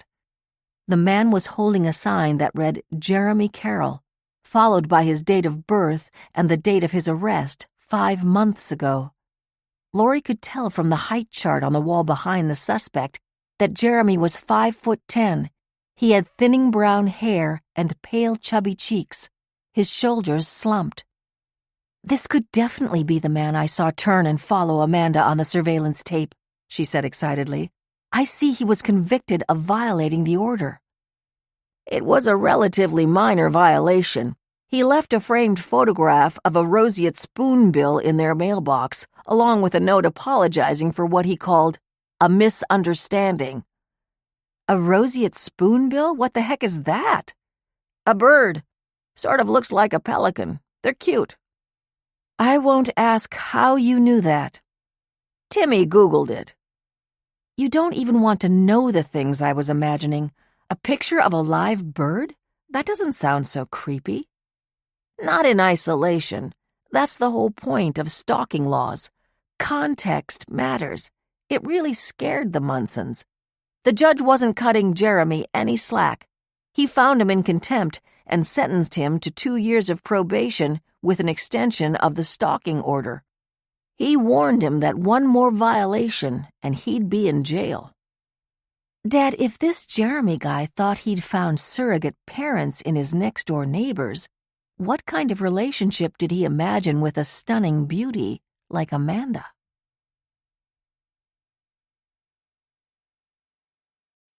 "36. Laurie had been so engrossed in the conversation with Leo that she was almost late for the next filming session. They were interviewing Amanda's brother, Henry, at the edge of the resort property, next to the ocean. By the time she walked all the way there, the cameras were already situated, and a makeup technician was adding a final dash of powder to Henry's sunburned cheeks. Last night, Laurie had sensed Henry's discomfort in formal wear. Her intuitions were apparently correct. Today he wore khaki pants and a short-sleeved camp shirt, and he seemed like an entirely different person than the man she'd met the previous night. "Sorry I'm late," she whispered to Jerry, who was attaching a wireless mic to Henry's shirt collar. "I knew you'd get here in time. You always do." Henry fidgeted in his chair, as though trying to find a comfortable spot. "Do you really think this show might help us find out what happened to Amanda?" "No guarantees," Laurie said, "but our 2 previous specials certainly paid off." Alex had also opted for a more casual look. Laurie made a mental note that his green polo shirt brought out the color in his blue-green eyes. "Is everything okay?" he asked. Normally, Laurie was the first person to show up on the set. "All good. I hate to throw a curveball at you, But can you be sure to ask Henry about the wedding photographer and his intern Jeremy Carroll? I'll explain it all later. Henry, Alex said once filming began, can you start by telling us about the last time you saw your sister? It was right around 5 o'clock on Thursday. The 8 of us, Amanda, Jeff, and the wedding party, had met with the photographer for a few informal shots around the property. When we were finished, we all went back to our rooms for some downtime and to get dressed for dinner. You joined Jeff and his college friends Nick and Austin at 8 o'clock, correct? That's right. I thought it was sort of silly to split into separate bachelor and bachelorette parties, but I went along for the ride. With Nick and Austin involved, I was dreading some horrible antics involving scantily clad dancers, but Jeff insisted they keep the evening civilized. Yet you still turned in early for the night? Henry nodded. We had a newborn at home, so my wife didn't come. The highlight of my trip was sleeping uninterrupted all night. Besides, I was a bit of a hanger-on with the rest of the boys. The 3 of them were buddies, but I only knew Jeff. Basically, I was just there as Amanda's brother. You mentioned the photographer, Alex said. Is that Ray Walker? Henry shrugged. I don't remember his name, but he was super tall, like even taller than you, I think. Do you remember an intern who was with him? His name was Jeremy Carroll. Laurie smiled. Alex had a way of making every question seem like it had suddenly come to him off the top of his head. Henry squinted, and then a flash of recognition registered on his face. Oh, yeah, that guy. I do remember him. He was the one who came up with the idea of us all standing at the edge of the pool, pretending we were about to jump. The tall photographer gave the pictures to my parents afterward as a gift, and that one was my favorite. How long was the group with the photographers? About 40 minutes. Did you happen to see them at the hotel after that? No, but I wasn't really around. I was in my room until I met the other guys in the lobby a little before 8, and we took the jitney to the Steak and Fin restaurant next to the golf course. I left when they were ordering after-dinner drinks. I went back to my room and called it a night. You took the jitney? Alex asked. Did any of you have rental cars? Laurie was constantly impressed at how nimble Alex was in these interviews. Whether other members of the wedding party had access to cars was another detail that Laurie should have thought of before production began, but Alex had caught it immediately with one mention of a bus. I didn't, Henry said, and neither did Charlotte, but I know Amanda and Jeff rented a car. She wanted to be able to go shopping on Worth Avenue without bothering with cabs. Were you ever in the rental car? Alex asked. Henry nodded and then laughed. Believe it or not, the guys had to take a shopping trip too. We all managed to forget something, a belt, socks, shaving cream. The 4 of us drove downtown Wednesday afternoon. Just to be clear, was this the same car that was missing when Amanda disappeared? Yes, it was. Did anyone else in the wedding party have a rental car? I don't think so. Okay, returning to the subject of the photography intern, did you notice anything unusual about him? Like what? They always tried not to lead their witnesses, but in a cold case, it was often necessary to refresh a person's memory. Did he maintain a professional demeanor during your interactions? Yeah, I'd say so. But now that you mention it, I remember Kate saying that he was being a little too chummy. How so? Alex asked. Nothing striking, more like he was around our age, especially compared to the head photographer, and seemed interested in hanging out with us, like he was part of the gang or something. I didn't notice it, but I'm not exactly an expert on social etiquette. You seem like an upbeat person, Alex said. I like to think I am. Is that part of the reason you wanted to go your own way and not work in the family business? I imagine that with siblings trying to run a company together, it could get a bit tense. I went my own way because I like making wine more than ladies' foundational garments. Henry made air quotes with his hands. I can actually partake in the merchandise. But you'd agree, wouldn't you? That there could be some rivalry between your sisters? Laurie could tell that Henry didn't approve of the question, but in Laurie's short phone call to him last week, he had alluded twice to the work drama between his sisters. He couldn't deny it now. All siblings compete for their parents' affections, and the way to my father's heart was always his business. And sure, everyone wants to be respected at work, and my sisters were no different. But the rivalry didn't always cut both ways, did it? Alex asked. Amanda was always more confident than Charlotte. Is it fair to say that Charlotte could be jealous of Amanda at times? Alex had slipped into cross-examination mode. He was in complete control. I suppose. Even angry? At times. In fact, didn't Charlotte resent the fact that your father allowed your sister to open a New York office and expand the company's operations, even though she expressed doubts about the idea? Laurie had gleaned that tidbit from Amanda's former assistant. Yes, she was very upset, but if you're suggesting that Charlotte hurt our sister, you're crazy. See, that's why I didn't even want to do this stupid show. We're not accusing anyone, Henry. We just want to get a better understanding. Henry was pulling off his microphone. You said I'm an upbeat person? That's because I call things how I see them, and this is what I see. You're pointing the finger at everyone Amanda knew and loved, when what you should be doing is tracking down the local creeps. I'm out of here. Alex shrugged once they realized Henry wasn't coming back. Sometimes that's going to happen. Given the nature of her show, Laurie was used to being accused of aiming her suspicions in the wrong direction, but this time Henry's words stung. Everyone they had brought here was someone Amanda loved enough to include in her wedding. Most murder victims were killed by someone close to them, but Amanda could have been hurt by someone she never knew before she came to this beautiful place.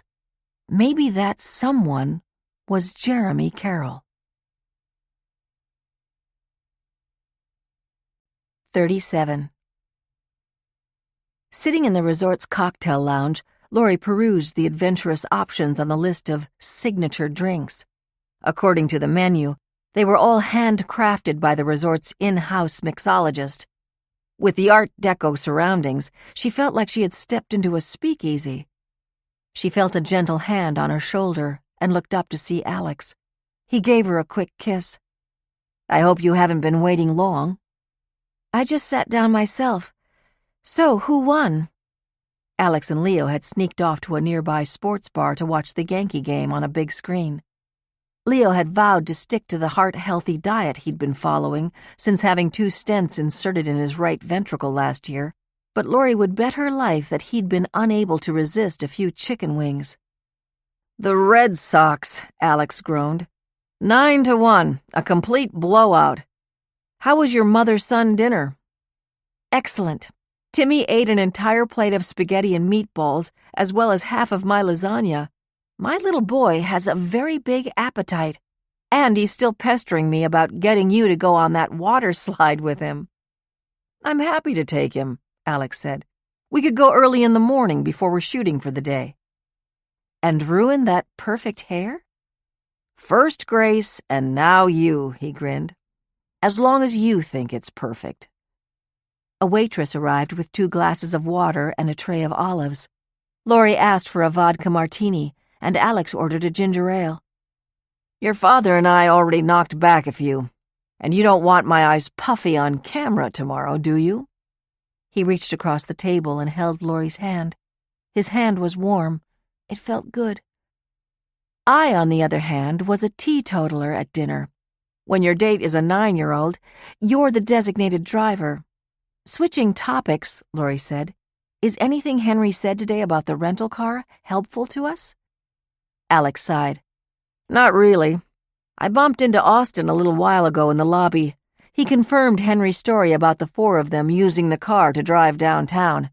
I assume Kate, Charlotte, or Megan will verify that the women in the bridal party used the car for a shopping trip, too. I'll recheck the police report about the search of the rental car, Laurie said. Jerry said there was no relevant evidence found there, but I'll make sure. I reread it after the interview with Henry." He took a sip of his drink and chuckled.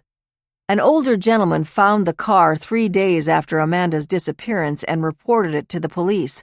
When the police pressed him on what he was doing behind the abandoned gas station, he admitted he had to relieve himself and was concerned that he wouldn't make it home." Laurie smiled. "What made him call the police?" "He wasn't going to, but then he spotted a set of keys on the ground near the driver's side door. He assumed the car was stolen and abandoned and called 911 when he got home." "Any DNA or fingerprint evidence?" Laurie asked. "The police checked for both. They were able to lift prints belonging to Amanda and Jeff from the steering wheel. They cross-checked Amanda's prints against some personal items from her room. Jeff volunteered his. Both had driven the car, so the results weren't surprising. The DNA trail also didn't lead anywhere. All 6 members of the wedding party had been in the car, so finding their DNA wouldn't tell us anything. And remember, this was a rental car. Even though it would get a quick wipe and vacuuming between uses, it would be loaded with the DNA of previous occupants. The police checked the DNA samples they found against their database of sex offenders, but didn't find any matches." "So the car tells us nothing," Laurie said. "That's not exactly true," Alex replied. "If they had found blood or clumps of hair, that would have suggested a struggle took place, but they didn't. And one more thing. The night before the car was found, it had rained really hard. Footprints that might have been made by Amanda or anybody who was with her, or potential tire tracks from another car, would have been washed away." "A dead end," Laurie sighed. "Oh, don't look now, but we have company at the bar," Alex said in a low voice. Laurie stole a glance to the front bar. Austin and Nick were drinking what looked like scotch. Their heads turned in sync as a group of young women in cocktail dresses walked by. "Looks like they're on the prowl," Laurie said. "It sure does." "Think they'll mind if I interrupt? I want to ask them if they remember Jeremy Carroll." "I was thinking about him this afternoon," Alex said. "I bet the police have never connected him to Amanda." "I'm sure they haven't. The photographer, Ray Walker, didn't think of it himself until Jerry called him. It was only after Amanda disappeared that any clients complained about Jeremy.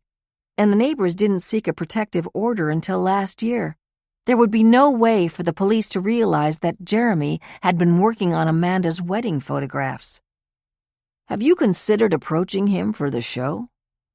"We certainly can't ignore him. If only there was some way to know if he was the man who turned to follow Amanda in the surveillance photo. Let me see what Nick and Austin remember." "Want me to go with you?" Alex asked, beginning to stand. "No, I think you intimidate them. Too much competition for best-looking man at the Grand Victoria." He was smiling as he watched her walk away. "Ms. Moran," Nick exclaimed.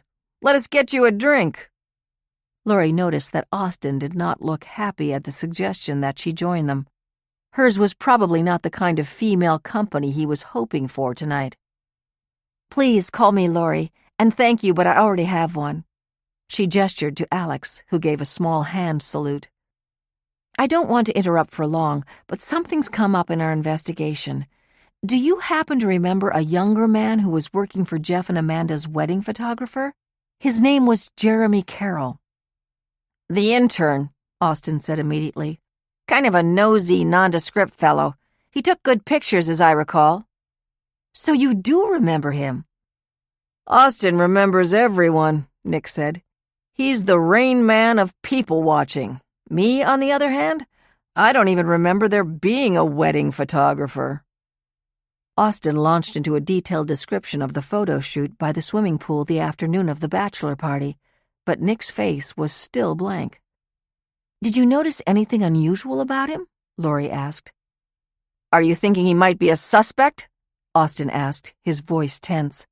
"We've been telling people all these years that there's no way Jeff would hurt Amanda. Henry said from the beginning she probably went for a walk and ran into a dangerous creep. Is it possible this intern's the one?" At this point, we're just trying to make sure we have a complete list of people Amanda would have encountered down here. Come to think of it, the guy did seem very interested in everyone, Austin said. I thought he was just too eager, the way interns can be. Did he seem especially interested in Amanda? Yes, I think so. His voice was deeply concerned now. That seemed normal at the time. After all, she was the bride. Maybe someone should have mentioned it to the police. It's a big leap from being overly interested in your job to hurting someone. She saw no reason to mention Jeremy's more recent problems with the law. Nick downed the rest of his scotch and signaled for the bill. Is that all we can help you with for now, Laurie? They were clearly eager to move on to more fun conversations with more available women. Just one more question while I have you here. We were trying to clarify who had access to rental cars that week. Jeff and Amanda rented a car. Did either of you have one? No, only Jeff had one. On this trip, we're yacht people, Nick said with a smirk at his own joke. Austin began to tell Laurie in agonizing detail about their newfound love for boats and putting their Ladies First and Lonesome Dove nameplates on their charters. So is that it? Nick asked. Laurie had the impression that he either needed to leave right now or would be ordering another drink. Yes, and please, let me get this, she said, reaching for the tab. It's the least I can do. Nick placed a gentle hand on her forearm. He certainly was a flirt. I hate to break this to you, Laurie, but you've been picking up more tabs than that one. We've put everything on our rooms. Brett Young will be so thrilled, Laurie thought. 38. How'd that go? Alex asked when she returned to the table. She related the new information to him. As usual, he processed it quickly. So that's one more person saying Jeremy Carroll is a little off. Jeff, Austin, and Nick had all given the same timeline to police. According to the three friends, after dinner, they went to Jeff's room for a nightcap. Around 11 o'clock, they said goodnight, and Nick and Austin went to their own rooms and to bed. Alex, think about this. All four men supposedly were in their hotel rooms alone by 11 o'clock. Henry claims that he went to bed earlier, close to 10 o'clock. That means that nobody can confirm the whereabouts of those four after 11, the night Amanda disappeared. Yes, it does, Alex agreed. And it was about 11 o'clock when Amanda stepped back from getting on the elevator. Do you think she was meeting one of the four? I don't know. And the question is, was Jeremy hanging around the hotel at that time? If so, he could have seen Amanda and followed her again. I know your father found Jeremy's address, and it's not far from here. That's where my mind was going. After the shoot tomorrow, I want to pay a visit to Mr. Carroll. Laurie, please don't tell me you're planning to go alone. Don't worry. Armed Commissioner Leo will be going with me. That makes me feel better. Switching to another subject, can you and I have dinner tomorrow night? There's a new gourmet restaurant in town that I hear is wonderful. Really? Just the two of us? Over a romantic dinner, you can tell me about your meeting with Jeremy Carroll. Laurie laughed and said, What could possibly be more romantic? You're on. Half an hour later, they were walking to the elevator. Laurie found herself thinking about Jeremy Carroll. Her gaze drifted to the now dark atrium outside the bar. She could picture Carroll lurking there, his camera strapped across one shoulder.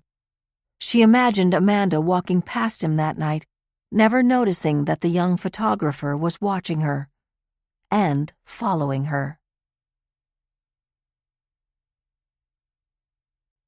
39. Jeremy Carroll's neighborhood, a mix of ranch-style and bungalow homes, was modest but well-maintained. The one exception was his address. The split-level ranch was in dire need of both a paint job and a lawn mowing. According to his neighbor's application for a restraining order, Jeremy had inherited the home 3 years earlier from his great-aunt. Laurie paused on the sidewalk. Now that we're here, I'm worried that we should have called the local police instead. I was on the job 3 decades, Laurie. I know police work. If we took our suspicions to the police department here, they'd spend the entire day mulling things over. They'd probably even call in an assistant district attorney for advice. Jeremy would lawyer up the second they started asking questions about Amanda. But we're just a couple of civilians from a New York City television show. We can use that to get him talking. Is it safe to just walk up there and knock on the door? While I'm around, we're fine. Laurie saw Leo's hand reach inside his jacket to where he kept his gun. After all those years with the department, he felt unnatural without it. Laurie felt her heart start to race as her father rang the doorbell. Were they about to look into the face of Amanda's killer? As the door slowly opened, she immediately recognized Jeremy from his booking photo. He even had the same trapped, fearful expression. "What are you doing here?" On instinct, Laurie looked at his hands and clothing to see if he might be armed. His hands were empty, and he was wearing a t-shirt and sweatpants, not ideal for concealing a weapon. She felt her pulse begin to return to normal.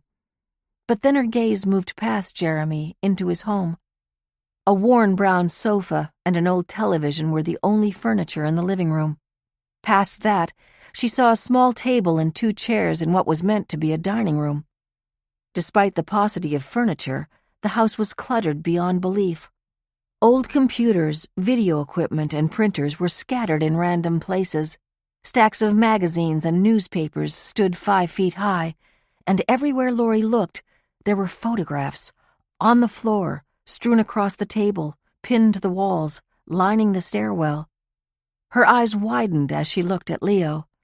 He took the lead.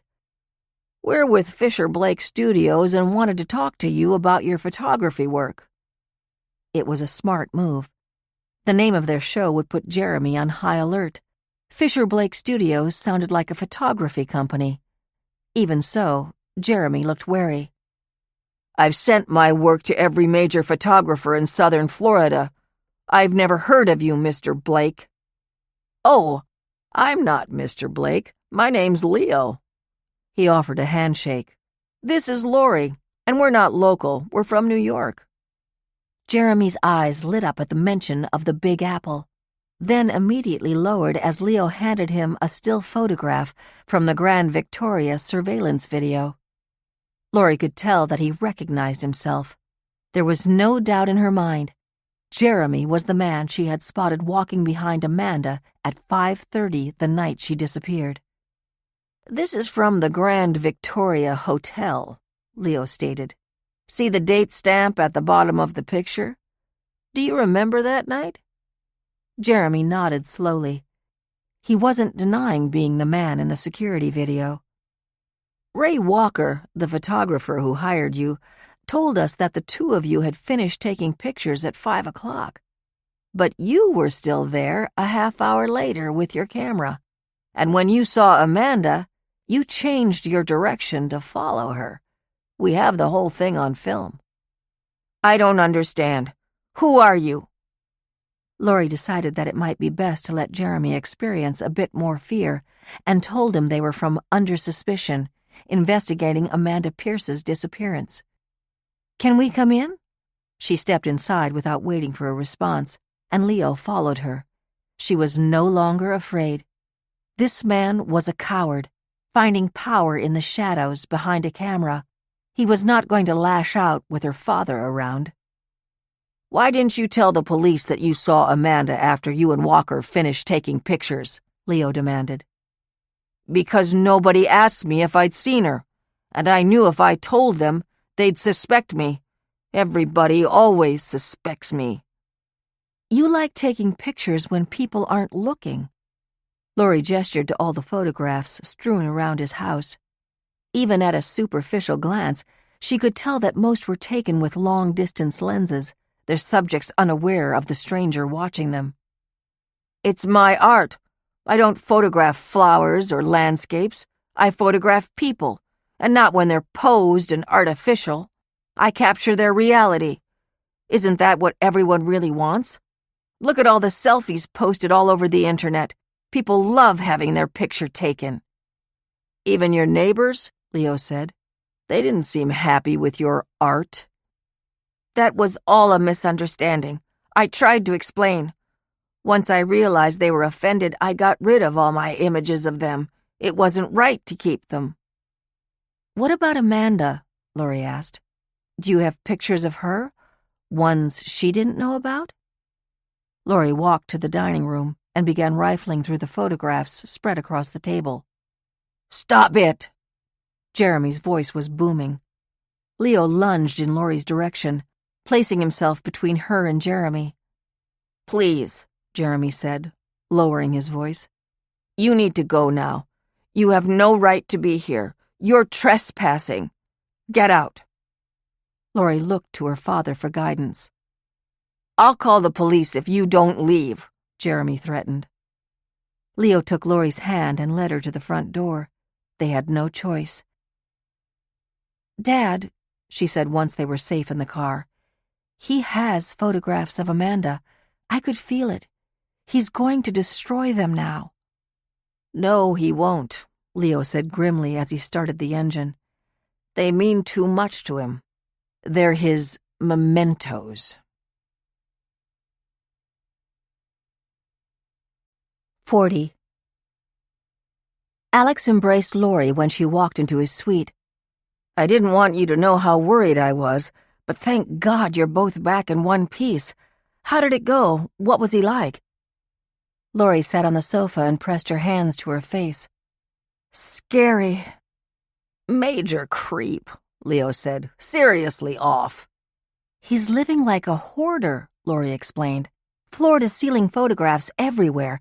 It was like something out of a horror movie. When I pressed him about whether he had pictures of Amanda, he threw us out of the house. Dad, should we call the police now?" "And tell them what?" Leo said. "We don't have any evidence. But I'm telling you, he's the guy, the one the police missed all those years ago. Tying him to the case is a big breakthrough." "I don't understand," Alex said. "You just said you don't have any evidence. How can you be so sure he's guilty?" Leo shook his head. "Sometimes I forget you're a defense attorney. Trust me, we were the ones who were there. Jeremy Carroll knows something." "Leo, with all due respect, that doesn't mean he's guilty. I see clients all the time who get railroaded by police simply because they were nervous or were trying to protect some harmless secret." "No one's railroading anyone." "Okay, please, don't argue," Laurie pleaded. "Alex, Dad's right. You weren't in that house. There's no question that Jeremy's—" She paused, searching for the word. "A weirdo. And he didn't even deny being the man in that video. He turned around to follow Amanda, and he's been convicted of stalking people." "But you're suggesting he did something far worse," Alex pointed out. Laurie turned to her father. "Dad, Alex is right that until we have solid evidence, we shouldn't leap to conclusions." "So what do you want to do?" Alex asked. "It's up to you."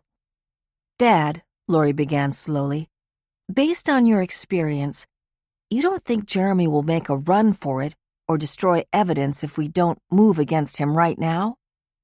Leo shrugged. "You never know. But if the guy can't throw out old newspapers, I don't think he'll dump pictures he's been holding on to for more than 5 years. And that house is probably his only asset. He's not the type who can hop on a jet and live a fugitive lifestyle on the other side of the world." "And keep in mind," Alex said, "just because he might know something about Amanda's disappearance doesn't mean he was involved." Laurie nodded. "What do you think about this?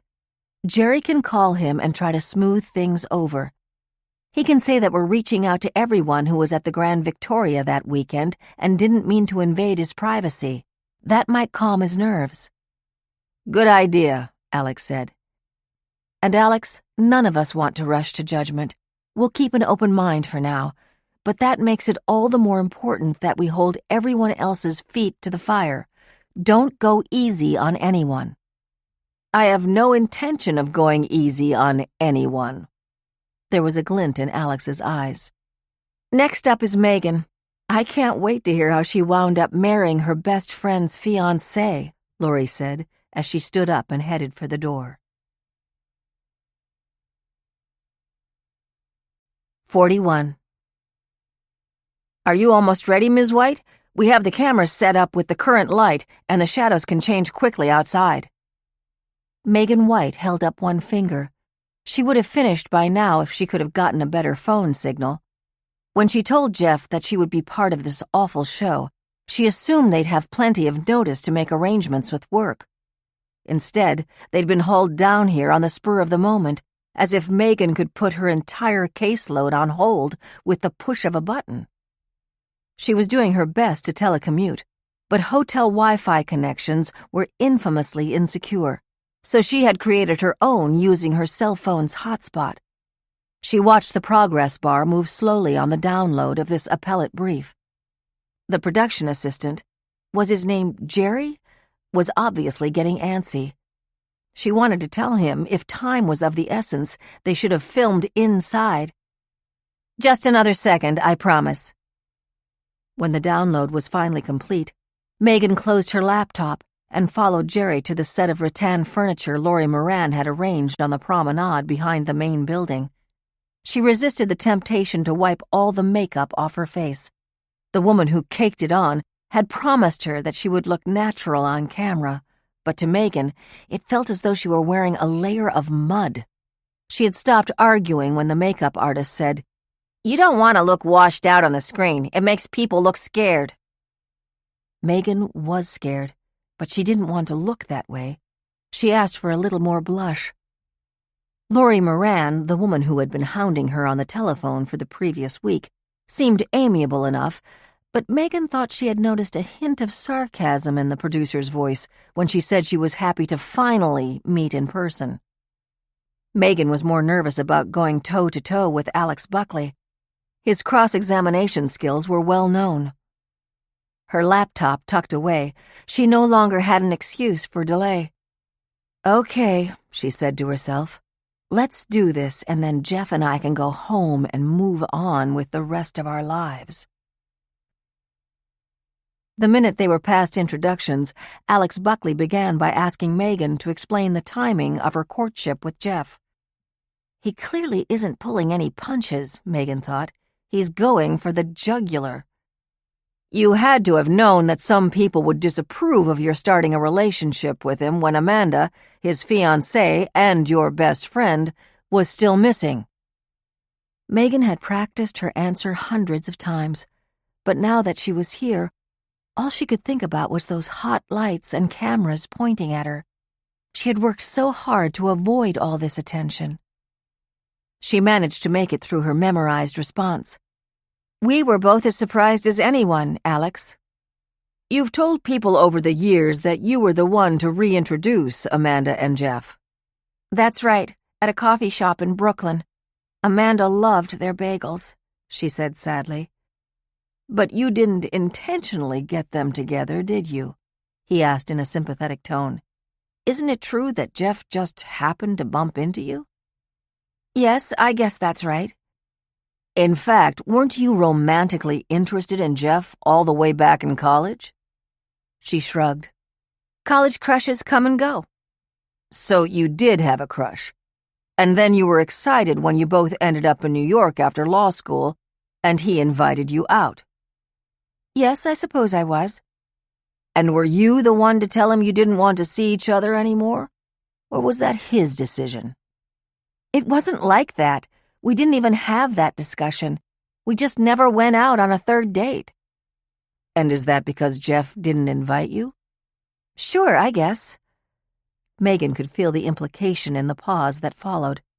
The show had scored a point at her expense. All these years, she had allowed people to think that she played Cupid between Amanda and Jeff. Would everyone see the truth now? Would they know that she had loved Jeff all along? that she had sobbed for hours after Amanda called her the day after the coffee shop run-in to say that Jeff had invited her to dinner? Megan had known instantly that she had lost her shot. She never could compete with Amanda. Now in desperation, she tried to turn the tables on her interrogator. "Have you ever heard of tunnel vision?" she blurted. "Let me explain it. It's when an investigator gets suspicious of one person and views all the evidence through that lens. I could point to any person in the wedding party and start raising questions. It doesn't mean any one of us is involved. Take Kate, for example. On the night Amanda disappeared, she said she had too much to drink and needed to go to her room, but when I went to check on her, there was no answer, even though I banged on the door. In the morning, she claimed not to have heard the knocking, even though Kate is the lightest sleeper I've ever met. In college, she would wake up if someone played a CD 2 rooms away. Do I know where Kate was that night? Not really. But did Kate have anything to do with Amanda's disappearance? I'd bet my life she didn't. Are you going to play gotcha with all of us? Are you trying to make us all look guilty?" Megan felt like she had made a valid point, but realized the producers could always edit anything they didn't like. By the time they were done with their creative splicing, she might come across like a defensive lunatic. Alex shifted gears. "Did you threaten to sue Amanda for stealing a product idea from you?" Megan's worst fears were coming true. Well, not her very worst fears, but she knew this interview was not going well. She felt even more nauseous than she'd become accustomed to in the past week. How in the world did they even know about the fight at the Lady Form offices? She thought Amanda's disappearance had long ago overshadowed their argument. It must have been Charlotte. That woman never forgot a grudge. "I didn't threaten her, but I did let her know my feelings were hurt. Back in college, the two of us came up with a trick to hold our keys and our iPods while we were working out. We sewed neoprene pockets onto our exercise clothes. It kept the contents dry and tucked snugly into place. Plus, we thought it was pretty cute. When I saw Lady Form's Extreme collection in stores, I was so upset that I went to Amanda's office. We argued over whose idea it was. I thought it was mine, or at least a joint idea. She insisted the real work and the ownership was hers and the company's. In my opinion, if she didn't think she was doing anything wrong, she would have told me in advance." "You were screaming loudly enough that people could hear you all the way down the hall. Did the fact that Amanda was going to marry a man you were still interested in add to your anger?" Megan was beginning to regret not trying to dissuade Jeff from coming here. Now she was trapped. She had no choice but to keep talking. "I admit, the argument in her office was heated, but she called me the next day. We met for lunch. She explained all the design work and experimentation that had gone into turning our simple little trick into a breakthrough product. She apologized for not telling me in advance, and I told her she could make it up to me by paying for the very nice bottle of champagne we were drinking and sending me a box full of free workout clothes." She smiled at the memory. "In the end, it was a minor snit between friends, and it was over the same lunch that we had the conversation I always go back to. It's the reason I truly believe that Amanda left this hotel on her own." Alex leaned forward. Megan prayed that he would believe her. She had never told anyone this before, except Jeff. "Amanda's illness fundamentally changed her. She told me that she would no longer do things only out of loyalty or obligation. She was going to live for herself. It was the reason for not giving me credit for Extreme. In her heart, she didn't believe I deserved it, so sharing credit with me would diminish her own accomplishment." "And how does that relate to her disappearance?" Alex asked. "She was so different than the Amanda I knew before she was sick. In retrospect, I think she was trying to tell me she was no longer going to be the good girl, the good daughter, the good friend, the good wife. She wanted freedom, and she wanted power, and she didn't want to feel guilty for being the strong, independent woman she'd grown to be. But she couldn't do all those things in the shadow of her family and friends, and her impending wedding." Friends have said that you were less frantic than everyone else when she disappeared. Why didn't you tell anyone this before?" In time, I did tell Jeff, but it didn't feel right saying it to anyone else. I felt like I was criticizing her, as if I was saying cancer made her selfish. Doesn't that sound terrible? But that's not how I saw it. I was happy for her. I thought she had found a way to start over again. That's why I didn't feel guilty when Jeff and I became closer. Do you know that the wedding bands were missing? She had been hoping to surprise Alex, but he was ready for the question. Yes, Jeff explained that he did not realize the rings were missing until he got back to New York. He admitted he was careless about always locking the hotel safe. He thinks an employee could have stolen them. For the first time since she took her seat, Megan felt like she had the upper hand. Did they really believe that the rings happened to disappear along with the bride? "What a coincidence that would be," she said. "And I bet if you check, theft is extremely rare here. These are excellent jobs. I can't imagine the employees would take the risk." "So what is your theory?" Alex asked. "I always thought Amanda took them as a memento. She may have wanted a new life, but she did love Jeff. I just loved him more, and that's not a crime." She looked directly into the camera. "Amanda, I'm happy, and I hope you are too." That was the best Megan could do. When Jerry removed her microphone, it felt as though he had lifted a 30-pound weight from her chest. She wanted to go home. "Please, Jeff," she thought to herself. "Let's just go home. I have something to tell you." 42. "If you believe that woman, I've got a bridge I'd like to sell you, and it's made of gold." Grace pointed a French manicured index finger for emphasis. The team was meeting in the living room of Alex's suite, rehashing the interview with Megan. It was the first time they had ever gone directly on camera without first having a more wide-ranging conversation off camera. Jerry and Grace had wildly different impressions of Megan. "You're so cynical," Jerry told Grace. "She struck me as very straightforward. I believe that's what both of Amanda's siblings told us to expect. She's unemotional, matter of fact. Everything she said seems credible to me." Grace looked as though she wanted to jump out of her skin as she waited for Jerry to finish. "You could tell she memorized every last word. Even her pauses seemed rehearsed." "That doesn't mean she's lying," Jerry retorted. "No, but it does mean she thought she had something to hide. The only question is whether Alex got her to come clean or if there's more to learn. At the very least, that woman's been lying over the years about her feelings for Jeff. She didn't reintroduce him to Amanda, at least not intentionally. My guess is she wishes they'd never bumped into each other at that coffee shop. I bet she was pining for Jeff since college. Maybe that's even why she went to New York after law school and just happened to live near him in Brooklyn." Lori was following the conversation, but was distracted by her own thoughts about Megan. Alex adjusted his black-rimmed glasses after tipping them up to review his notes. "I agree with you, Grace, that she was probably more interested in Jeff prior to Amanda's disappearance than she ever let on. But I believed her when she said she and Amanda smoothed things over after the blow-up at the Ladyform offices." "Really?" Grace asked.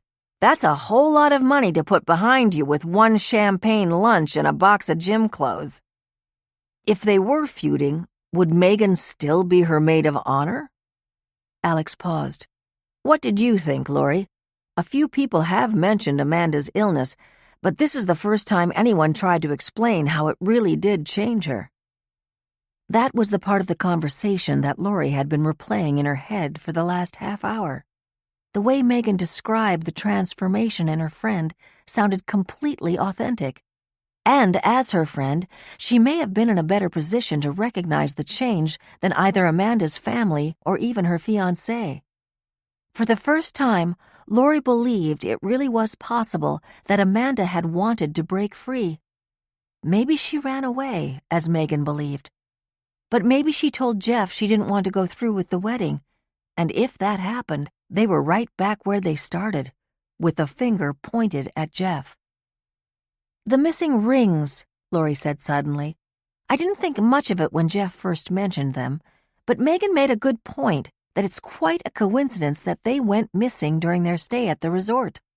Jeff said he assumed an employee slipped them from the safe during the chaos, but that would be quite a bold move.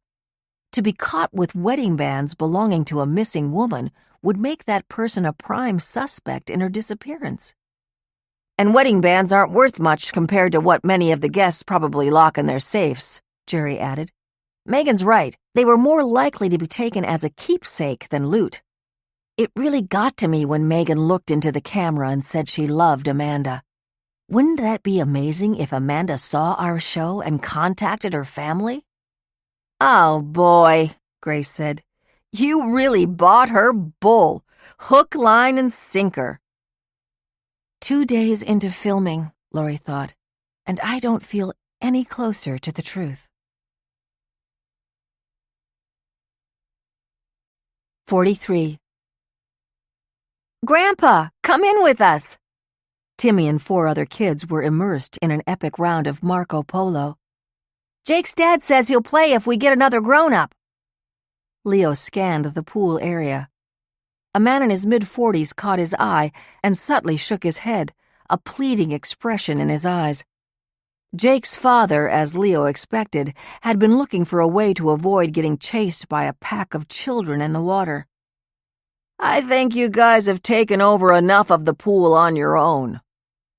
As the rhythmic chants of Marco Polo continued, Leo smiled to himself and took another sip of his pina colada.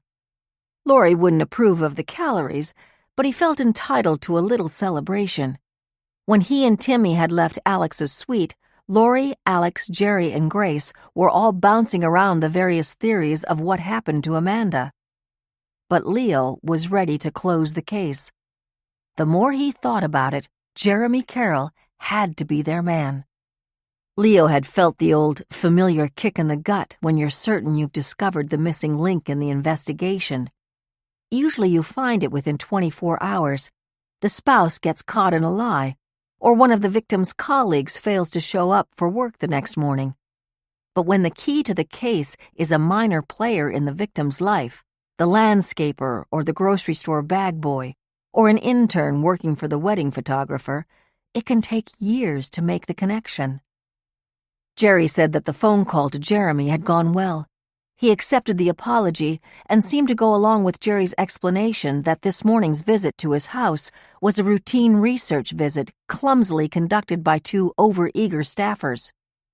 With Jeremy feeling safe, Lori and Alex could finish interviewing the rest of the show's participants, but then Leo would convince his daughter to go to the local police with what they knew. Leo already had an idea about using Jeremy's probation officer to search his house. If they found pictures of Amanda, and Leo knew they would, a good detective could use them to get a confession. Leo felt the old police muscles working again. He could envision every piece of a renewed investigation falling into place. He had no regrets about retiring to help Lori raise Timmy, but he would never stop missing the job. Now that Timmy is getting older, he thought, I might think about doing some private detective work on the side. I'd be good at it. He closed his eyes and felt the sun warm his face. As his thoughts wandered, he remembered Lori mentioning that Amanda had organized prayer vigils for a girl who was killed at her college. He wondered if the case was ever solved. Maybe that could be Lori's next cold case. He reached into Timmy's beach bag, pulled out his iPad, and connected to the hotel's Wi-Fi. He couldn't remember the woman's name, so he searched for missing student, Colby College. Her name was Carly Romano, a 20-year-old sophomore, putting her 1 year behind Amanda and her friends at the time of her disappearance. She was from Michigan and was last seen at an off-campus party.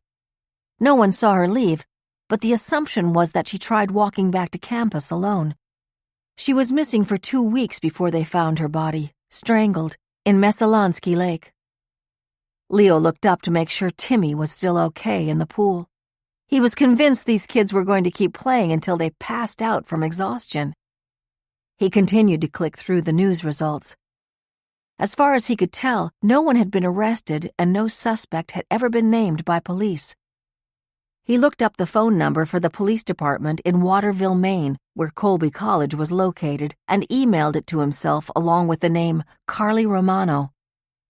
I may not be ready to open my own private detective business, he thought, but that doesn't mean I can't do a little independent research now.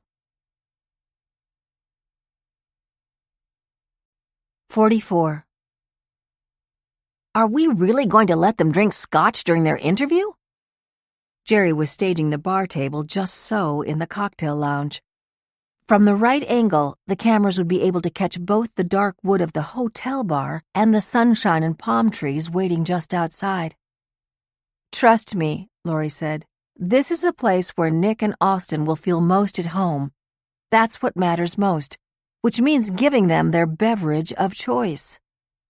Laurie had decided to question the two friends together. They seemed to open up around each other, and that was what she wanted. As for wardrobe, Laurie couldn't have hoped for more if she'd selected their clothing herself. They both showed up wearing tan summer suits with open-collared bright blue shirts. The only difference was the pattern of their pocket squares. Though their clothes were nearly identical, they looked nothing alike. Nick was strikingly handsome and fit, one of those men who wore a suit well. Austin was at best average-looking, with the early signs of a paunch over his belt. His suit was impeccably tailored, but it did little to boost his overall appearance. She remembered what the mother of one of her friends had observed about her daughter's date. "He does not yet look comfortable in his Paul Stewart suit." "Let's get straight to the point," Alex said once they were filming. "By all accounts, you two are successful, eligible bachelors. Even our assistant on the show says you can't help but flirt with every woman you encounter. As the saying goes, birds of a feather flock together. Was your friend Jeff ready to settle down with Amanda?" Laurie wasn't surprised when Nick took the lead. He was definitely the alpha male of the pair. "Absolutely," he said with confidence. "Look, Jeff and I were tight from the second we were paired up as college roommates, but he was never a wingman." "And can you explain for our viewers what that means?" Alex asked. "Oh yeah, sure." Nick and Austin exchanged an amused glance. "A buddy when you're out talking to women. A partner in the hunt, so to speak." Laurie wanted to edit both of them out of the show entirely. No wonder she had always avoided the dating scene. "Jeff wasn't like that?" Alex asked. "Definitely not," Austin said, trying to get a word in. "In college, he was focused on his studies. He'd hang out mostly in groups." "What about later, once he was a lawyer in New York?" Austin clearly didn't know the answer. Nick was the one who was closer to Jeff. "He'd go out on the occasional date," Nick said, "but nothing serious. I was actually the one who got into a serious relationship for a while." "Melissa," Austin said. "That didn't last for long." "True. I had one misstep at a buddy's bachelor party. Melissa found out about it and was gone. I haven't tried it again, but hey, unlike some people here, at least I gave it a shot. Anyway, once Jeff started seeing Amanda, she was all he talked about." "But weren't they on and off for a while?" Alex asked. "At first," Nick said. "One or the other would be so busy at work that they'd shift the relationship to the back burner. But wow, once they started going out for real and then Amanda got sick, every minute he wasn't at work, he was with her. When she told him she had cancer, he asked her to marry him the next day." "What about after she was sick?" Alex asked. "Did you ever see them fight?"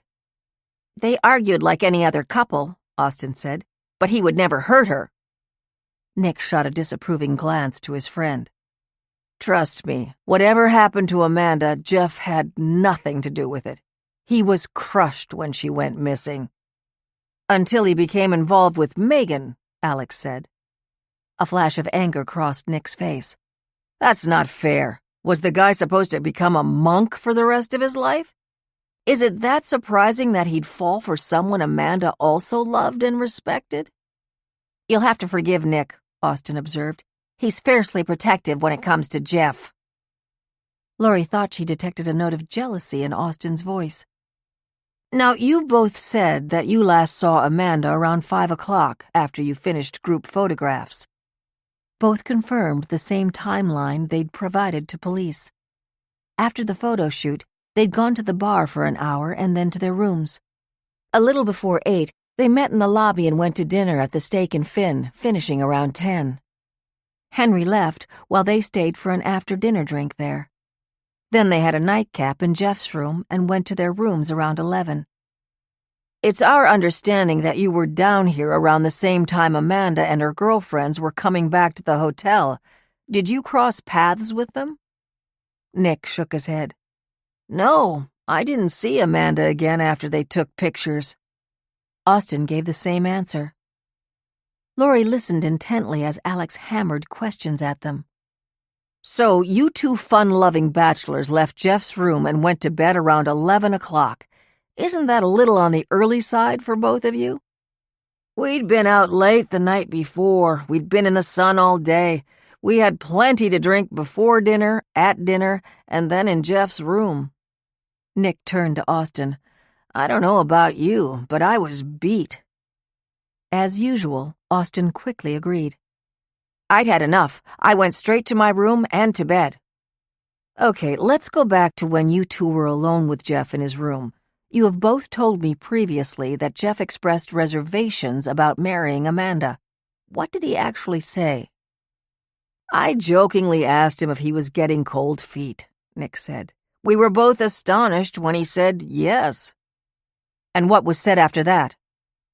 This time it was Austen who answered. Jeff said that Amanda wanted him to change jobs, that he was too good of a lawyer to waste his time working for peanuts at the public defender's office. Jeff told her that he liked being a public defender and helping people, and he was really good at it. What was your response to that? Alex asked. We laughed it off, Nick said. I told him getting married always means she's going to start managing your life. Get used to it. And what was Jeff's response? He laughed with us, Nick said, but we got the impression he was sorry he had started this conversation. It was right after that we said goodnight and headed to our rooms. So you went to your respective rooms at 11 o'clock and you contend that you stayed in your rooms all night? Is that right? Yes, they both answered. And as far as you know, Jeff was not planning to leave his room after 11? That's right. And is it fair to say no one can confirm that you were in your rooms for the night beginning at 11 o'clock, which is approximately the last time anyone ever saw Amanda? A flash of anger came over Austen's face. I guess not. Nick nodded in agreement. Were you aware at the time that in her will, Amanda had left Jeff her $2 million trust fund? We found out about that after she disappeared, Nick said. Do you think Amanda would have told Jeff about his potential inheritance? They looked at each other. It's entirely possible, Austen said quietly. Laurie could tell that they both desperately wanted to vouch for their friend, but they couldn't. There was no getting around one basic fact. Jeff had the most to gain by Amanda's disappearance. 45. Mom, those ladies over there are drinking blue martinis. Timmy was pointing to a group of 4 women. Their drinks were the color of dishwashing liquid. You wouldn't want one of those. You like martinis dry. Alex's eyes sparkled with amusement behind his glasses. Timmy certainly does know his mother. Laurie and Alex had postponed their plans for a dinner alone at a Michelin 3-star restaurant after Timmy pleaded to go to the hotel's sushi restaurant. Leo could not stand the thought of eating raw fish. He called it sea slime. Timmy, on the other hand, was even more adventurous with a sushi menu than Laurie. But she suspected that her son's excitement about this particular restaurant was less about food than about the 2 L-shaped aquarium bar counters where live fish swam beneath the glass. Alex was about to check in with the hostess when Timmy asked if they could sit at the bar. You're always saying we should try new experiences, he argued. We don't have this back home. Alex broke the bad news. You're a little young for the bar, buddy. Try again in about 12 years. I can't wait to be old enough to sit at the bar. Just what a mother wants to hear, Lori said dryly. I don't want him to end up like those two barflies, Austin and Nick. Once they were at the table, Alex said, Speaking of the two Romeos, what did you make of their interview today? She shrugged. They're exactly as Sandra described them. I don't get the appeal personally, but I know Brett will be happy. At least they're entertaining for television. Enough about those two, Alex sighed. So Leo's already convinced the photography intern was involved. Without new facts, Lori wasn't eager to revisit this topic. I know you think he's jumping to conclusions, she said. Maybe we should leave it on the back burner for now. Later, as they walked through the lobby, Timmy asked if he could sleep in Grandpa's room tonight.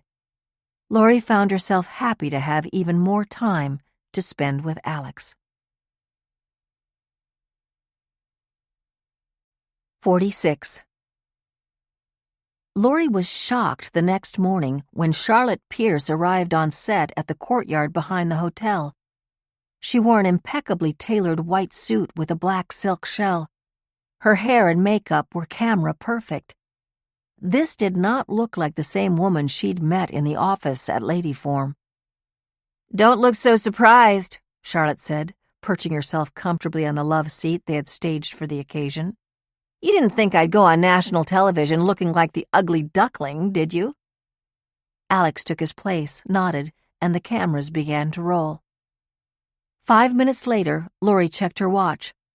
Charlotte had already recited the same information she'd given Lori when they met in New York. She was a businesswoman who was used to communicating efficiently. But part of Alex's talent was to introduce questions that his subjects hadn't anticipated. What was it like being Amanda Pierce's sister? He asked casually. I have no idea what you mean by that. It's like asking me what it's like to breathe. She was the only sister I ever had. Yet I sense in you a woman who could, in fact, describe what it's like to breathe if someone asked you the question. She gave him a half smile. Lori could almost hear her deciding to play along. Fine. It was like being the weed next to the rose. In any other family, I would have been a superstar. I graduated at the top of my class from the University of North Carolina. I'm a pretty nice person. I work hard. But Amanda was special. Men wanted to marry her. Women wanted to be her. She knew how to please people. Jeff's friends sensed that you weren't especially happy about the wedding. Disinterested was the word one of them used. Well, first of all, Charlotte waved her hands dismissively, Jeff's friends are idiots. Second of all, I wasn't disinterested. I was worried, and not about Amanda. I thought Jeff was the one making a mistake. I loved my sister, but I was probably the only person who really knew her. She looked like a princess from a fairy tale, with bluebirds brushing her hair. But she was cunning, ambitious, and there's nothing wrong with that, but she hid it behind this perfect, gentle facade. Lori found herself fascinated by Charlotte's description. It felt utterly honest. So why were you worried about Jeff? Alex asked. Because he had no clue what he was getting himself into. He started dating Amanda, and then almost immediately she became very sick. Weak, she added sorrowfully. It was the only time in her life when she was vulnerable, but if anything, the experience only hardened her. I can tell you this, she was going to put him through the ringer. She was going to change him the way she changed Ladyform. Her idea of a successful husband was not a public defender. Alex leaned toward Charlotte. So do you suspect Jeff Hunter in your sister's disappearance? She paused a long time before answering. I guess that depends. On what? On whether he figured out that if he married Amanda, he'd be under her thumb, as I always was. 47. Leo woke up feeling completely rested. This bed is great, he thought. It had been 10 years since Eileen passed. Since then, it was only on trips with Laurie that he slept somewhere other than in his own bed or in Laurie's guest room. He realized it was probably time to buy a new mattress. Maybe he'd think about it when they were back in New York. He looked at the clock. It was already 10 a.m. He saw a note beneath the door that joined his room to Laurie and Timmy's. He felt his hamstrings ache as he bent down for it. At 64 years of age, he was in good shape, but needed to stretch more. Figured I'd let you two sleep in, the note read. Timmy was getting older. He could sleep until noon if undisturbed. Leo walked over to the small desk in the corner, opened the laptop Laurie had bought him for his birthday, and clicked on the internet browser. He could spend a few minutes working on his pet project before waking his grandson for a late breakfast. He used 2 fingers to type facebook.com into the search window. Grace was the one who was teaching him how to cyberstalk, as she called it. When he was on the job, gathering background information had required knocking on doors and pounding the pavement. These days, people posted their entire lives, including what they ate for breakfast, on social media. He typed Carly Romano into the search window of Facebook. He read recently that it was increasingly common for families and friends to maintain pages of those who had passed as a place for loved ones to post memories. Sure enough, he found her wall, with a posting as recent as 2 months ago from a Jenna Romano. Happy birthday, sis. You're still in my heart. XOXO. He had called the police in Waterville and confirmed that Carly's case was still unsolved. According to the detective he spoke to, the primary suspect was her high school boyfriend back in Michigan. The two had tried a long-distance relationship during their freshman year, but Carly broke things off when she returned to campus for her sophomore year. He didn't take the news well, but police had never been able to build a case against him. It seemed like a good case for Laurie's show. Leo clicked through the photographs on Carly's profile, searching for one of the old boyfriend. He checked the dates. He was still browsing the college years. He needed to keep scrolling back to high school. He couldn't help but notice that Carly looked happy and lively in every photograph. She had thick, dark hair and big brown eyes. She seemed to always be smiling. He was scanning the pictures so quickly that he almost missed it. A familiar face. He flipped back 2 pages. The caption on the photograph read, DJ night at the Bob-In. Carly looked straight at the camera. The man next to her in the booth had his arm around her. He was younger, Leo thought to himself, but that's definitely him. Younger, but familiar. He spotted him 2 more times in other photographs taken within a few days of this one. He clicked over to his email and found the production schedule that Jerry had sent everyone prior to the trip. Alex was interviewing Charlotte at 9 a.m. in the courtyard behind the hotel, with Kate to follow at 10:30. If he hurried, he could find Laurie on a break in between. Leo waited until he saw Charlotte Pierce leave the set. Laurie smiled when she saw him, but then a moment of panic crossed her face. Dad, where's Timmy? He's fine. I woke him up and he's in your room getting ready for breakfast. They had lived for 5 years in the shadow of a killer's threat that he would someday return to kill both Laurie and her son. That kind of fear doesn't fade easily. I think Alex may have been right when he said I was jumping to conclusions about Jeremy Carroll. You need to see this. He opened his laptop screen. Laurie's mouth opened in surprise. Is that? Oh my God, it is. He clicked to the other 2 photographs. His arms are around her here, and check out the way he's looking at her in this one.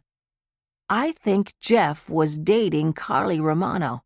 Amanda may not have been his first victim.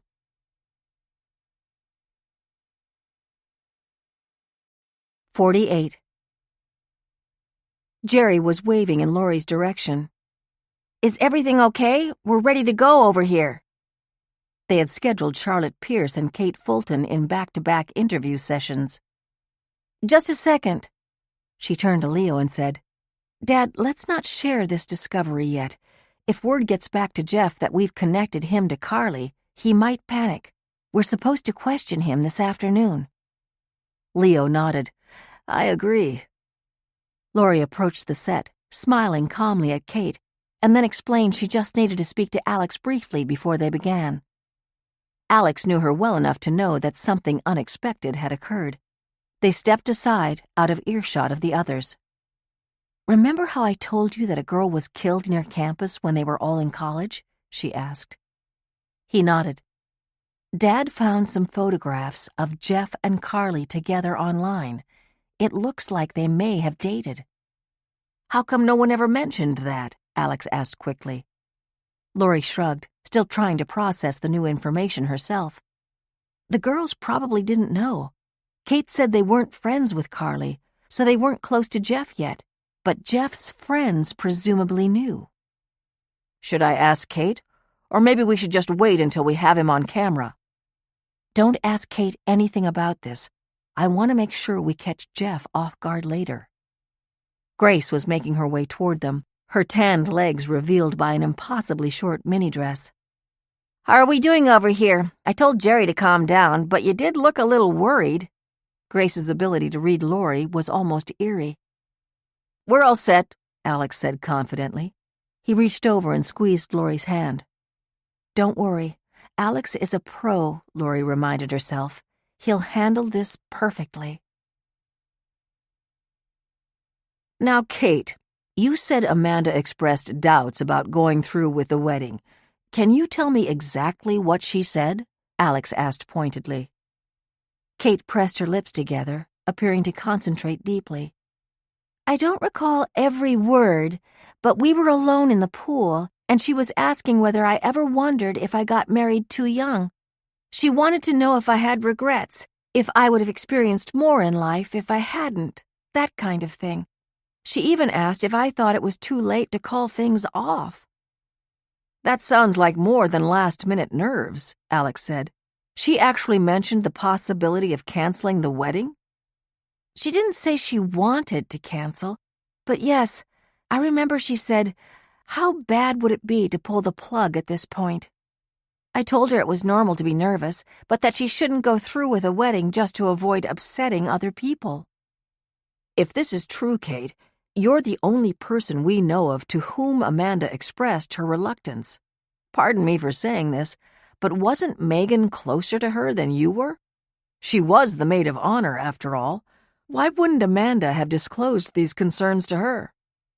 She shrugged. "Maybe because Megan was also friends with Jeff? She might have been worried Megan would tell him." "Are you sure that's the only explanation?" Alex persisted. "Megan made it sound as if she and Amanda were extremely close friends. Wouldn't Amanda trust her with such an important confidence?" Kate cleared her throat. "It's possible that over the years I may have let it slip that, yes, I did used to wonder if I married too young, that I would picture how things might have been different if I had ventured off on my own for a while.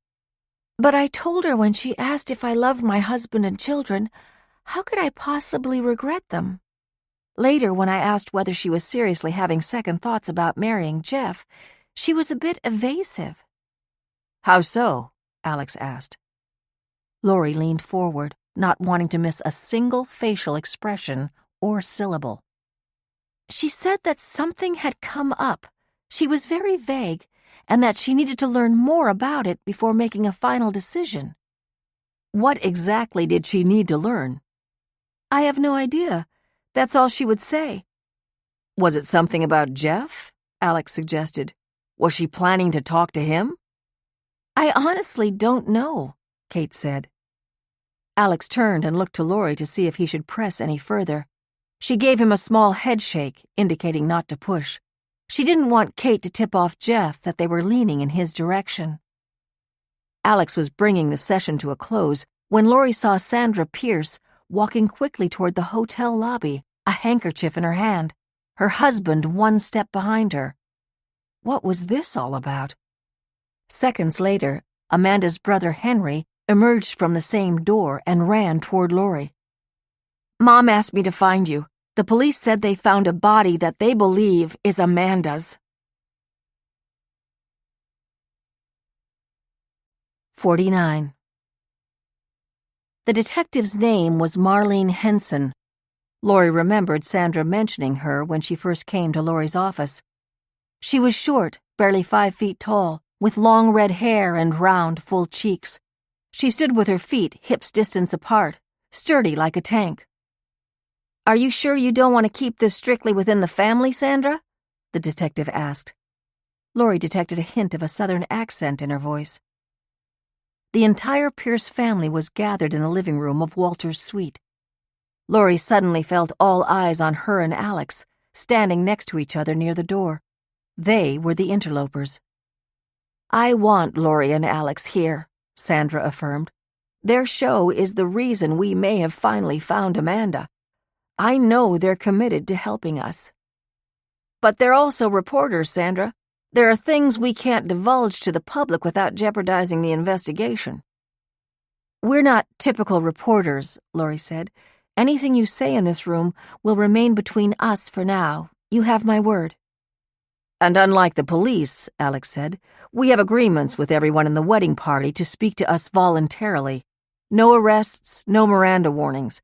That could come in handy. Detective Henson looked one more time at Sandra and appeared satisfied. Sandra's eyes were still bloodshot and puffy from crying, but she seemed ready to hear the details. Walter put his hand around her shoulder. Her voice remarkably calm, Sandra asked, Do you believe you have found my daughter's body? Allow me to explain the events that brought us here today. A phone call came into the station house last night, a few minutes before midnight. The caller's voice was muffled. At this point, we're not even certain if it was a man or a woman. The caller provided specific information about the location of your daughter's body. Of course, we tried to trace the call, but it came back to a phone you could buy and throw away. Walter pursed his lips. That was over 12 hours ago. No one thought to tell us? The department wanted to investigate first. I didn't want to distress you if it was a crank call, but we acted on it immediately. The address the caller provided was for a parking lot across the street from St. Edward's Church, which is 2 miles from here. We checked the records. That parking lot was being resurfaced at the time your daughter disappeared. The instructions were very specific regarding where the body would be found. We had GPR, that's ground-penetrating radar, out there in the middle of the night. Based on what we saw on radar, we began excavation of the parking lot at sunrise and unfortunately did locate remains at that location. We'll do further testing to confirm if they belong to your daughter, but we found these on the left ring finger. Detective Henson handed Sandra a photograph of 2 platinum rings, a classic Tiffany-style diamond engagement ring, and a matching wedding band. The setting was caked in dirt. I think these are hers, Sandra said. The engagement ring was engraved, A and J. Detective Henson finished the phrase with her. Semper Amamus. It means, let us always love, in Latin, Sandra explained, choking back a sob. It's definitely our daughter. It's my baby. It's Amanda. Walter wrapped both his arms around her, and she leaned her head on his shoulder. I'm so sorry to have to tell you this, the detective said softly. I'll give your family some time alone. I've always hoped there might be a different ending. 50. On the way to the hotel elevator, Lori asked Detective Henson if they could have a moment. Detective, there's something you need to know about the wedding band that you found with Amanda's body. Jeff told us that when he got back to New York, he couldn't find the rings in his luggage. He said that with all of the distress over Amanda's disappearance, he hadn't realized they were missing. I was wondering why she would have been wearing the band before she was actually married. She wouldn't have been, Alex said. And here's the thing. Both the bride and groom's rings were supposedly being kept in Jeff's room safe prior to the ceremony. and one of Amanda's friends just told us that Amanda seemed to be having second thoughts about the wedding. She said there was something she needed to find out before she made a final decision about whether to go through with the ceremony." Detective Henson raised her eyebrows. "Well, that certainly is interesting. Sandra already told me about the will. Now that we've found her body, Jeff will finally get his money without having to call attention to himself by asking a court to declare her legally dead." Lori saw the pieces of the puzzle falling together. If Amanda went up to Jeff's room that night after their separate parties, she might have wanted to try on her ring, maybe as a test to see how she felt about it. If she changed her mind and decided to call things off, a fight might have ensued. Jeff could have killed her and buried the body without remembering to remove the ring. As usual, Alex was following her logic step by step. When he realized his mistake, filing an insurance claim for the stolen rings after he got back to New York could have been a way to cover for the fact that her wedding band was missing. But he never filed a claim. The detective smiled. "I appreciate the information, but you should leave the police work to us." "Are you sure about that, Detective?" Alex asked swiftly. "Because we're supposed to question your number one suspect in half an hour, and for now, he has no idea you found Amanda with that ring on her finger. And rest assured, I'm going to ask him about that." 51. Jeff looked handsome in a tan summer suit and plaid bow tie. They had asked him to wear something similar to what he had planned to wear for the wedding ceremony. He was showing Alex the beachside pergola where they were supposed to exchange vows in front of their family and closest friends. "It's a truly beautiful setting," Alex observed. "I can't resist asking about your somewhat unusual choice of footwear." One of the videographers moved forward with a handheld camera to get a shot of Jeff's sandals. "Amanda loved the idea of being on the beach for an afternoon wedding," he said, reminiscing, "but was worried about wearing heels in the sand. She was thrilled when I suggested that we both wear flip-flops for the occasion and encourage our guests to do the same. Then she could change into her white satin Jimmy Choos for the reception."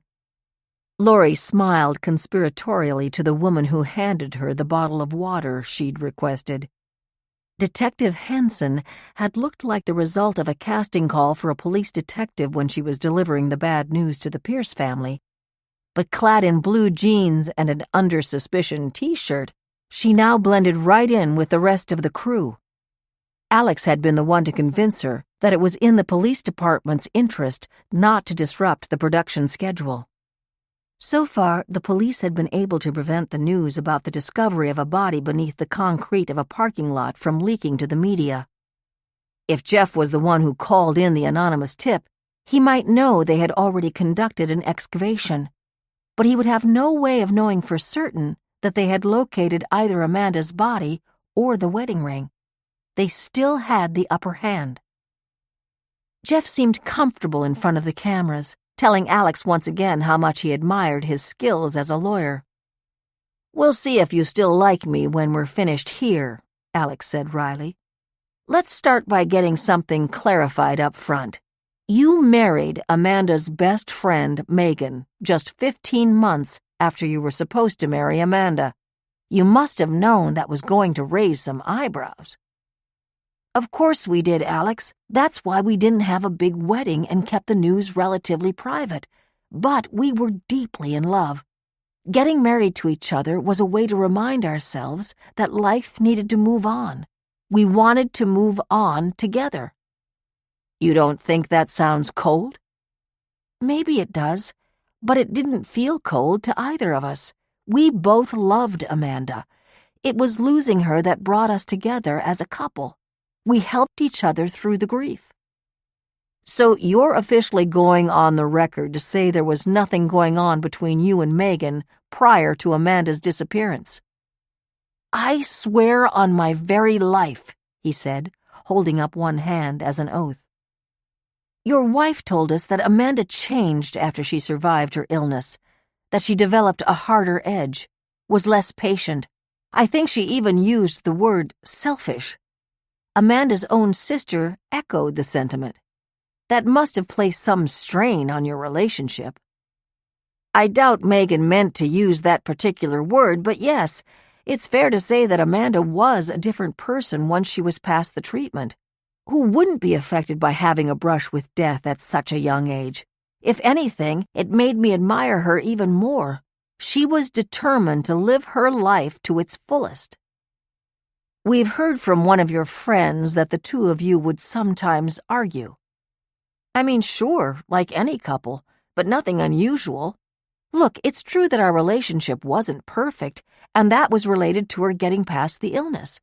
We really fell in love while she was sick. Once she was better, she was less dependent on me, and sometimes it was unclear how our lives fit together. In a crazy way, it was almost like there was a void without the illness. Amanda even spoke to Kate about the possibility of calling off the wedding. Jeff appeared surprised by the assertion. I can't imagine why. We were both so excited to be husband and wife. Amanda told her that something had come up and that she needed to find out more. Are you certain that you did not see Amanda the night after you separated for your bachelor and bachelorette parties? Of course I'm certain. I want to shift gears and talk to you about your wedding bands. Were you holding on to them until the ceremony? Jeff seemed completely unfazed by the question. Yes, they were in the safe in my hotel room, but were stolen at some point during our stay. When was the last time you recall seeing them? Let's see. I guess it was the same day Amanda disappeared. The photographer was taking some early pictures of the bridal party and snapped a couple of stills of the rings up in my room. And you returned them to the safe afterward? Yes, I'm sure of it. And Amanda wasn't in your room any time after that? No, you're asking so many questions about those rings. They weren't particularly valuable. I couldn't have afforded expensive ones. Is there a reason you're so interested? A chill ran down Laurie's spine. Was Jeff testing them? As Laurie watched Alex's face, she made a mental note never to challenge him to a poker match. He was absolutely unreadable. Megan suggested that Amanda may have taken them as mementos. Jeff nodded, apparently satisfied by the explanation. She's mentioned the possibility to me, too. I think she truly wants to believe that Amanda's out there somewhere, churning butter on a farm in Montana. Wouldn't that be nice? Amanda's not the only woman you've known who disappeared, is she? What kind of question is that? Of course she is. We've been looking into the murder of a woman named Carly Romano. She was a sophomore at Colby, 1 year behind you. She was missing for 2 weeks before her body was found. The medical examiner determined she was strangled. Isn't this a photograph of you with Carly, taken 3 months before her death? Jeff's face flushed with anger. You can't possibly be suggesting. All I did was ask a question, Jeff. This is crazy. Colby's tiny. 1,800 students total. Everyone basically knew everyone. But your arm is around Carly in this picture. You look quite enamored with her. You're blowing it way out of proportion. I would guess that was at Bobbin, a nearby stomping ground. I think Nick was trying to endear himself to one of her friends. I wasn't dating her or anything. There were other pictures of the two of you together. Those were probably the only times we ever hung out. Carly was one of the great beauties on campus. Everyone would flirt with her at parties, but in my case it was nothing serious, just simple college fun. This is ridiculous. I've gone all these years with people wondering whether I hurt the woman I loved, but are you seriously suggesting I'm some kind of serial killer? Alex let the pause linger. By the time he spoke, Jeff was pale. There's something I need to tell you, Jeff. The police found a woman's body this morning, buried beneath a parking lot that was under construction at the time Amanda disappeared. Jeff's mouth opened and closed like a marionette's. Is it Amanda? There's no final identification yet, but they did find what appeared to be her engagement ring. Semper Amemus? He muttered. That was the engraving. Yes, Alex said. That's the same ring. And that wasn't the only piece of jewelry. The police also found a matching wedding band, the one you said was last seen in your hotel room. Jeff rose from his chair, ripped off his mic, and walked quickly off the set. 52. An hour later, Lori was pacing yet again in the living room of Alex's suite. "Lori," Alex said, obviously concerned, "I've never seen you so nervous. You're going to wear a hole in the hotel carpet at this rate." The only other people in the room were her father and Detective Henson. Jerry was out with the camera crew gathering footage of local scenery to use during the narration between interviews. Lori had asked Grace to watch Timmy so her father could be here while they met with Detective Henson. "You're right," Lori said. "I am a bundle of nerves. Shouldn't we tell Sandra and Walter about this latest development?" So far, only her production team and Jeff knew about both the significance of the wedding band found with Amanda's body and Jeff's connection to Carly Romano. Leo grabbed Lori's hand abruptly as she passed his wing chair.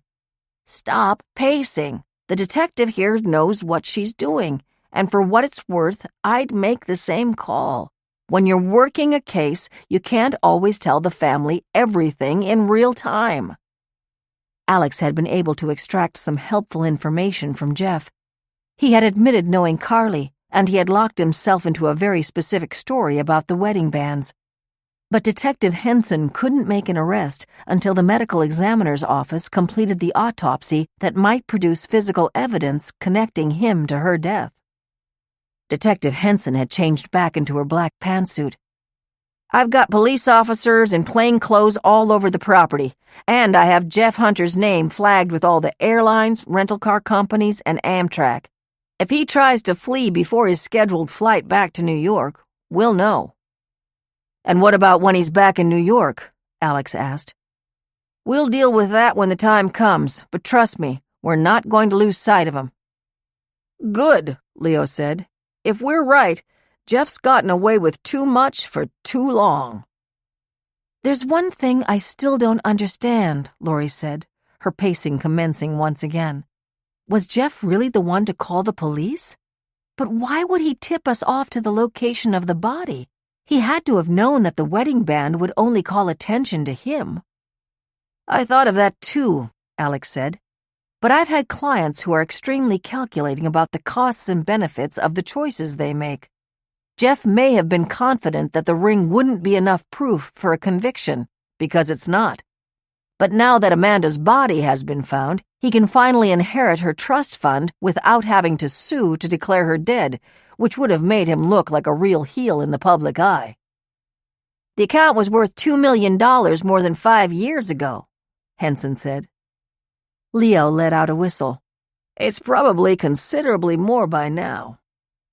Lori said, "Is there any way to analyze the voice on the tape to see if it's Jeff's?" Henson shook her head. "You can buy a voice distorter in any spy shop. As I told you earlier, the caller could be a woman for all we know.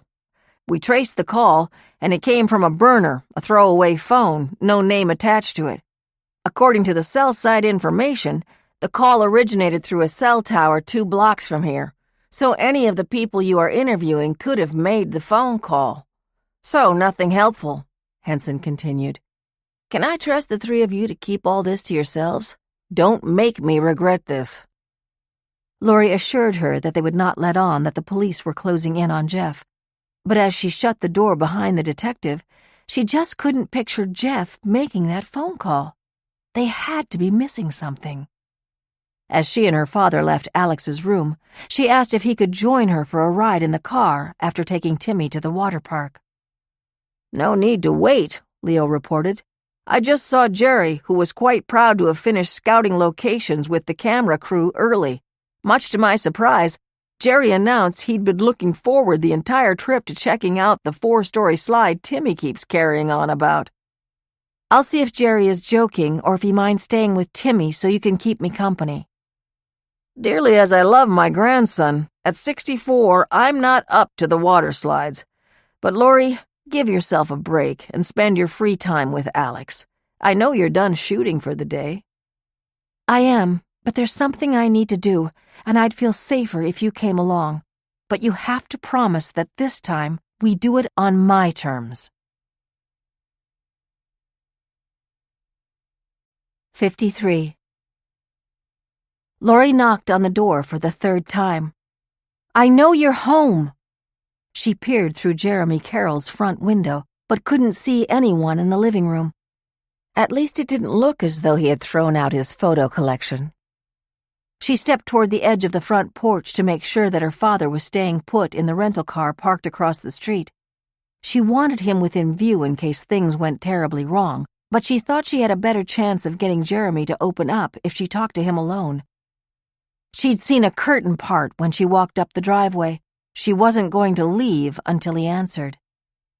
I know you didn't hurt Amanda, she cried out. I'm sorry that we were so pushy last time, but I think you want to help. Please.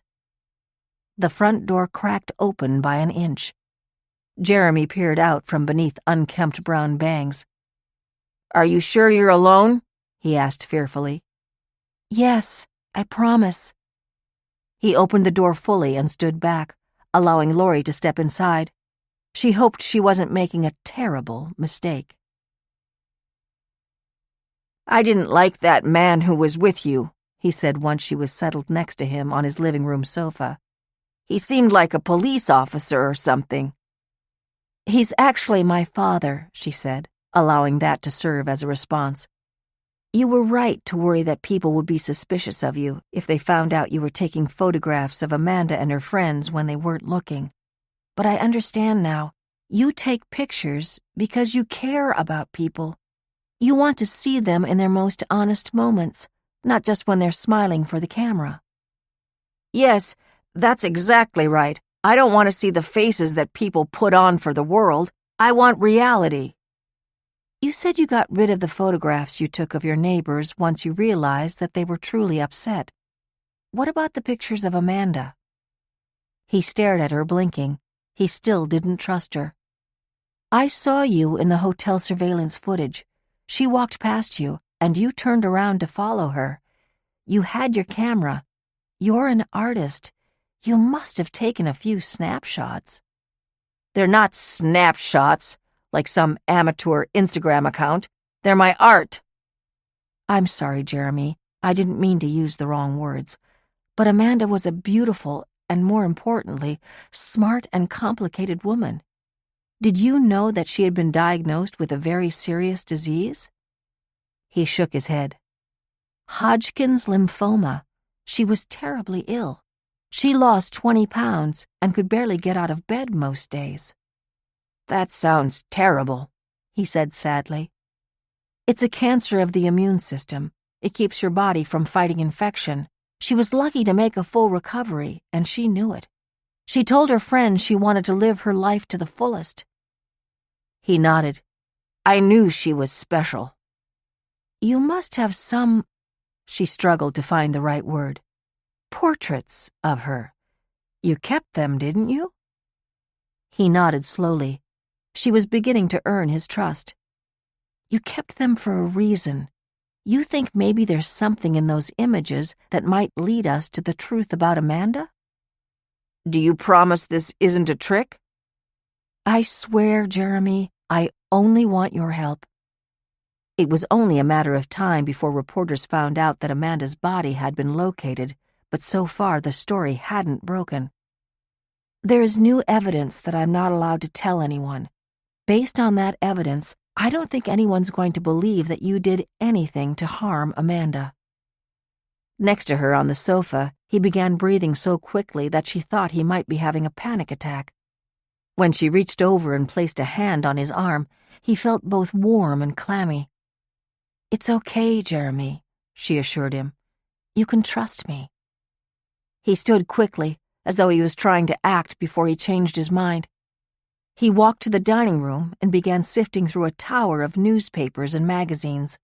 Holding her breath, Lori followed him into the room.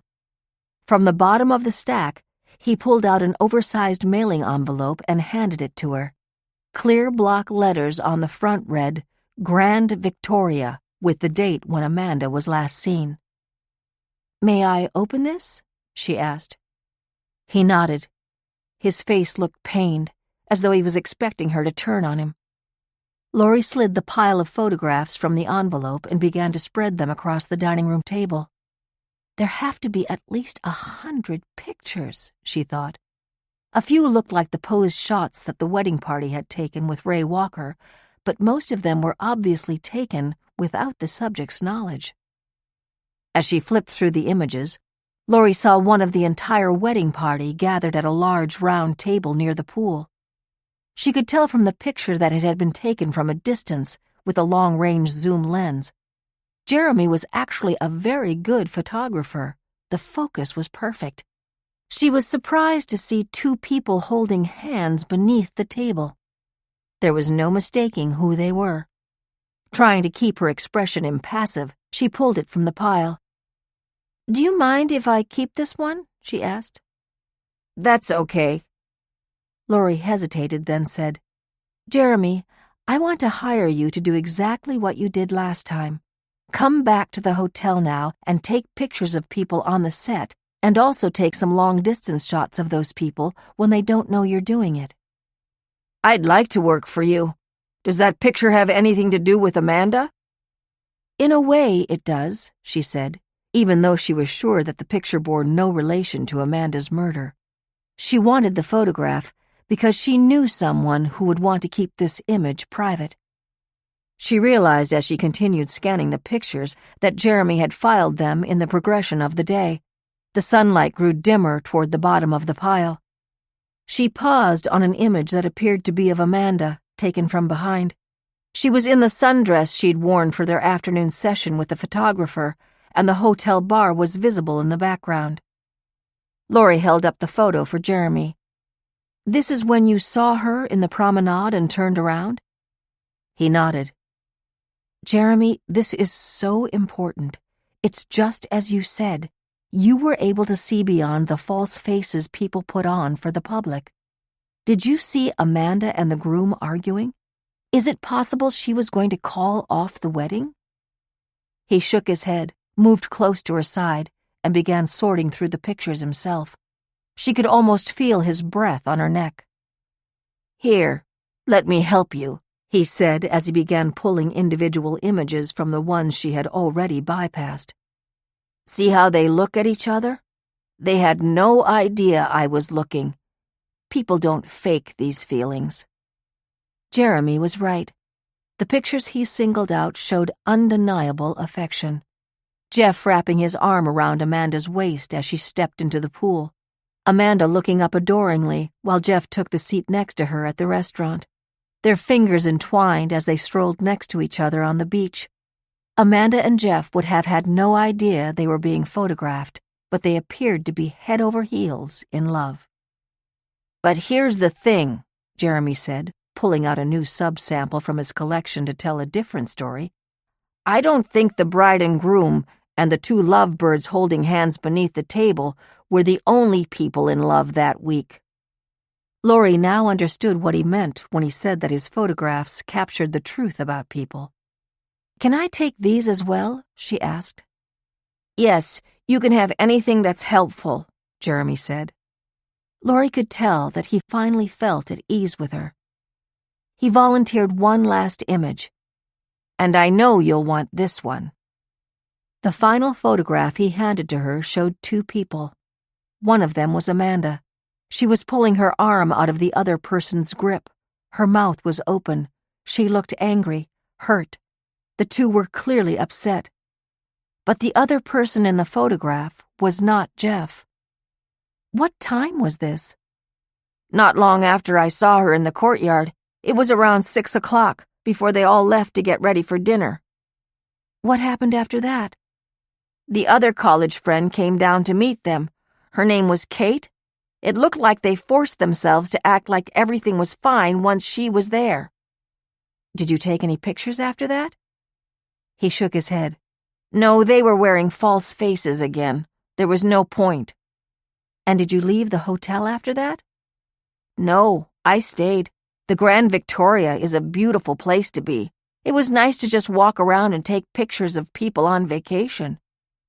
Did you see Amanda again that night? Yes, I did. Lori couldn't believe her ears.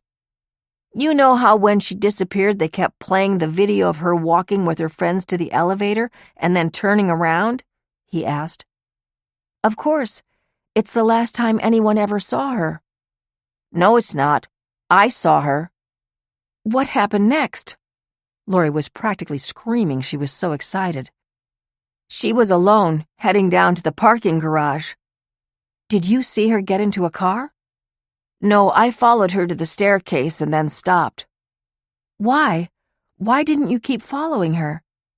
It's so quiet down there. Every noise echoes. I was afraid she'd hear my footsteps. I didn't want to scare her. Lori could only imagine how different it might have been that night. If the killer had been lurking in the garage, the sound of Jeremy's footsteps might have frightened him off. 54. Leo Farley kept his eyes on Jeremy Carroll's front porch as he hit refresh on his cell phone's email app for what felt like the 30th time in 3 minutes. He had a love-hate relationship with computers. Sometimes he thought about how much easier his job would have been if he had all this technology at his fingertips back with the NYPD. And then there were moments like this when he wished he had an actual human being on the other end of a good old-fashioned telephone call. He had seen the worry in Lori's face when she stepped out of the car. Lori's show had been a phenomenal success so far. In both of the previous specials, the show had played a key role in identifying the murderer. Lori's work at the Grand Victoria would prove instrumental, but this might be the first time that she only managed to move the ball downfield without going over the goal line. I was a cop for nearly 30 years, Leo thought. I've learned to know the difference between a gut feeling and proof beyond a reasonable doubt. But for Lori, the sense of uncertainty was new. They still needed more evidence before the police could even possibly arrest Jeff, and Leo was determined to find it. Maybe I made a mistake, he thought, not insisting on going inside with her. He had intensely lobbied Lori to allow him to accompany her inside Jeremy's house, but she insisted on questioning him alone. She was so driven to get to the truth, but at least she didn't come here alone. She had allowed him to make the drive with her. To keep his mind occupied, Leo had called the Office of Student Services at Colby and asked for help searching the college yearbooks for any information about Carly Romano. According to Jeff, he was only a casual acquaintance of the young woman who'd been murdered near the campus. If Leo could prove that Carly and Jeff had been an item, they'd be one step closer to building a case against him. When Leo explained he was retired first deputy commissioner of the NYPD, looking into Carly's case in his spare time, the secretary volunteered that the yearbooks all contained an index by students' names. She would scan any page mentioning Carly and email it to him. It was the only thing he could think to do as he sat restlessly in the car. Lori saw her father lean his head back in the driver's seat when she re-emerged from Jeremy's house. She wondered how many times he had started to leave the car to check on her. Lori, that might have been the longest 20 minutes of my life, Leo said as she hopped into the passenger seat. Dad, wait until I tell you, she said as she dropped the package on the floor and began to put on her seatbelt. Then her cell phone buzzed. It was a new text from Alex. Local news just reported the discovery of Amanda's body. CNN is covering now. I'm taking Timmy to the pool, but will follow updates online. She was still reading the message when her phone rang. It was Brett Young. She answered immediately. Brett, I know. Big developments. Huge. Please tell me you're almost finished filming. We've got everyone who matters on film, yes.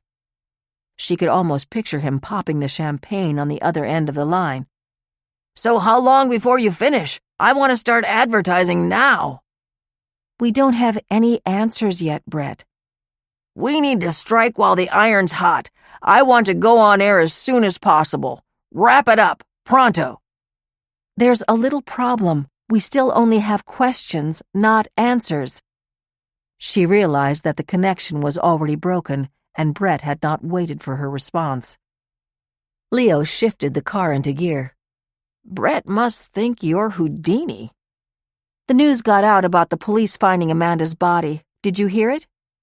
No, I had the radio off. I was making some phone calls. He wants me to finish as quickly as possible. To what end? He protested. At this point, nobody knows who killed Amanda. She thought about the photographs Jeremy had given her. Did she finally know who killed Amanda? Maybe. 55. Leo dropped Lori off at the hotel entrance and waited for the valet to take the car while she went to see Alex.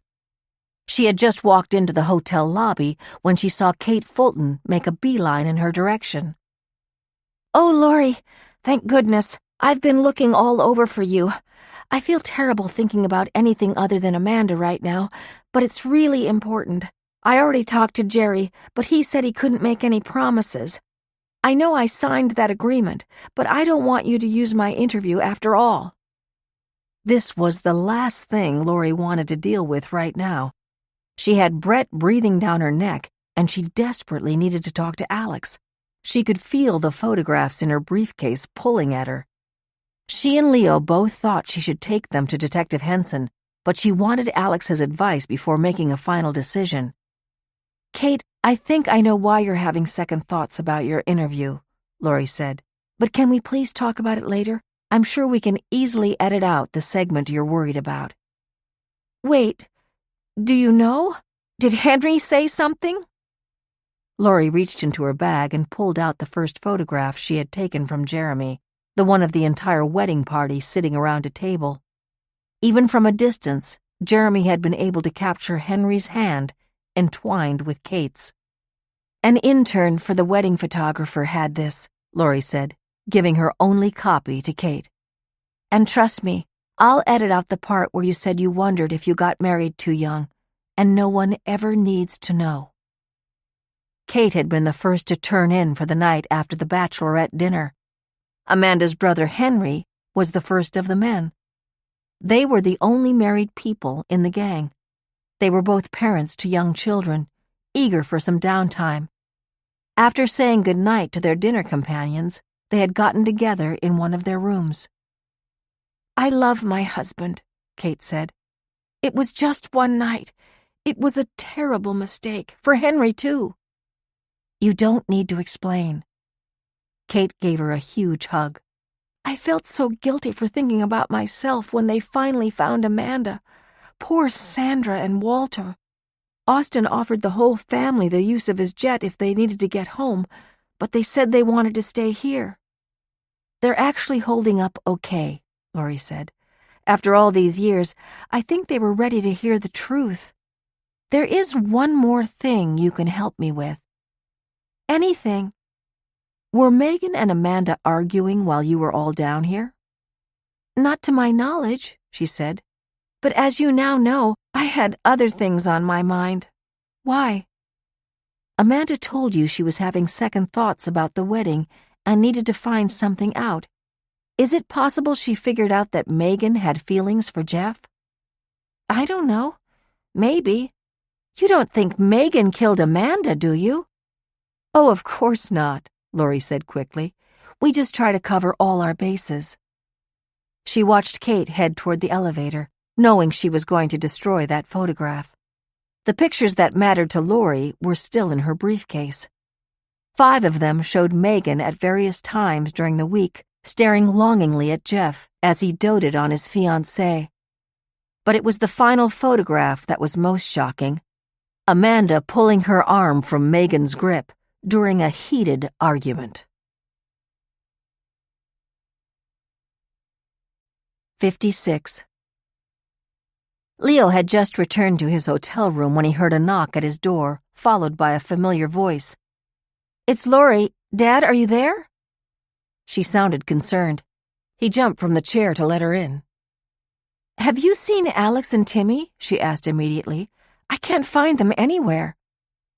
Timmy left a note saying Alex was joining him and Jerry for the water park. He used 5 exclamation points. The sight of her son's carefully printed words on the Grand Victoria stationery only partially calmed her. "When Alex texted me that he was going to the pool with Timmy, I thought he meant the hotel." Leo expected his daughter to worry once again that Timmy was getting too attached to Alex, but she changed the subject back to the case. "Dad, I can't decide whether to take these pictures to Detective Henson." She removed the photos from her briefcase and spread them out on the bed. Leo hadn't had time to study them closely in the car.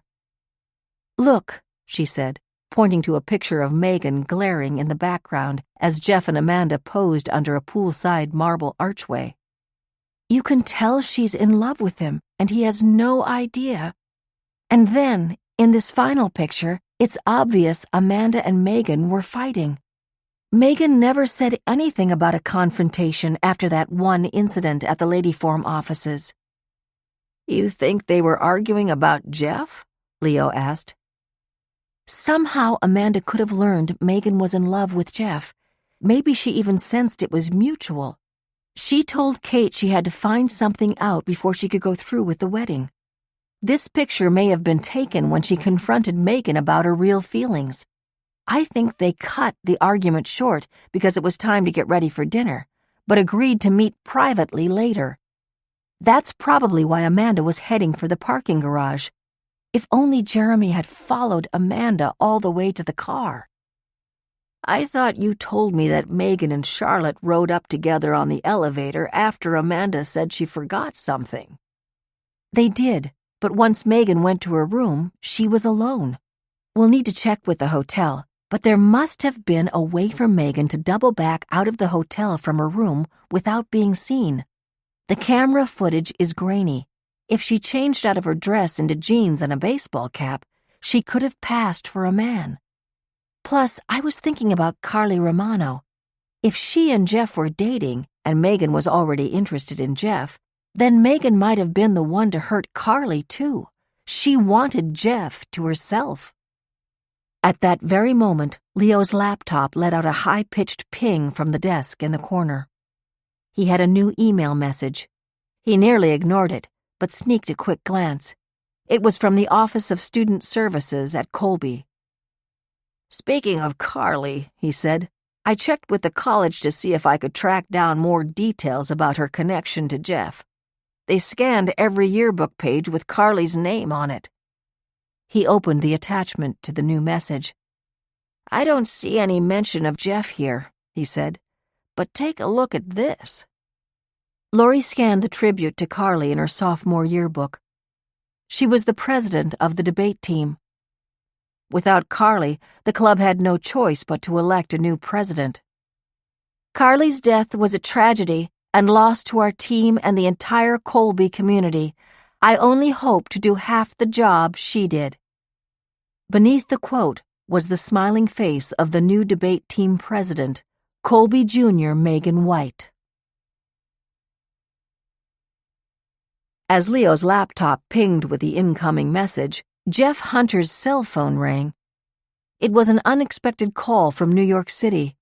Jeff was shocked by whom the caller was and what he said about Megan. 57. As Jeff ended his call, Austin signaled a poolside waiter and ordered a scotch. "By the time it gets here, it will be 5 o'clock. Who am I kidding? I started at lunch. You want anything, buddy?" Jeff shook his head but said nothing. Once the waiter was gone, Austin said, "I'm sorry. I can't imagine what you're going through. I guess most of us suspected Amanda was, but it's got to be rough to finally know for certain. What was that call? You sounded upset." Jeff told Austin he was fine and then quickly changed the subject. "Where's Nick?" he asked, even though the person he was eager to see was his own wife. Megan was with Kate at the hotel spa for the afternoon. After that phone call, Jeff was tempted to storm into the spa and demand an explanation. But in light of today's grilling by Alex Buckley, he knew everyone was suspicious of him. For all he knew, the police had undercover officers at the hotel, watching his every move. The last thing he needed was to lose his temper in public, but he was hurt and confused and desperate to speak to Megan. He took a deep breath and tried to remain calm. Austin said, "Nick's getting his boat ready. You know him. He takes forever." Austin and Nick, always competing, Jeff thought. Jeff looked at his watch. "I doubt you two will have time for a cocktail cruise before dinner." All the college friends were planning a group dinner tonight. After Amanda's body was found, Kate moved the reservation up to 6:30.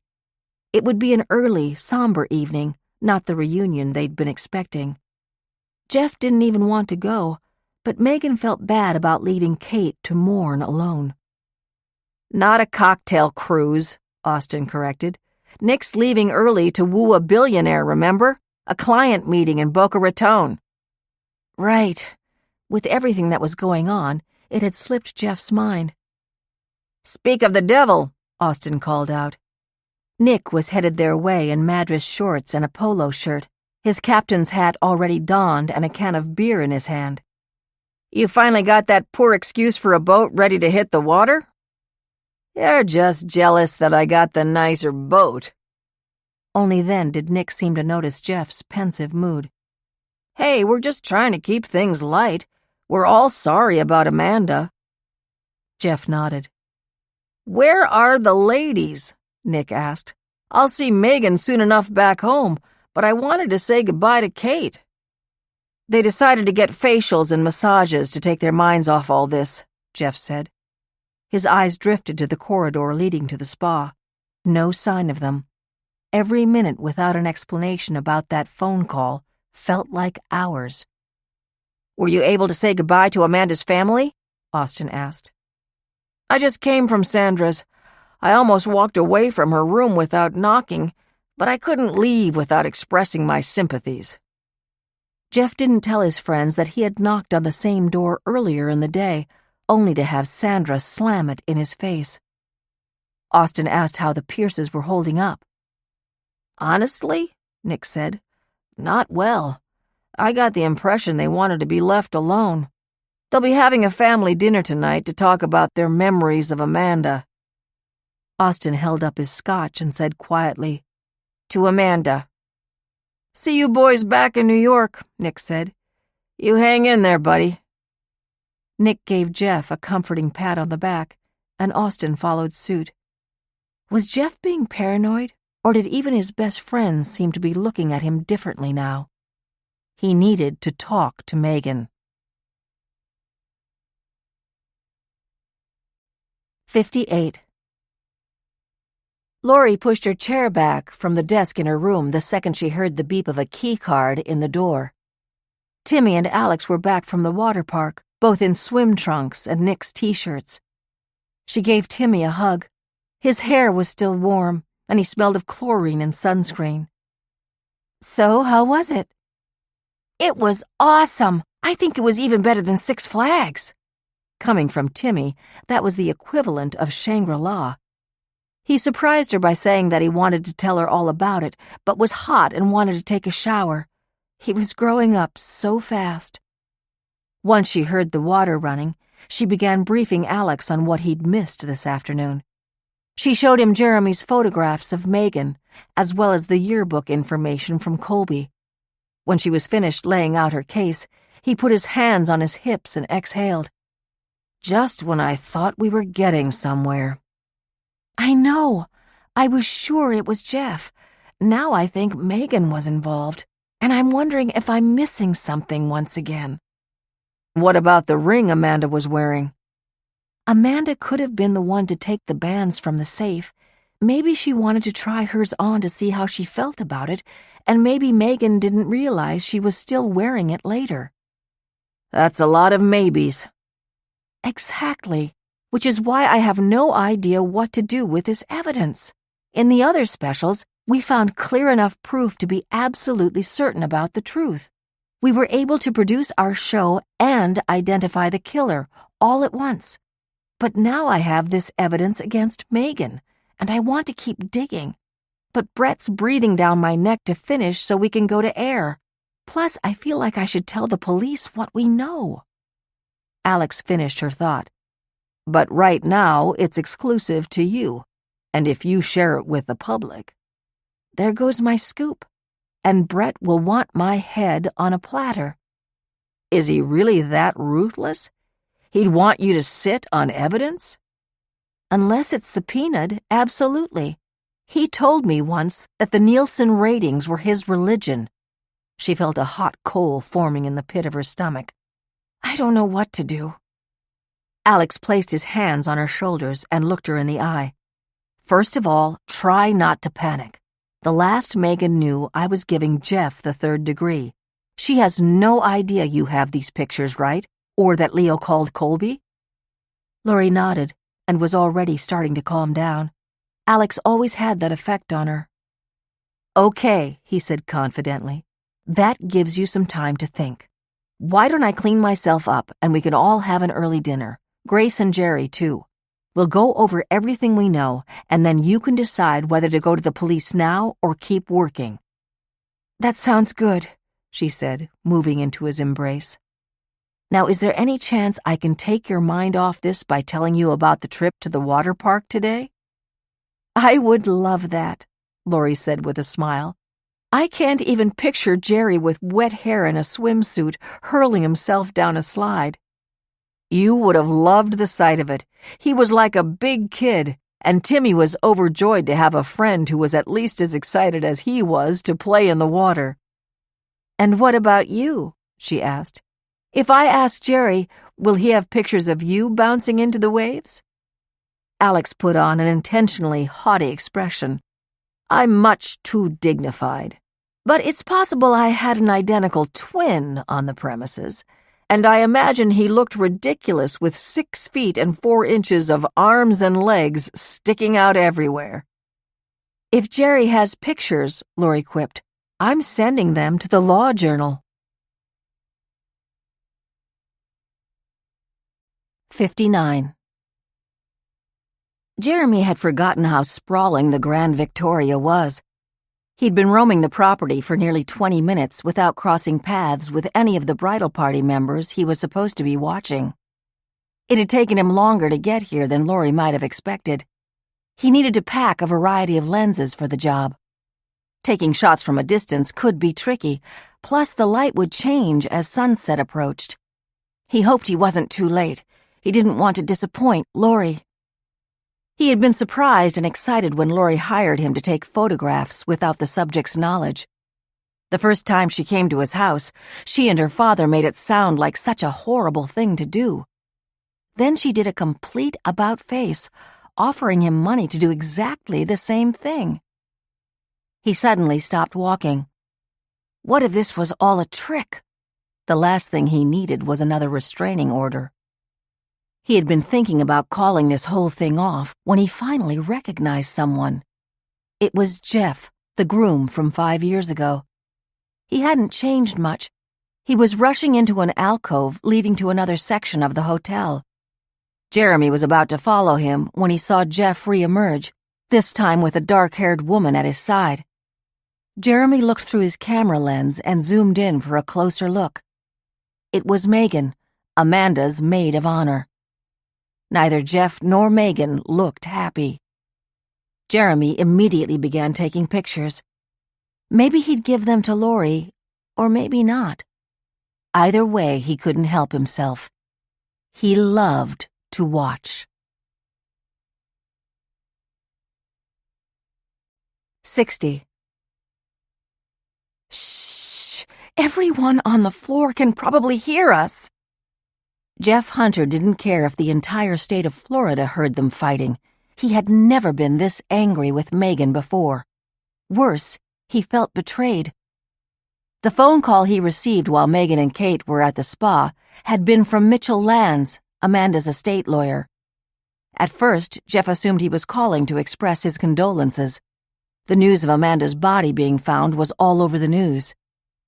but that wasn't the only reason the attorney called. Jeff was so angry now, he could barely recognize his own voice.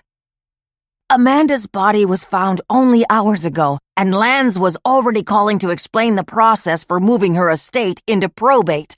I told him I never wanted Amanda's money, Jeff said. And then came the bombshell. Imagine my shock when he told me you called him this morning to ask about my inheritance. Why in the world would you call Amanda's lawyer behind my back asking how to get the money from her trust fund? You know I've never had any interest in one penny of Amanda's money, not even when we were supposed to get married. Marrying Amanda is what you always really wanted, wasn't it? I knew this day would eventually come, the moment when you realized that she was the only one you ever loved. You only married me because I was her best friend, the next closest thing to your beloved Amanda. Jeff couldn't even recognize the woman who was sobbing on the hotel bed. Did she really doubt his love for her? Is that why she called the lawyer? Was she planning to leave him and take half of the inheritance? He would give her every cent if she wanted. He just wanted her to act like the wife he thought he knew better than anyone on the planet. Megan, talk to me. Why did you call that lawyer? You should have told me. Do you realize how horrible this will look now that they found Amanda's body? Megan buried her head in the pillow, leaving mascara stains on the crisp white cotton. It was just one phone call. I wasn't thinking about the show, and I certainly had no idea they'd find Amanda's body, today of all days. They found her rings. Amanda's dead. All these years you said you thought she was out there living a happy life. You must feel something. Now her volume outmatched his. Of course I feel something. She was my best friend. You know how the producers asked me about that stupid fight we had over X-Dream workout clothes? I couldn't have cared less about Amanda taking that idea. I was looking for an excuse to lash out at her because she was marrying you. Don't you realize after all these years, I've loved you since college, and I had to sit there and pretend to be happy for Amanda while you fell in love with her. I've always been your second choice. Jeff had never seen his wife this emotional. That's not true, Megan. We were so different, and people change. I've never felt as right with someone as I feel with you, but you've got to tell me why you called that lawyer. I promise, it's not what you think. I can explain. You just have to wait. There was a knock at the door. Megan looked through the peephole, then wiped her face with her palms. It's Kate. I told her to swing by here before dinner. Now can you please stop yelling and have a little faith in me? In an instant, her outburst was over, and she was back to her cool, level-headed self. At this point, Jeff had no idea where to place his faith. 5 years ago, when he was about to marry Amanda, he had nagging doubts about how well he really knew her. Now, after the bewildering rush of today's events, he found himself questioning how well he knew his wife. 61.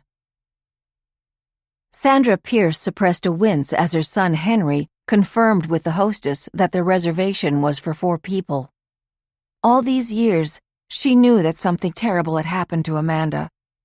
Despite what the police and public wanted to believe, Amanda would never have vanished on her own. But some part of Sandra had always held out a glimmer of hope that they'd find Amanda alive, that they might be a table of 5 again. Walter was remarking on the unusual aquarium bar when Sandra saw a familiar group already seated at the back of the dining room. She let out a gasp, and Charlotte immediately grabbed her hand. "Mom, are you okay?" Walter, Charlotte, and Henry followed her gaze. Jeff Hunter was there, with that traitorous Megan, along with Kate and Austin.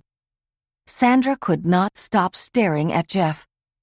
As Jeff lifted his water glass, Sandra pictured the same hand around her daughter's throat. "I can't stand the sight of him," she hissed. "He killed Amanda. I just know it." The hostess had obviously overheard her. "Shall I change your table?" she asked. "I have one at the other end of the dining room." Sandra felt a comforting hand on her back and turned to see Walter looking at her softly. "You know what?" he said. "Now that we're here, I'm in the mood for steak. Would you mind if we went across the street? We can have the concierge call them for us on our way out." As they left the hotel, Henry pointed out the beginning of a beautiful sunset. The sky was purple and gold. Amanda would have loved it. That's why she wanted to get married on the beach. Sandra felt Walter's strong arm around her. "I'll never rest until we get justice for Amanda," Walter said. "But tonight is about our family. We deserve a night in peace to remember Amanda." They walked to dinner as a family. Jeff Hunter saw the Pierce family turn away from the hostess stand and walk out. He had seen the expression on Sandra's face. She was judge, jury, and executioner. He wondered if he looked at Megan in the same way. He wanted to stand up in the middle of the restaurant and scream at the top of his lungs, "I did not do this!" His cell phone buzzed in his pocket. It was a text message from Nick. "Boca's a beautiful place, but I wish I could be there with you guys. Hope you're doing okay, man." Jeff would tell Nick later he was lucky to have left early. This dinner was a terrible idea. Austin was clearly bored without Nick. Next to Austin, Kate kept inching her chair farther away from him, probably remembering all of Austin's awkward passes in college. Megan was sipping water and barely talking, and Jeff wanted to leave this dinner table right now and demand that Megan explain why she called Amanda's lawyer about the will. Was this her plan all along?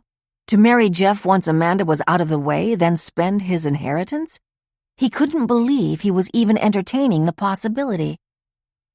As they continued to eat in silence, he thought he saw a man in the distance, staring at them from the courtyard. Of course, he thought, the police are definitely watching me. The man in the distance was not police, but Jeremy. He had followed Jeff and Megan until they entered the elevator, then watched the numbers click in order until a stop on their floor. When Jeremy followed, he could hear raised voices, but then he saw a man lingering in the hallway. He didn't want to call attention to himself by wandering around without a room to enter, so he rode back down to the lobby. He waited until he spotted Megan and Jeff again, this time with Kate in tow. He could sense the coolness between them. Even without words, body language told the story. He could also read the Pierce family. Their mood was heavy when they walked into the seafood restaurant. Of course it was, after the news about Amanda. But within minutes they walked out, and this time they all looked even more upset. When they left the hotel, Jeremy had a choice to make. Watch the family or watch the bridal party. The answer seemed clear. Now he was wondering if he'd made the right decision. There was still tension between Megan and Jeff, but the preppy male friend looked bored, and the other woman was sad. Nothing much to see. Then Jeremy saw another familiar face. It was Laurie's father, walking through the lobby, the man who had scared him so much at his home. Jeremy stepped behind a palm tree and watched the older man go down the path toward the Italian restaurant. Once he was out of sight, Jeremy followed and through the window saw him join Laurie and several other people at a large round table in the back. Laurie had asked him to take photographs of people participating in her show. She didn't tell him not to photograph her and her friends, too. Besides, whether this was part of the job or not, there was nothing illegal about standing here and taking pictures. He changed to a longer distance lens. Once he started shooting, he couldn't stop. The young woman with the long black hair was gorgeous, and the man sitting next to Laurie was remarkably photogenic. Plus, the boy was adorable. These would be wonderful photographs for his collection. Jeremy was so engrossed that he didn't notice when Jeff, Megan, and their friends left the seafood restaurant and disappeared into the elevator.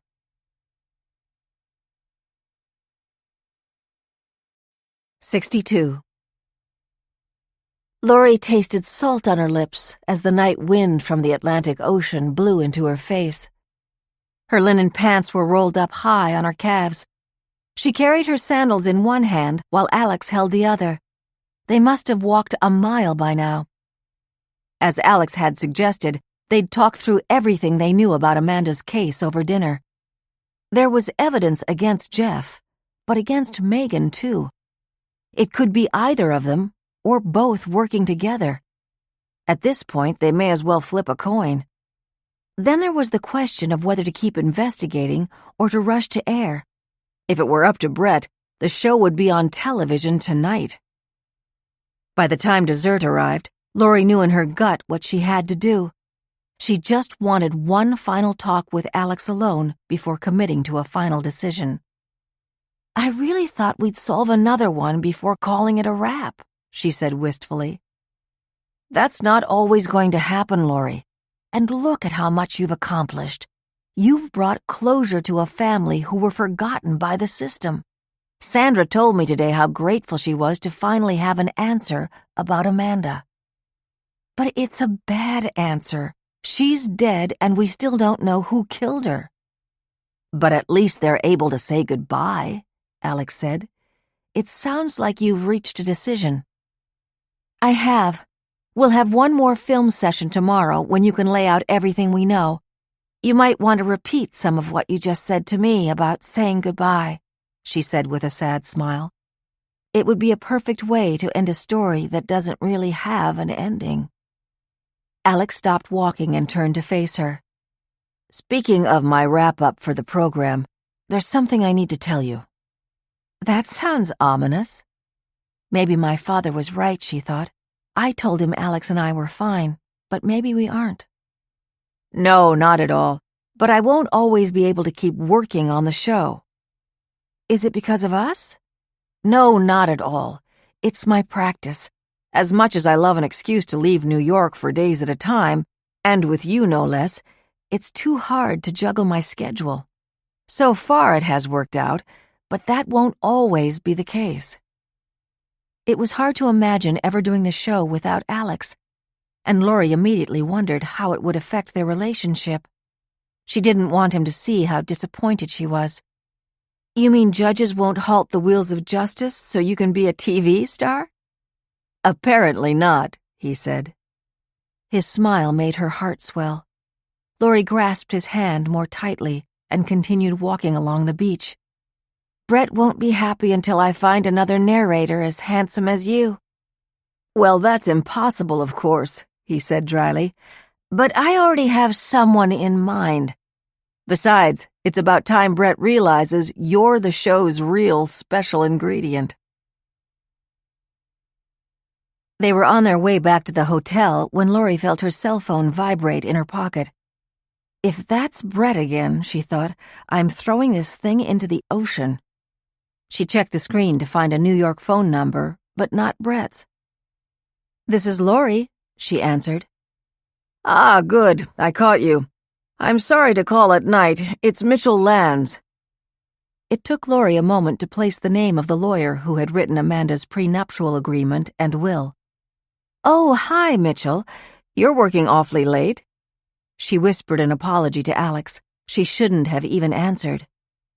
"The life of a lawyer, I'm afraid."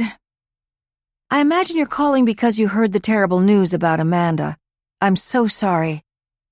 "I hate to say it, but in my business you get accustomed to hearing about death. I feel terrible for poor Sandra and Walter. They must be heartbroken." "They are. Is there something I can help you with?" she asked. "No, but something's been eating at me all night, and I finally thought I'd better call you. It's about Jeff Hunter. He told me he's down there as a part of your show." "You spoke to Jeff?" She stopped walking. Alex's expression grew concerned. "Yes, I called him as soon as I heard about the discovery of Amanda's remains. I thought he should know the next steps before Amanda's estate enters probate." "Not to question your tactics, Mitchell, but isn't that awfully soon? The identity hasn't even been officially confirmed yet." "I know.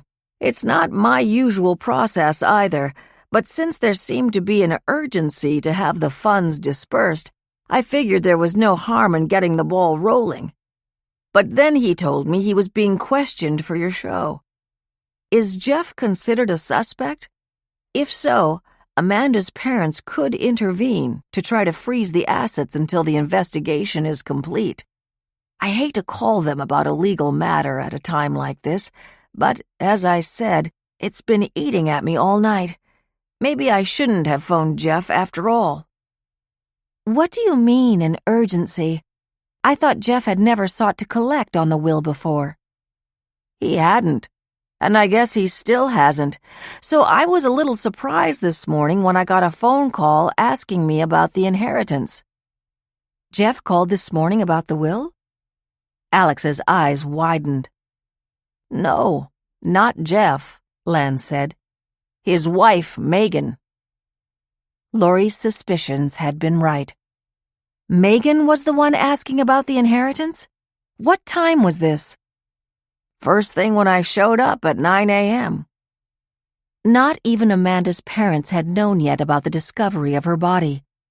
Laurie remembered Detective Henson saying that the person who called in the anonymous tip could even have been a woman, given the easy availability of voice distortion equipment. And she knew Amanda's remains had been found? Laurie asked. No, I'm sorry. I don't think I'm being very clear. Jeff's wife called prior to the news reports. She was asking about the process for Jeff to inherit, how to go about having Amanda declared legally dead, and the timing. I told her they'd have to hire their own lawyer since I represent the estate. But then once I heard the news, I called Jeff as the beneficiary to let him know that he wouldn't need to pursue a declaration once the death certificate was signed. How did Jeff handle the news? That's the thing. He seemed very upset and quite surprised when I told him that Megan had called this morning. I don't think he had the foggiest clue she was asking. She must have done it on her own. So that had me thinking he wasn't a suspect, but I decided to check with you to be sure. When did you talk to Jeff? A few hours ago, just before 5. Laurie said goodbye and turned to Alex. We thought there was no rush telling the police about Megan, but she called Mitchell Lance this morning, asking about the inheritance, and then Lance called Jeff. As usual, Alex immediately understood her point. Which means Jeff has probably already confronted Megan about it. She'll know it makes her look guilty. We have to tell Detective Henson. I'll ask Dad to do it. She trusts him more than either of us, but I need to call him right now. 63. Just as Megan expected, Jeff laid into her as soon as they were alone in their hotel room. Why do you keep telling me I need to wait? He demanded. Are you trying to buy yourself time to come up with a lie? I would never lie to you. I just can't talk about it right now. Not like this. Why in the world did you call that lawyer this morning? Jeff insisted. After all these years and just hours before we all learned about Amanda's body, I can't get my head around it. I promise. There's a reason. Then tell me. Stop screaming at me. I'm asking you one simple question, Megan. I deserve an answer. Jeff could not believe his eyes when she stood up, grabbed her purse, and walked out of the room, slamming the door behind her and leaving him in silence. Megan used the short amount of time in the hotel elevator to wipe the tears from her face and catch her breath. She and Jeff rarely argued, and neither of them had ever walked out on the other when they did, but leaving the room felt like the only way to keep her blood pressure from rising. The doctor had warned her to avoid unnecessary stress. Good luck with that, she thought, as she placed a hand on her belly. She had no way of knowing whether the baby could feel it, but resting her palm near her unborn child was calming to Megan, if to no one else. Don't worry, she thought. Everything is going to be just fine.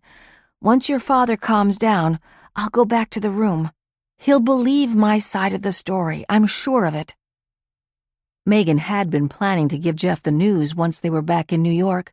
She wanted a clean break between this place and their baby. She wanted it to be a perfect moment.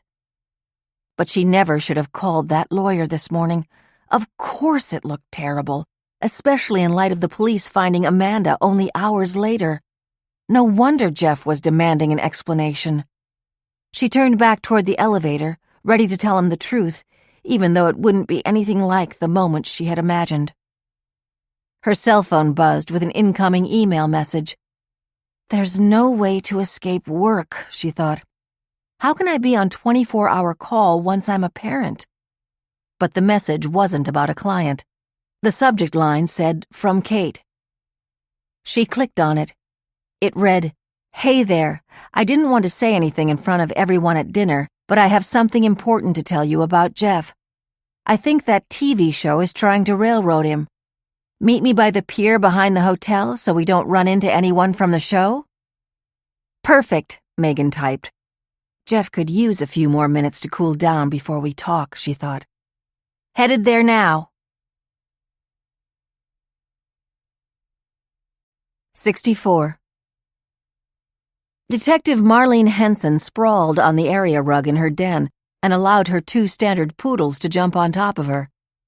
They were 3-year-old sisters named Cagney and Lacey. Even on days when her daughter Taylor stayed with her father, these 2 sturdy girls gave Marlene someone to come home to. Their exuberance about Mommy coming home temporarily quelled, the 2 dogs ran into the living room to continue an epic round of wrestling.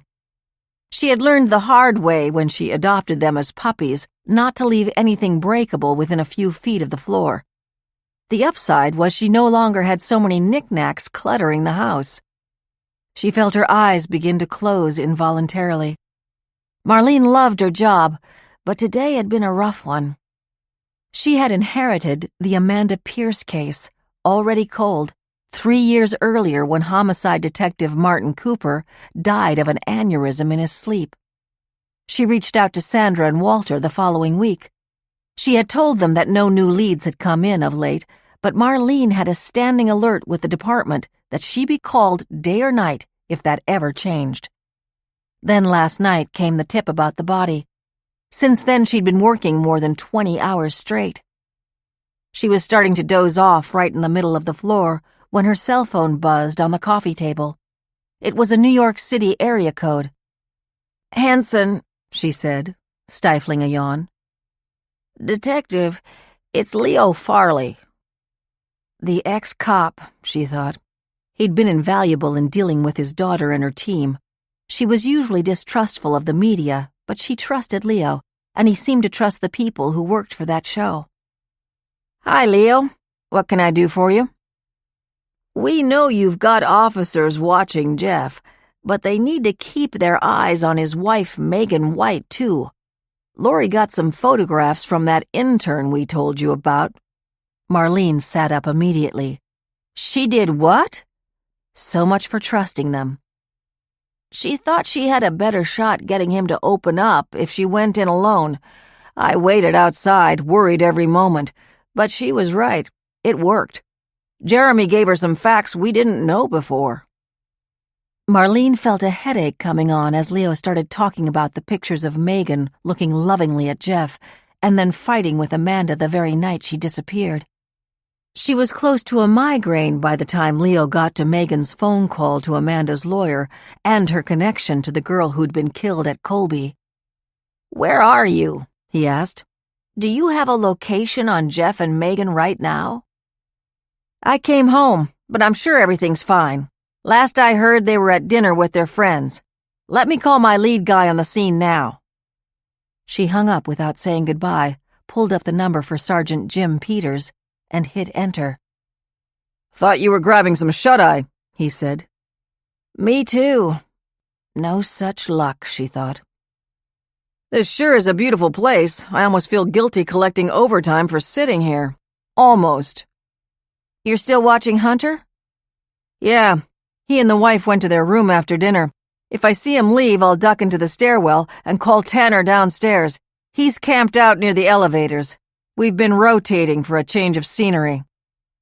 "So they're both there? Jeff and the wife?" "No, just him. They had some kind of dust-up and she stormed out of here a second ago. I went into the stairwell so she wouldn't spot me." "Where'd she go? Is Tanner following her?" "No, we're trailing the husband, I thought." "We were. And are. Just call Tanner, okay? Tell him to keep his eyes on the wife, and you watch Jeff. Don't lose either one of them." Marlene had changed into fresh work clothes and was putting on her shoes when Sergeant Peters called her back. "You found Megan?" she asked. "No, I just talked to Tanner. He says she walked through the lobby, but he doesn't know where she went from there." 65. Jeremy looked at his watch, wondering how late he should stay at the hotel. He had gotten so distracted taking photographs of Lori and her friends that he somehow lost track of the bridal party. By the time he walked back to the seafood restaurant, their table was empty. He checked the other hotel bars, but no luck. Now he was on the beach. A few couples passed him on moonlight strolls, but he didn't recognize anyone. The moon was beautiful tonight. It had been a long time since he practiced his nighttime photography skills. He changed his camera to a long exposure, pointed the lens across the ocean, and snapped. He checked the digital image on the screen. Stunning. He hadn't lost his touch. At this time of night, most photographers would end up with either total blackness or a bright, harsh flash. But with a long exposure, he had managed to capture the pillows of waves across the ocean and the pepper of stars over the water. Not bad. He was on his way back to the hotel when he spotted a woman walking toward him. She was alone, her long curly hair blowing in the wind. He was nearly certain it was Megan. He turned away as she passed. He gave her a 100-foot lead, then began to follow. She'd never notice him from this distance. 66. Megan sat at the edge of the hotel's private pier, her feet dangling from the side. She had walked past several beautiful boats on her way to this spot at the end of the pier. The moonlight across the deep blue ocean water was beautiful, but her eyes were focused on the screen of her cell phone. She was completely stumped about what to say to her own husband. A new text message appeared. It was Jeff again. "Where are you? We need to talk." Maybe she shouldn't meet with Kate after all. She needed to smooth things over with Jeff. But Kate said she knew something about the TV show's plans to railroad Jeff. Megan needed to find out the details. She looked over at the 3 boats docked at the pier. In the darkness, she couldn't tell much about them except that they were large. She guessed they would be considered yachts, but she knew nothing about boats, other than what she'd learned from the captain on their fishing excursion in the Bahamas. What a perfect trip that was. She reminisced about their unofficial honeymoon. Jeff had organized every last detail, from champagne breakfasts to moonlit ocean swims. She shouldn't leave him waiting any longer. She could call Kate from her room. She was about to stand up when she saw a person in her peripheral vision stepping onto the pier. She turned, expecting to see Kate. Even though the person wasn't Kate, she began to smile. But as he came toward her, she realized that something was off. She'd known him for years, but this was an expression she'd never seen on his face before. She'd read somewhere that pregnant women develop a type of sixth sense to protect their unborn children from danger. Somehow, she just knew. And he wasn't supposed to be here. If this gut feeling turned out to be right, there was no way she could get past him and back to the hotel. He was blocking her path on this narrow pier. Pretending to be unconcerned, she waved and then started to call 911, but he was walking toward her too quickly. She could never place the call in time. And if she were right, he would never let her keep her phone. It could be used to track down her location. On impulse, she changed plans. She slipped her phone gently between two wood slats of the pier. A crossbeam beneath the boards held it in place. She had to hope he wouldn't notice it there. She stood up, deciding that she had a better chance of fighting back on her feet. "Hey there," she said, praying with every fiber of her being that her instincts were wrong. Then she saw the gun. There was no way to fight. She placed one hand protectively on her belly as he guided her along the pier and then shoved her onto the yacht. As she felt a sharp prick in the side of her neck, she prayed that someone would connect the dots between her phone and what was happening to her. And then everything went black. 67. Jeff was pushing the elevator button as fast as he could. He never should have let Megan run off like that. He should have chased her from the room and blocked the hallway if necessary. The car seemed to descend impossibly slowly as he replayed their argument in his head. How could he have screamed at her that way? He had even accused her of not feeling anything about Amanda's death. He had been cruel. He knew Megan didn't show her emotions the way most people did. When the elevator doors parted, he rushed through the lobby, searching for any sign of her. "I never should have doubted her, even for a second," was the drumbeat in his head. He, of all people, knew how hurtful it was to be suspected of harming Amanda. But how could Megan possibly have run off this way? He had texted and called her repeatedly, and she wasn't responding. "She has to know how terrified I'd be," he thought.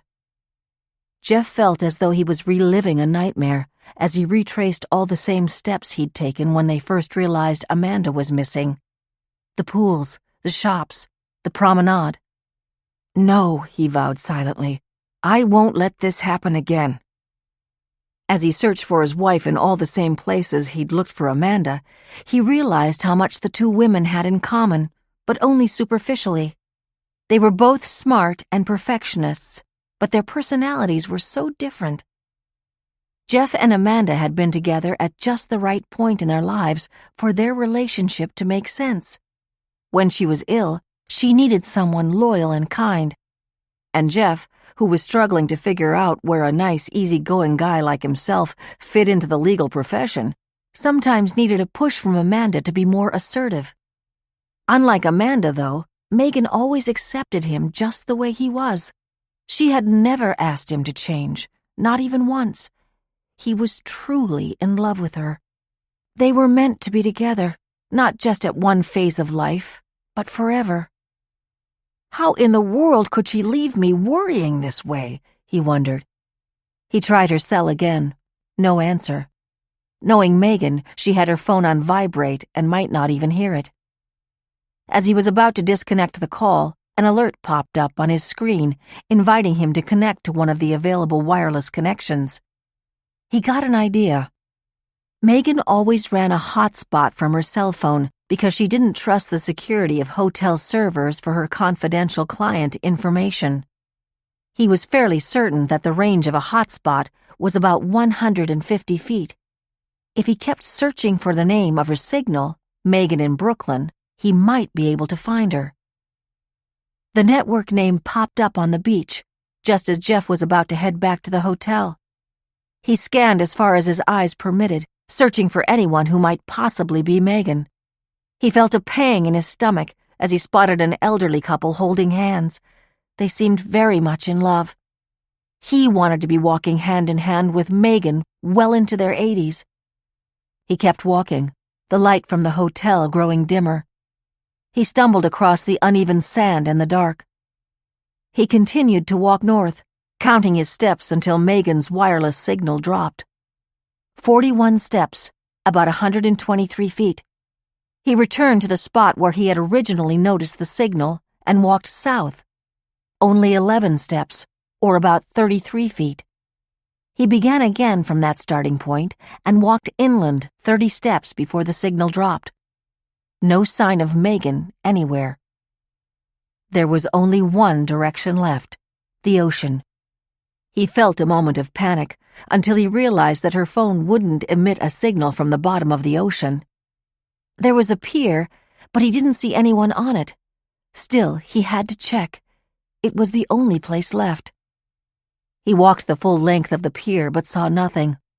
Alone in the dark, he became so desperate he called out her name. "Megan!" His phone was still getting her signal. Where was she? He was about to turn back to the hotel when he saw the moonlight reflect off something between two wooden boards of the pier. He reached down and felt something metallic in the gap. It was the edge of a cell phone. It was Megan's. He'd found the signal, but his wife was gone. 68. Jeff knew instantly that the phone wasn't accidentally left behind. It had been deliberately placed between those boards. He was certain of it. The question was, why? Her only recent text messages were the ones he'd sent her, asking her to come back to their room. No voicemails of interest. He pulled up her emails. The most recent message was from Kate. She thought the TV show was going to set him up as the prime suspect. No kidding, he thought. She wanted to meet Megan on the pier. Now, where were they? His first instinct was that he didn't have Kate's cell phone number, but then he checked Megan's contacts. Of course, she had a perfectly updated address book. Typical Megan. Kate answered after 2 rings, but the wait felt like an eternity. He heard a television in the background. "Kate, it's Jeff. Can I talk to Megan?" I thought this was going to be Megan. You're calling from her number." "I have her phone. Megan's not still with you?" "What are you talking about? I haven't seen her since dinner." "You emailed her to meet you at the pier. I found her phone here, but not her." Kate's voice was clearly worried as she said, "I hate to tell you this, Jeff, but I didn't email Megan, and I haven't left my room since I got back. If she was meeting someone at the pier, it wasn't me." When Jeff hung up, he realized that he had no one he could turn to. Kate may not have written that email, but whoever did was right. Jeff was the prime suspect. He could already picture the detective's response once he reported his wife missing. They'd never believe him. They already thought he killed Amanda. Now they'd think he'd hurt Megan, too. Why had Megan left her phone behind? What was he missing? Jeff scrolled further back into her emails. Everything appeared to be about work. Then he saw one sent yesterday from a medical office. He opened it. It was signed Dr. Jane Montague, OBGYN. He was about to close it when one particular word caught his attention. "Hi, Megan. The nurse sent me your message inquiring about the effects of ultra-rapid metabolization on your pregnancy. Though it's good to know you metabolize drugs faster than most people, this only helps your doctors make sure you're on the appropriate dosages when you require a prescription. It will not affect the baby one bit. Best, Dr. M."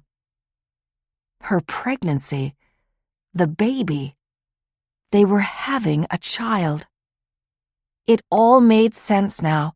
That's why Megan had been so eager to put this television show behind them. She didn't want to tell him while they were in the middle of an investigation. He also understood now why Megan called Amanda's attorney. Now that their family was growing, he and Megan absolutely would need a larger apartment. Jeff never wanted to take money from Amanda, but the fact that he was named in her will was exactly that, a fact. If Jeff would eventually inherit all that money from Amanda, wasn't Megan's question to the lawyer reasonable, especially since they were now having a baby?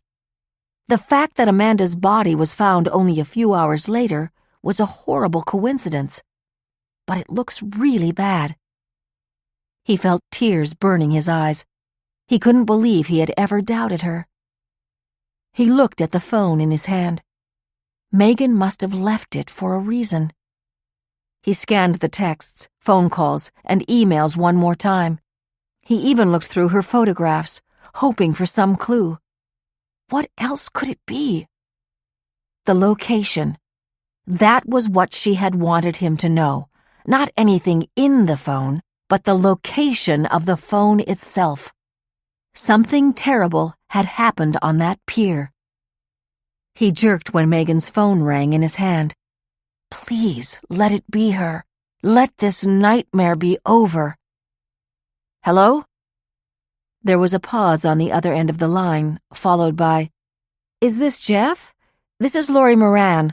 I'm sorry to call late, but I managed to lose the release Megan signed for the show. My boss will go nuts. Would Megan mind if I stopped by real quick? I'll sleep better knowing it's done.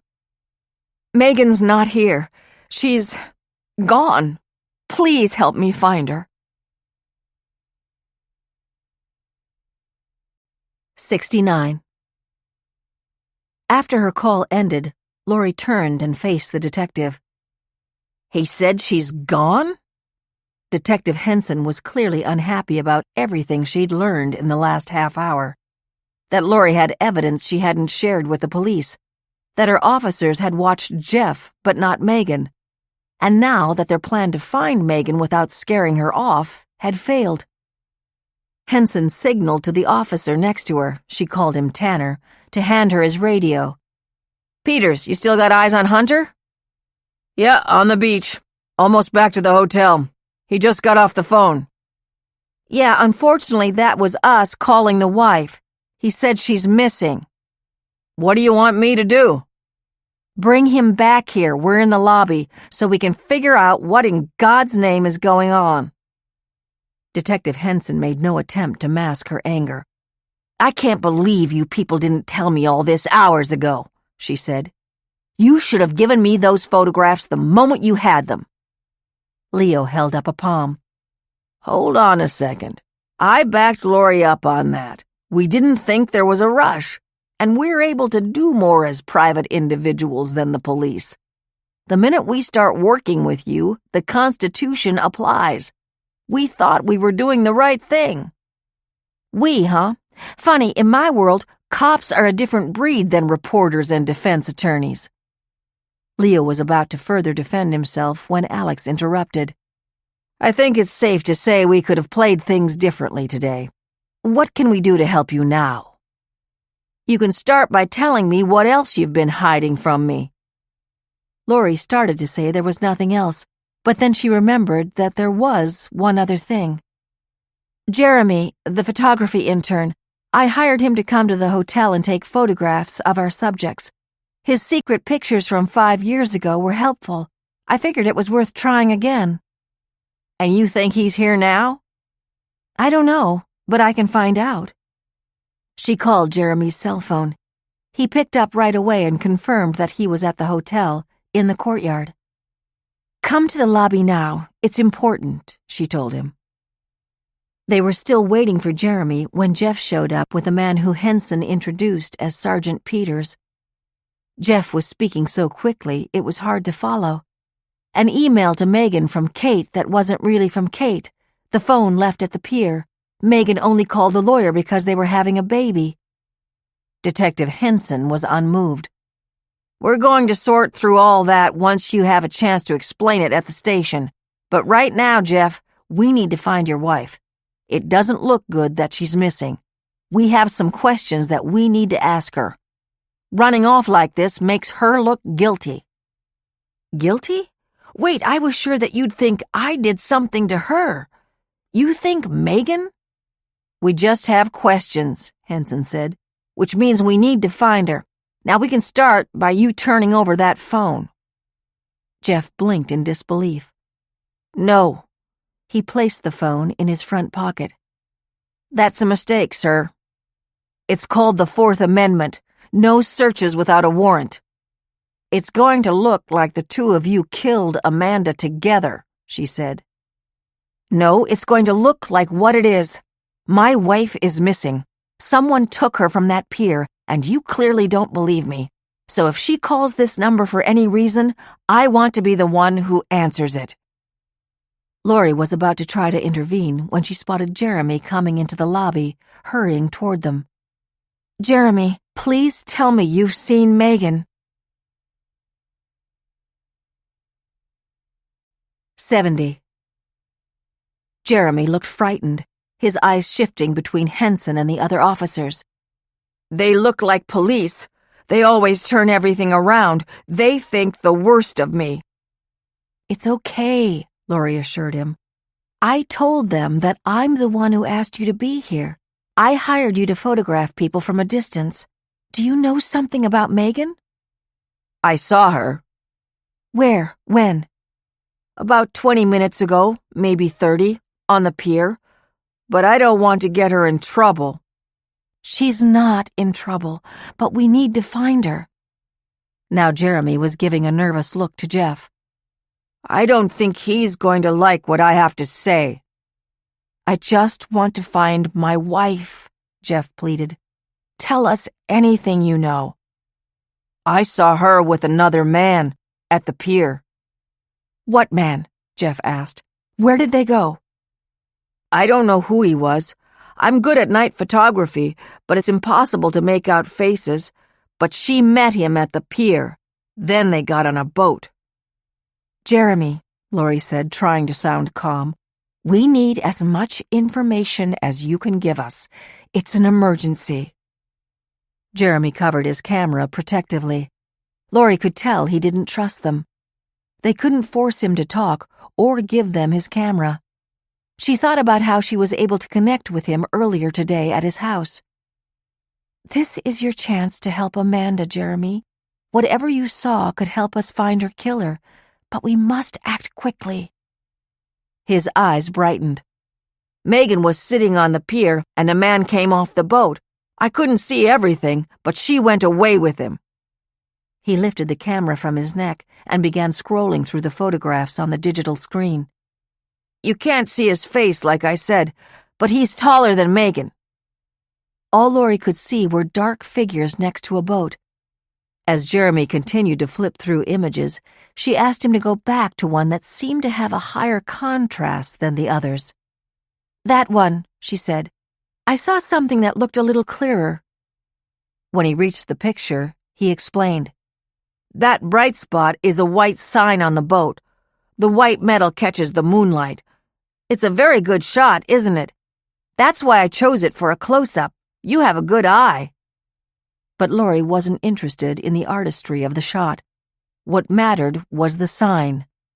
Ladies first. Ladies first, she said. Why does that sound so familiar? Jeff was looking over her shoulder. That's Nick's sign, he shouted. He hangs it on every boat he charters. Megan's with Nick? But he's in Boca with a client.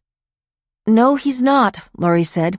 He was here, at least until this picture was taken. He texted me during dinner. He left hours ago. Then he never really left or must have come back, Laurie said. Jeremy, are you certain Megan got on that boat voluntarily? His brow wrinkled in confusion. I can't be sure. I'm good at reading body language and facial expressions, but in the dark, from that distance, I just assumed... He looked at Jeff, almost apologetically. He simply assumed Megan was meeting up with another man, a guy with an impressive boat. I don't understand, Jeff said. Nick's my friend. Or he's not, Laurie said. She could feel all the pieces falling into place. She had been so focused on Jeff and Megan because they were the ones with a motive to kill Amanda. Jeff for money, and Megan to be with Jeff. She was assuming that whoever killed Amanda, and Carly before her, was actually after them. But Laurie, of all people, should have realized that not all killers go after their actual targets. Some killers are willing to target people just to hurt someone else. A sociopath uses victims as pawns in a game no one else is playing. Greg's killer had had nothing against Greg. He murdered him and would have killed Laurie and Timmy, all for a personal vendetta against someone else. She thought about Grace saying that Nick was much more appealing than Austin. But Jeff, unlike his friends, didn't even have to try. When Laurie first met Jeff, she'd thought of Greg.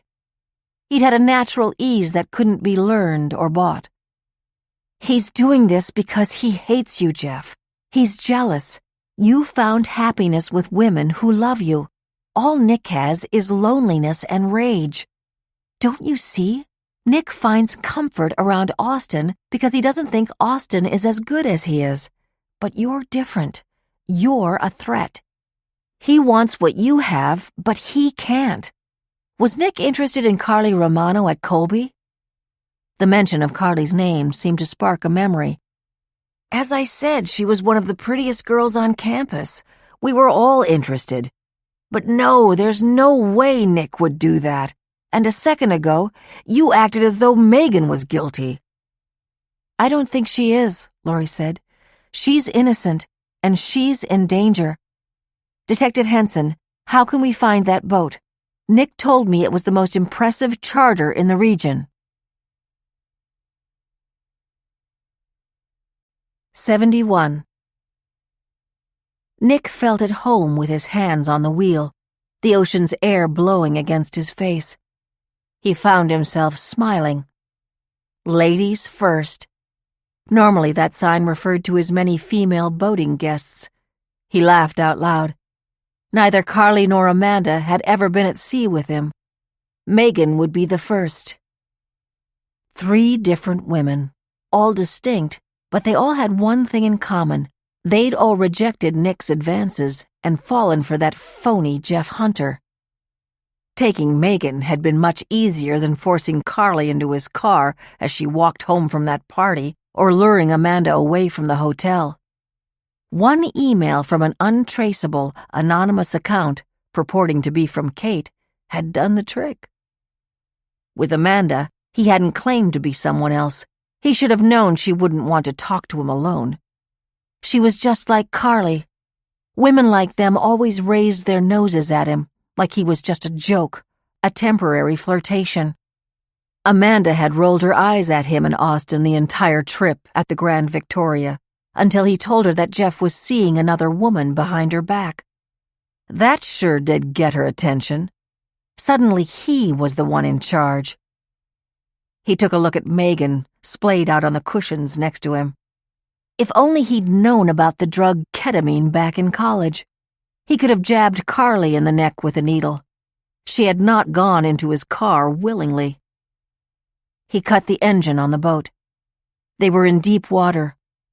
Megan was conscious now, but thanks to that injection, completely immobile. Based on what he'd read, she'd be in a dreamlike state, essentially paralyzed and living in an alternative universe. Soon she'd be weighted down in the water, and he'd show up at his client's house, no one the wiser. "How are you doing over there, Megan?" She blinked, but he knew it was involuntary. She had no control over anything that was happening to her. "I have to say, between Jeff's 2 great loves, I've always liked you better. Amanda was two-faced. She pretended to like me, but I could see the truth. I even heard her say to Jeff, 'I don't see how anybody who is as unlike you as Nick could be your best friend.' You should have seen her expression when I told her Jeff was seeing someone else. She immediately asked if it was you, by the way. Some friend, right?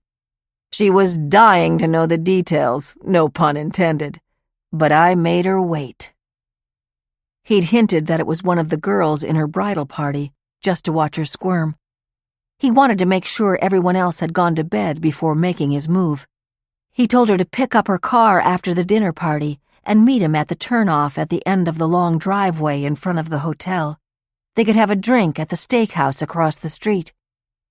Even then, she protested, asking why they couldn't just meet at the hotel bar. But that night, she wasn't calling the shots. Nick replayed the conversation in his head. "What I have to tell you about Jeff could convince you to break it off. If that happens, I don't want anyone to trace it back to me. Jeff is my best friend. It's eating at me to tell you what I know, but in the end, it will be better for both of you. I won't tell you what I know unless you meet me away from the resort." Megan's eyes were now closed. "I played her like a fiddle," Nick said aloud. Even he could hear the satisfaction in his voice. The rings were an especially smart touch. Jeff, The idiot who doesn't care about money left his safe open. At first I just slipped them out as a joke, but then I realized I could use Amanda's ring to frame Jeff. But as with everything, I was a little too good at hiding her body. I thought it would take weeks or months to find her, but 5 years? Even then, it took my anonymous tip." He felt a chill go up his spine in anticipation. He'd chartered the boat for his client meeting in Boca Raton, but now it was serving a second purpose. The police had found Amanda's body, just as he'd planned. Surely they found the ring, too. It was only a matter of time before they arrested Jeff. He'd weigh down Megan's body, but she'd eventually washed ashore. It would take a little time, but they would have her remains, just as they now had Amanda's, and Jeff would spend the rest of his life in prison. "I gave you enough of that drug to immobilize you for 2 or 3 hours, he told Megan. "A bit wasteful, I suppose, because you have less than an hour to live." He chuckled at his own joke. "Don't worry, I won't strangle you like I did Carly. That won't be necessary. When I throw you overboard, you won't be able to move a muscle. You won't even be able to take a deep breath before you hit the water. You're going to sink like a stone." Megan White couldn't feel anything, not physically. She felt terror, but her body was weightless, as if she were in a dream. She remembered a gun, the boat, a prick in her neck. Then she woke up, slumped on these leather cushions, her hands behind her back. She didn't think they were tied. They were just there beneath her. She couldn't move. She couldn't even control her eye movements, or she would look at Nick. She could barely see him in her peripheral vision. She could hear his voice and understand what he was saying, but wasn't sure if his words were real or if she was hallucinating. Maybe she'd wake up any second in her bed at the Grand Victoria, but until then, she had to assume all of this was actually happening. "I have to save my baby, but how?" she wondered frantically.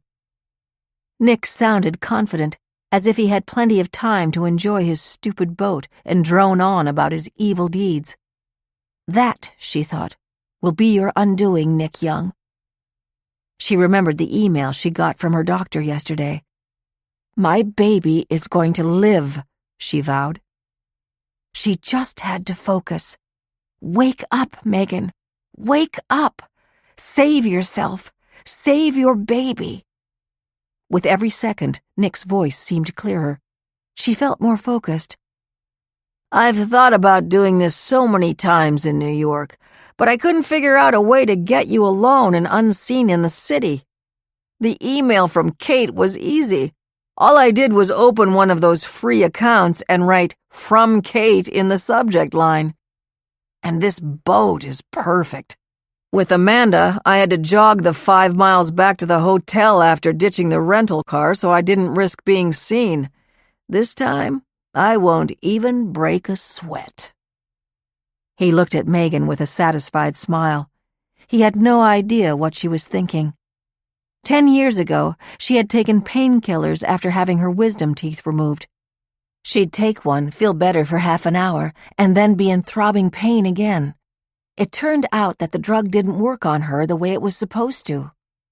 Her doctor explained she had a gene variant that increased the liver enzymes that process certain drugs.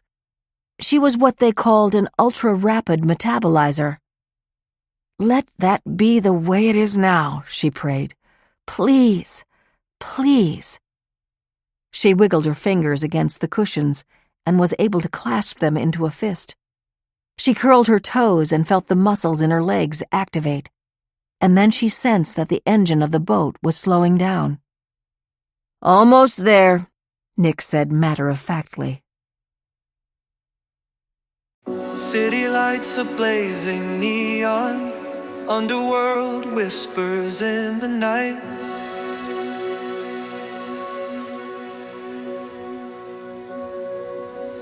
Concrete jungle keeps us moving, chasing dreams that take their flight.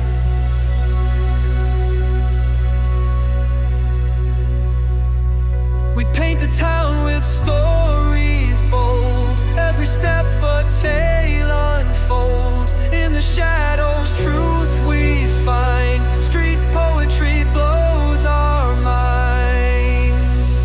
Graffiti preachers drop their wisdom. Buskers play their unsung hymns.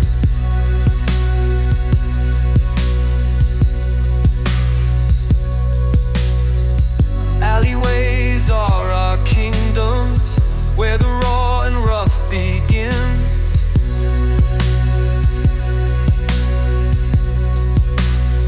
We paint the town with stories bold. Every step a tale unfold. In the shadows, truth we find. Street poetry blows our mind. Broken glass underfoot we tread. Ancient stories in our heads, carving out our destiny through the urban tapestry. Whispers of our past, they linger. Voice of future, bolder still. In the chaos of the city, we find solace in the thrill.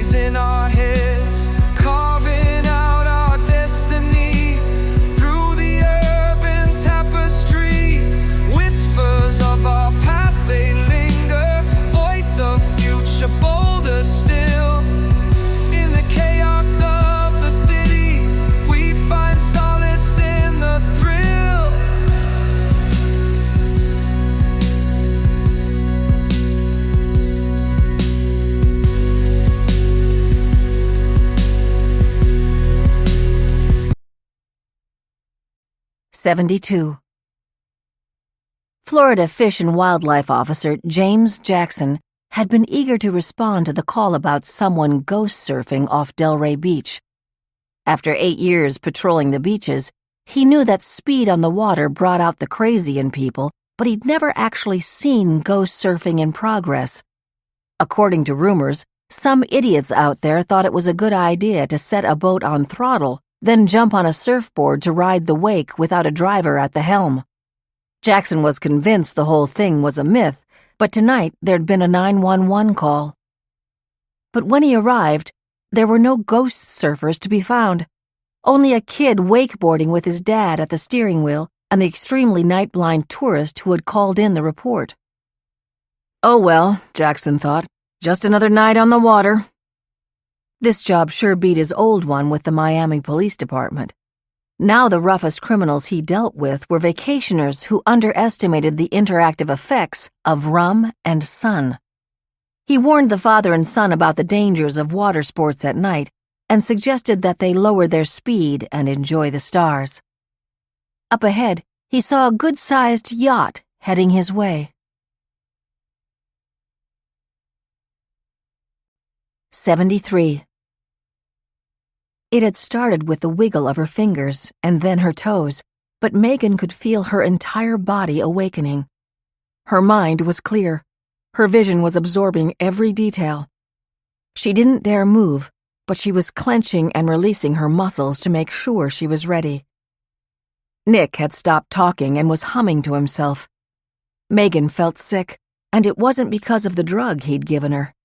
It was because of how happy he seemed. A wave of panic moved through her as she remembered the needle injecting her neck. Would it hurt the baby? She forced herself to push aside the question. She had to focus. Neither one of them stood a chance if she didn't get off this boat. She felt Nick's eyes on her and continued to stare up into the stars as though dazed. Nick leaned back in his captain's chair, then shifted his weight.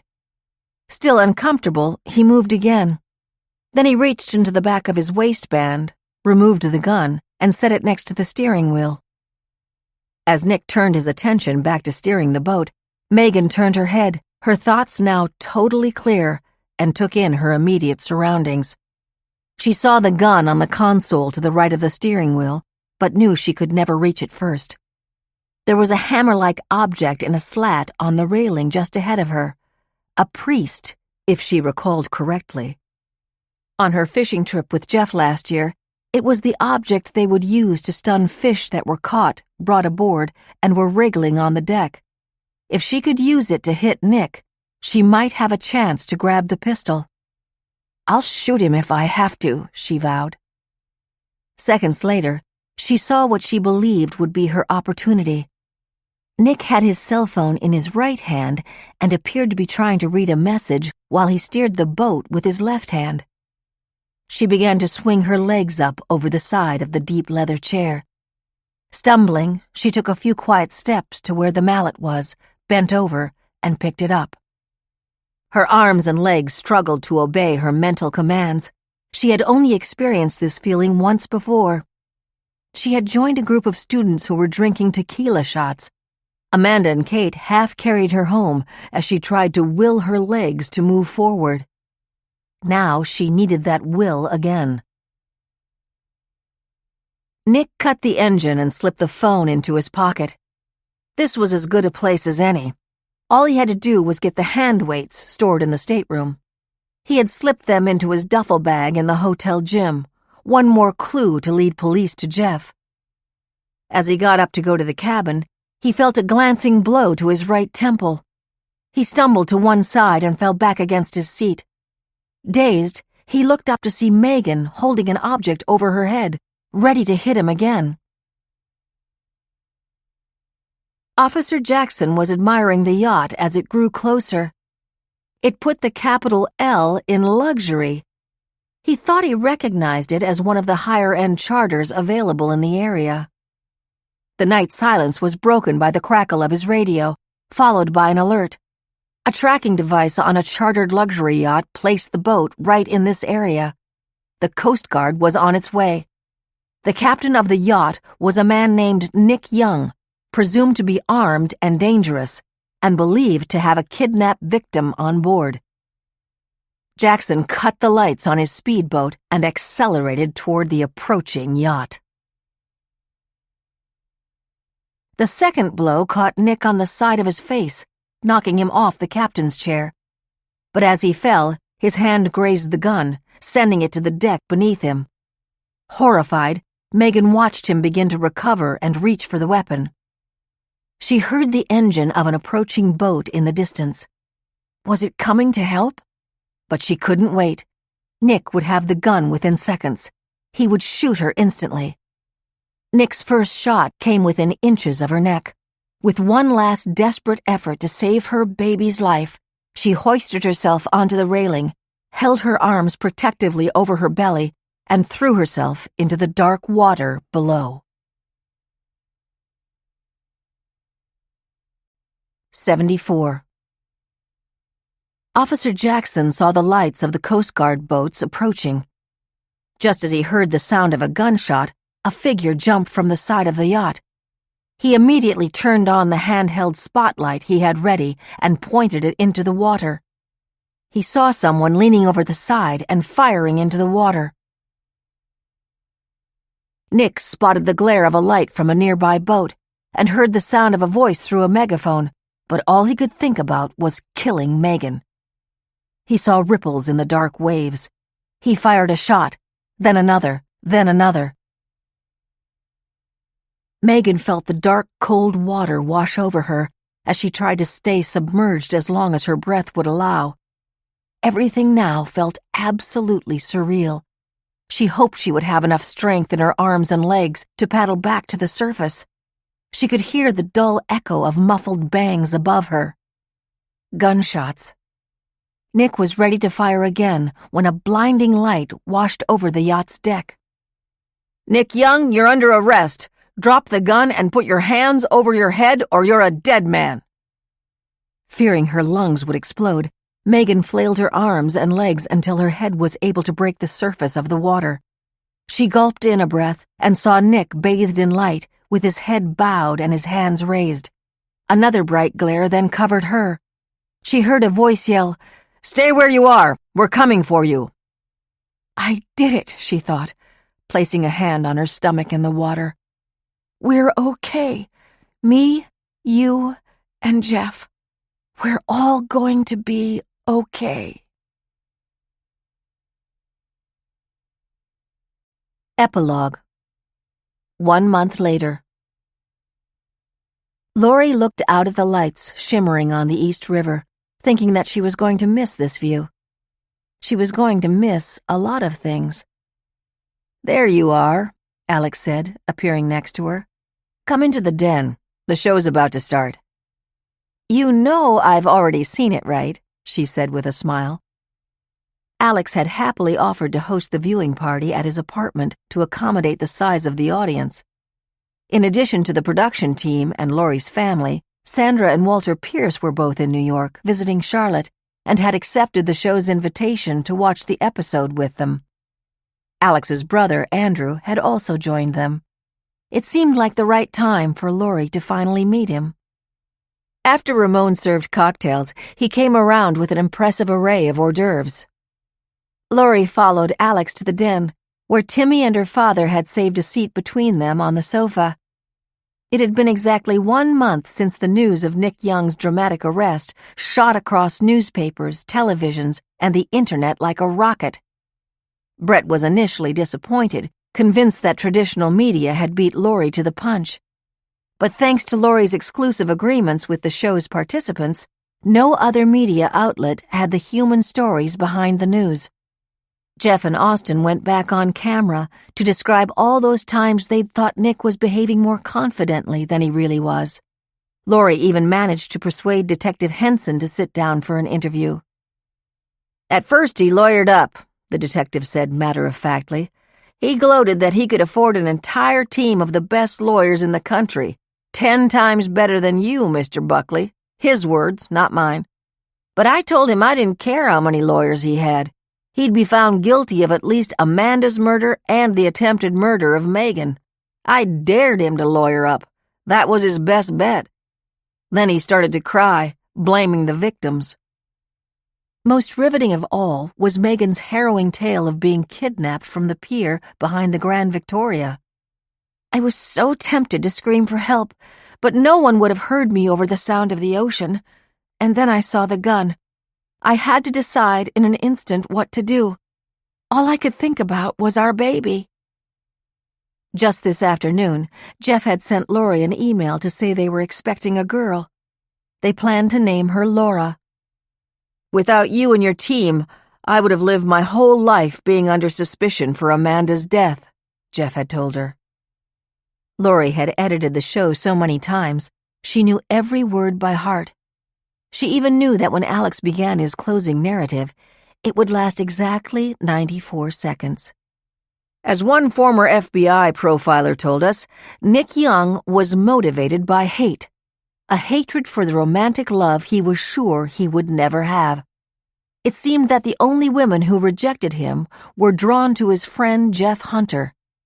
Tonight, Nick Young will sleep behind bars, charged with the murder of 2 different women and the attempted murder of another in 3 states.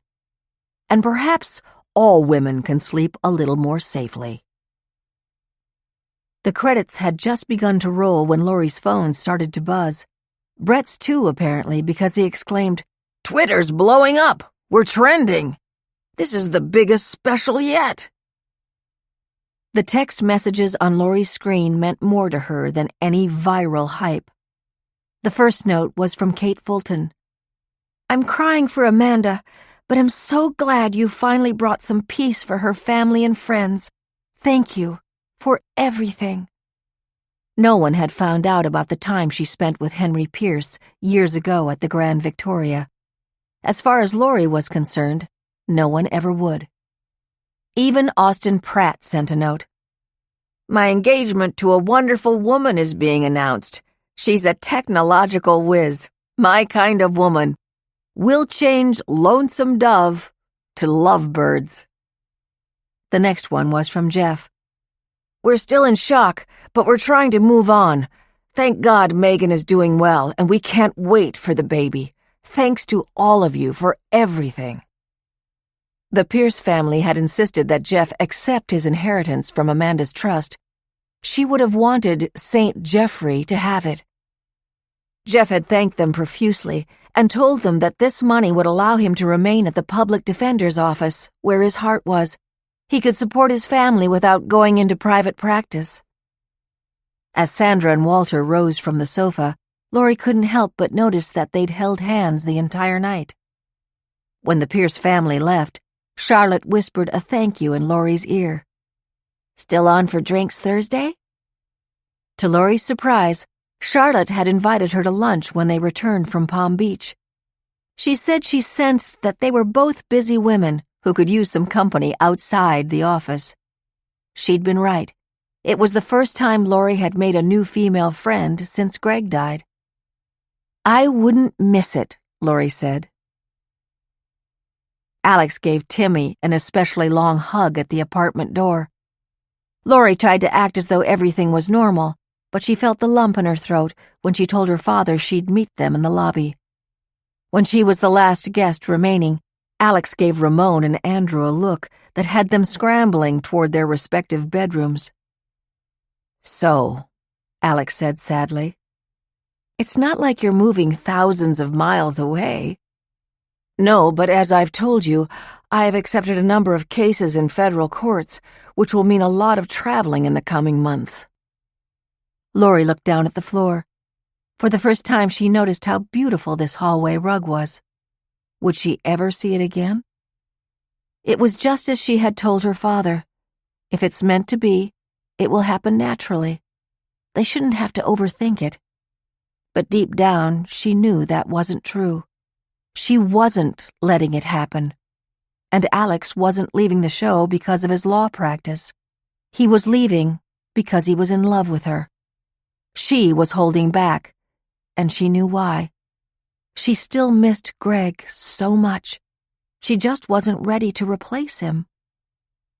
Did you see Walter and Sandra tonight? She knew she was looking for something to talk about, so she wouldn't need to say goodbye. It looks as though they made it through. Some couples are soulmates, meant to be. And sometimes people have more than one, Alex said. Look at Jeff. He loved Amanda, and now he loves Megan. You see how happy they are. His point wasn't lost on Laurie. Good night, Alex. They held each other in the foyer, his only kiss, a gentle one on her lips. Laurie had no idea what Alex was thinking about as she walked out the door. It was a line from his favorite song, Godspeed Your Love to Me. Timmy was waiting in the lobby, trying to mask an involuntary grin. She couldn't imagine anything else that could have made her smile at that moment. Mom, I feel sorry for all my friends, he said mischievously. And why is that? She looked to Leo for some hint of the punchline she sensed was coming, but he was sporting his poker face. Because their moms aren't nearly as cool as you are. You catch the bad guys. When he hugged her, she thought it might be the best hug she'd ever had. She found herself looking forward to tomorrow. She had already found their next case. A young woman was in prison for a crime she didn't commit, and Laurie was going to prove it. And Alex, when I'm able to open my heart again, please God, let him be there.